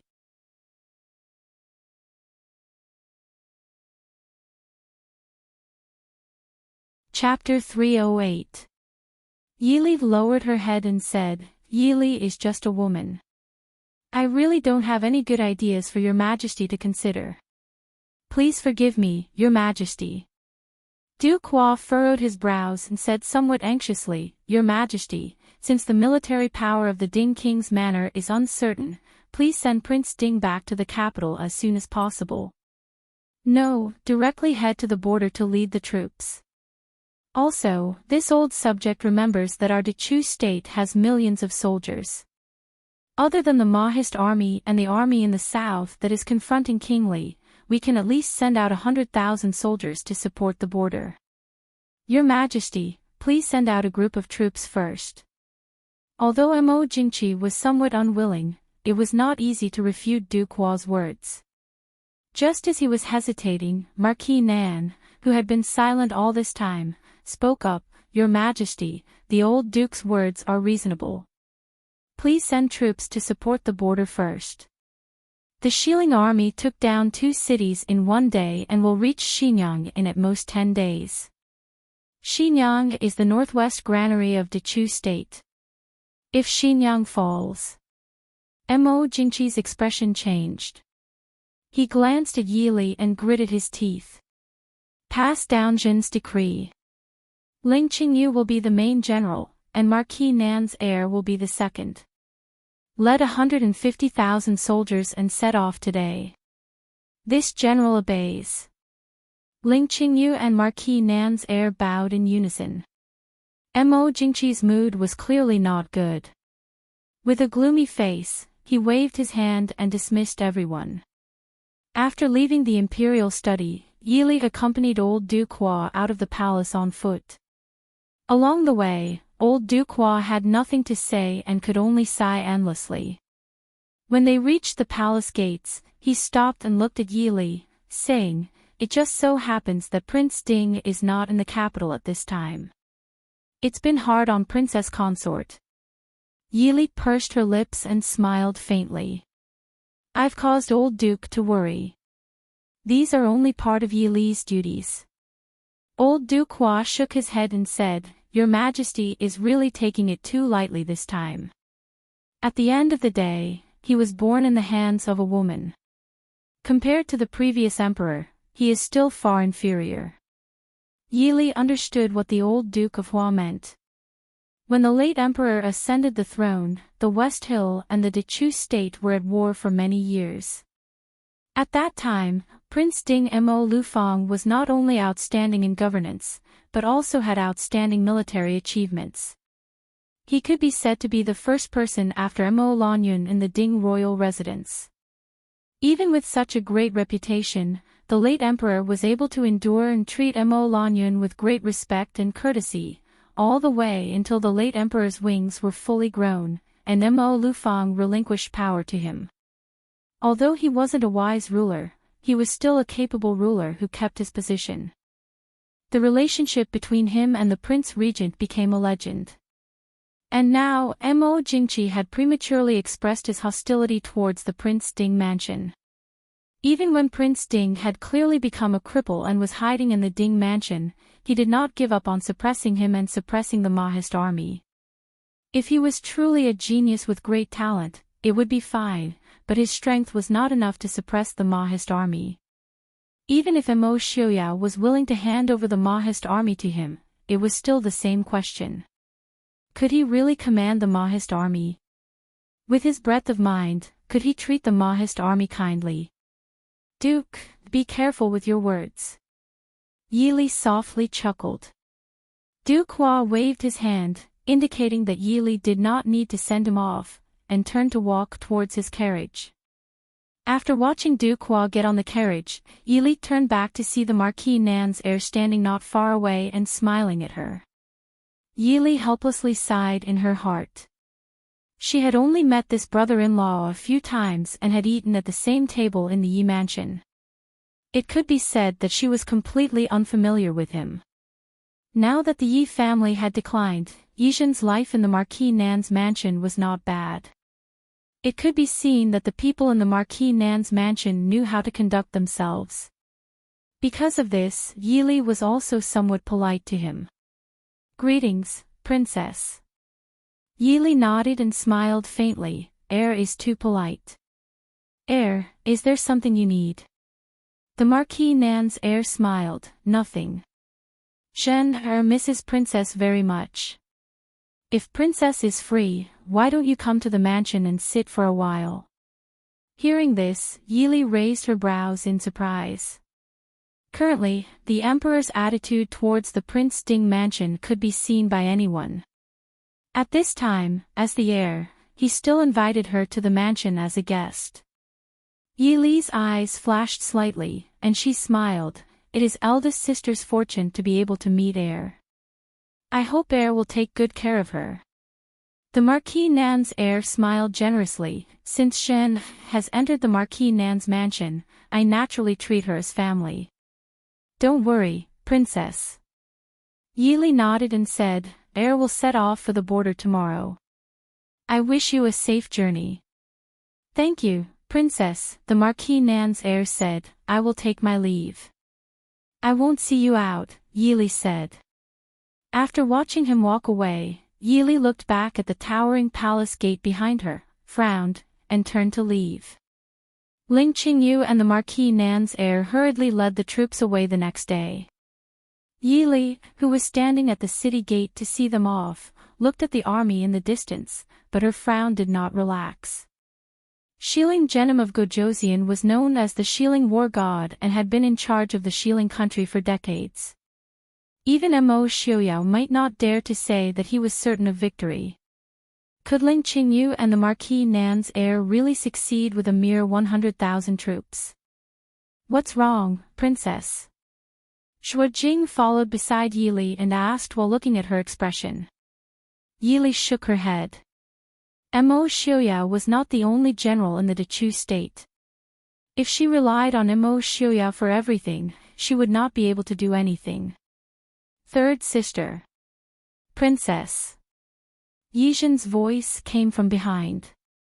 Yi Li turned back and saw Yizhen standing beside the heir consort, looking at her in surprise. After not seeing her for a long time, Yizhen looked much paler and more haggard than the last time she saw her. Even her eyes were still red, probably because she was worried about her husband going to the battlefield. The Marquis Nan's heir consort was also a woman from a scholarly family and looked very gentle and virtuous. When she saw Yi Li, she stepped forward and bowed. Then, she politely asked Yizhen to speak with Yi Li alone. The two sisters were not very familiar with each other and only saw each other a few times a year. For a moment, they were speechless. After a moment of silence, Yizhen asked in a low voice, "Has Princess gone home to visit?" Yili shook her head. Now that the Yi family was in decline, old Madame Yi clearly blamed everything on Yili. Every time she saw her, she would use her words to pressure her. After so many years, this was the first time that Yili realized that old Madame Yi was so unafraid of power. Even though Minister Yi did not say anything, the expression on his face faintly showed his dissatisfaction with this daughter of the princess. Yili was not someone who liked to make things difficult for herself. Other than when it was necessary, she was too lazy to go back.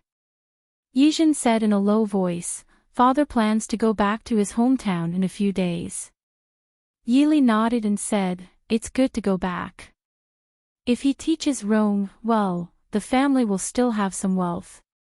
In the future, father and grandmother can enjoy their old age."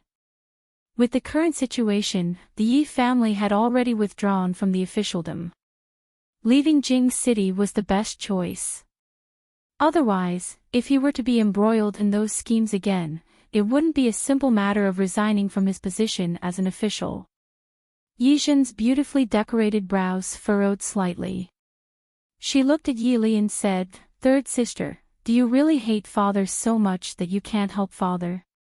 Yili shook her head and said softly, "Everyone, it is because I don't hate father that I say it is right for him to go back now. Nothing is more important than life."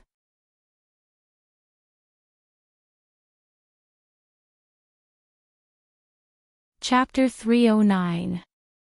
There was a trace of confusion in Yili's eyes, but there was more disbelief. She looked at Yili and sighed bitterly, "Second sister is dead, and I don't know if fourth sister is alive or dead. Fifth sister and sixth sister. Let's not talk about them. How can we sisters? Eldest sister, the Southern Marquis estate is still a kind family. The heir consort is also a smart person. She won't make things too difficult for you. You should live your life well," Yili said in a low voice. Yizhen was startled. When she came back to her senses, Yili was already far away. A trace of sorrow and unwillingness appeared in her eyes as she said faintly, "I don't have a child, and I don't have a family. How can I live my life well? Third sister, not everyone has such a good life like you." News from the border came day by day, and the atmosphere in the entire imperial court became more and more solemn. The Xiling army took 3 cities in a row for half a month and approached Xinyang. On the 9th day of the 9th month, news came that Ling Qingzang and the southern Marquis heir had led 100,000 troops to reinforce Xinyang.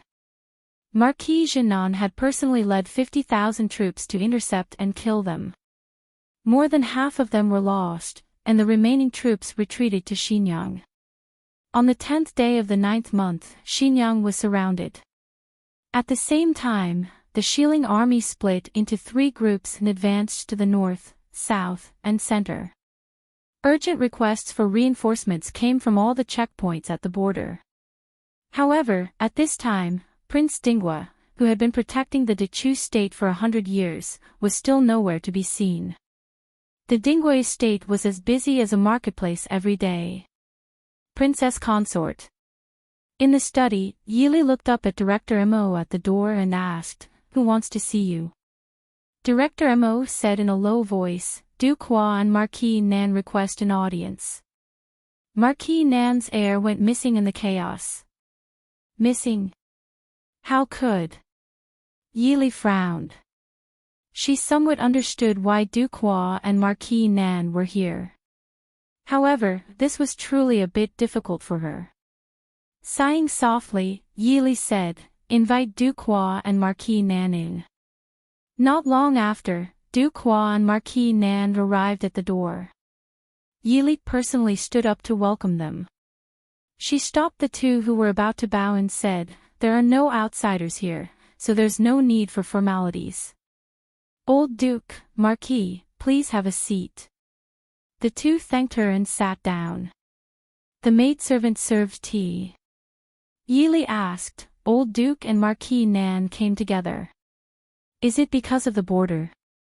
Marquis Nan looked haggard. He let out a long sigh and said, I'm sorry to have disturbed Princess. Yili shook her head and said, Shitzi and I are not outsiders. Marquis need not worry. This consort will immediately order people to search for the heir at the border. Marquis Nan shook his head and sighed, my son is loyal to the country. Whether he lives or dies is up to fate. However, Princess, the Prince Ding mansion must have received the news at the border faster than us. If this continues, I'm afraid that before His Highness Prince Ding returns, the hundreds of thousands of troops at the border will be wiped out. Yili also sighed softly and said, Shieling Genom of Gojosian has been conserving his strength for more than 10 years. How can it be so easy for him to make a comeback? However, although the Prince Ding mansion has already sent news to the northern tribes, there is still no news from the prince. This consort is also helpless. Du Qua sighed heavily and said, It's just a marriage escort. Why would the emperor send Prince Ding out? Unfortunately, the only general who can lead troops to war, General Murong, is far away in Yongzhou. The general of Jing Kingdom is guarding the border of the northern tribes. This old man. With a long sigh, Du Qua suddenly stood up and was about to walk out. This old man will go to the palace to see the emperor. Let this old man lead the troops to war. Yili and Marquis Nan hurriedly pulled him back. Marquis Nan smiled bitterly, Old Duke, even if we have to lead the troops to war, it should be us. How can we let you trouble yourself? Looking at the two old men whose ages added up to more than 120 years, Yili smiled helplessly in her heart. She understood why they came, but she couldn't blame them. Because they were different from Mo Jingqi, Prime Minister Liu, and Marquis Muyang. They were really worried about the shadow guard of the Dechu state and the people at the border. Because she used to be a soldier, she couldn't resent them just because of this. Old Duke, Marquis, Du Qua turned back and saw Yili's clear and calm eyes. He was startled and sat down again. Du Qua said somewhat apologetically, Princess Consort, don't blame this old man for insensibly disturbing you at this time. It's really, Yili shook her head, Old Duke, you're too serious. Yili understands. Du Qua said, now that Xiao Yao isn't here, it's not easy for a woman like you to support such a large Ding kingdom. How can this old man not know? It's just that the border is in a state of emergency. I'm afraid we can't wait for Prince Ding to return. This old man has heard of Princess Consort's abilities. I ask Princess Consort to do something for the sake of the lives of Dechu State's people and the soldiers at the border. This old man just said that it's definitely not necessary to lead the troops to war. This old man is well aware of Princess Consort's misgivings. If Princess Consort trusts this old man will personally lead the troops. At the very least, we can hold on until the day Prince Ding returns. No matter how anxious the emperor is, he won't think of seizing this old man's military power at the last minute.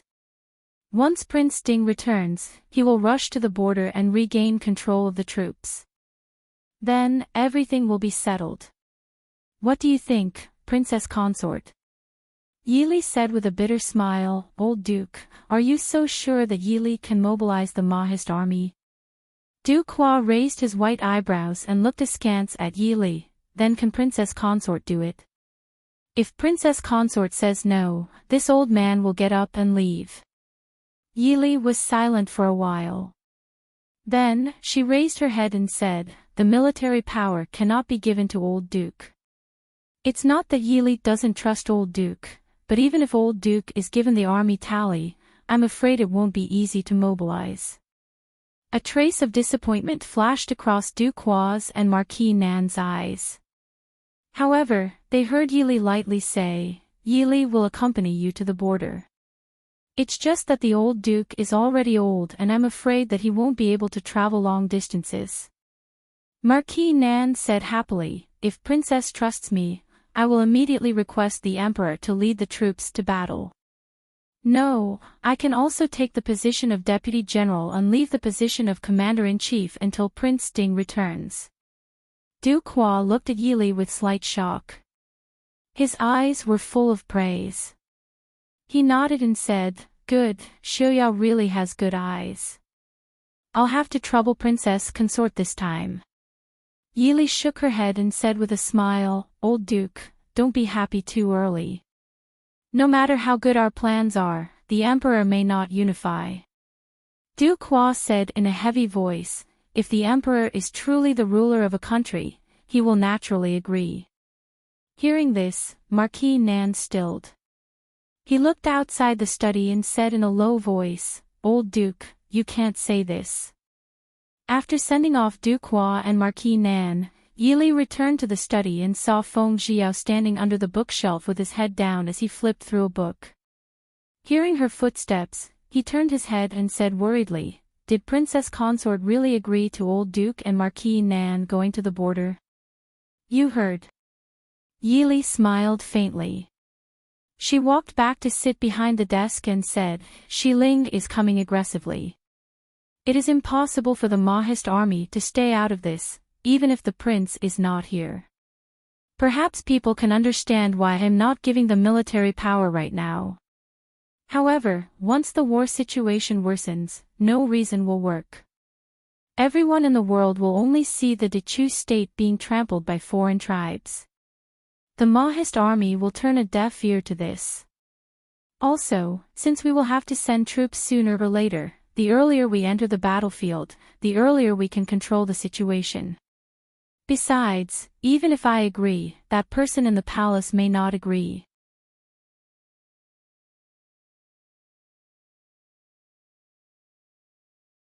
Chapter 310. Feng Xiao laughed coldly. If he doesn't agree, in the future, when the world talks about it, it will have nothing to do with us. Yili nodded. It's already been so long. If the prince's side is successful, our army will reach the border. The prince should be rushing back.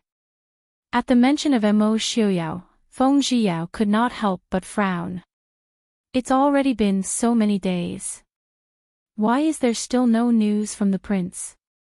Perhaps someone doesn't want him to come back. The fact that there is no news at all means that he is still fine. Go prepare. Also, tell Director Mo that if the Southern Marquis' heir's concubine comes, ask her to return first. Yes. Feng Xiao nodded. After a moment of hesitation, he said, Princess Consort, this time, Feng San will accompany you to the border. Yili frowned. If the prince and I are not in the Prince Ding mansion, although nothing will happen, we still need someone to stay behind to support the situation. Feng Xiao said, it's enough with Uncle Mo around. Although the Prince Ding mansion is heavily guarded, it is not of much use to the Mahist army. Besides, Director Mo has been managing the Prince Ding mansion for decades. He is much better than an outsider like me. Yili was silent for a moment. I understand. You go first. I will consider it later. Since you are preparing to go to war together, you should go and say goodbye to the people you should. Feng Xiao was stunned for a moment, then a bitter smile appeared on his face as he said, I'm just a prodigal son. Why would I need to say goodbye to anyone? Yili looked at him with a smile and said, there's no point in lying to yourself. Don't regret it when it's too late. Feng Xiao was a little absent-minded. After a moment, he recovered and walked out in a daze. As expected, Mo Jingqi did not even listen to Du Qua's and Marquis Nan's suggestions before decisively rejecting them in the morning court. Yili did not care about this. Instead, as soon as the morning court ended, Su Hongyan and Su Qingze both rushed to Prince Ding's manor. Su Hongyan didn't say much. Although he didn't hold an important position, he could see the current situation more clearly than the people involved. After exhorting them, he sighed and turned to leave. Su Qingze was as taciturn as usual. Before he left, he said, "If you insist on going, I'll ask His Majesty tomorrow to go with you to the border." Yili smiled faintly and said, "Ergu is about to get married. If I delay the marriage because of Li, won't Aunt Qin and Aunt be angry with me later? There are many guards in the Prince Ding mansion. Ergu, you don't have to worry." Su Qingze frowned, saying, "Let's go together. Uncle, father, and grandfather will also be more assured." After speaking, he didn't wait for Yili to say anything else and turned to leave. Bad news from the border came day after day. Although the people far away in the capital could not see the carnage, the number of cities lost and the number of casualties was still shocking. There were more and more people in the capital requesting the Prince Ding mansion to send out troops. The people were already used to the fact that there would always be a black army protecting their safety at all times. But this time, the war had already started for almost a month, but there was still no news of the Ding Palace and the Mo family army. This made many commoners and even the high-ranking officials and dignitaries feel uneasy. The hearts of the people in the capital were uneasy. When the news that Prince Ding was far away in the northern tribes and that the Princess Ding mansion would take his place to go to war was rejected by the emperor, the court was silent. However, the commoners gradually began to discuss it. They were naturally dissatisfied with the emperor's decision, but at this time, Mo Jingqi didn't have the courage to suppress the discussions. This caused the commoners in the capital to send in a flood of letters, almost drowning half of the imperial study. 3 days later, Mo Jingqi finally announced in the morning court with a black face that Marquis Nan would be the deputy general and that the Princess Ding mansion would accompany the army to go to war against the Xiling invasion. Receiving the decree, Yili pursed her lips inwardly and turned to return to her room to prepare. The news that the Mahist army was about to go to war caused the entire capital to be excited. It was as though as long as the Mahist army went out, the Xiling army would be defeated like a landslide. Yili saw this and couldn't help but sigh inwardly. Mo Xiuyao was right. For so many years, the power of the Prince Ding mansion had directly caused the Dechu state to have fewer famous generals. Once something happened to the Prince Ding mansion, the Dechu state situation was truly worrying. Of the 800,000 Mahist army stationed near the capital, only 50,000 men led by General Zhang Qilan were stationed there.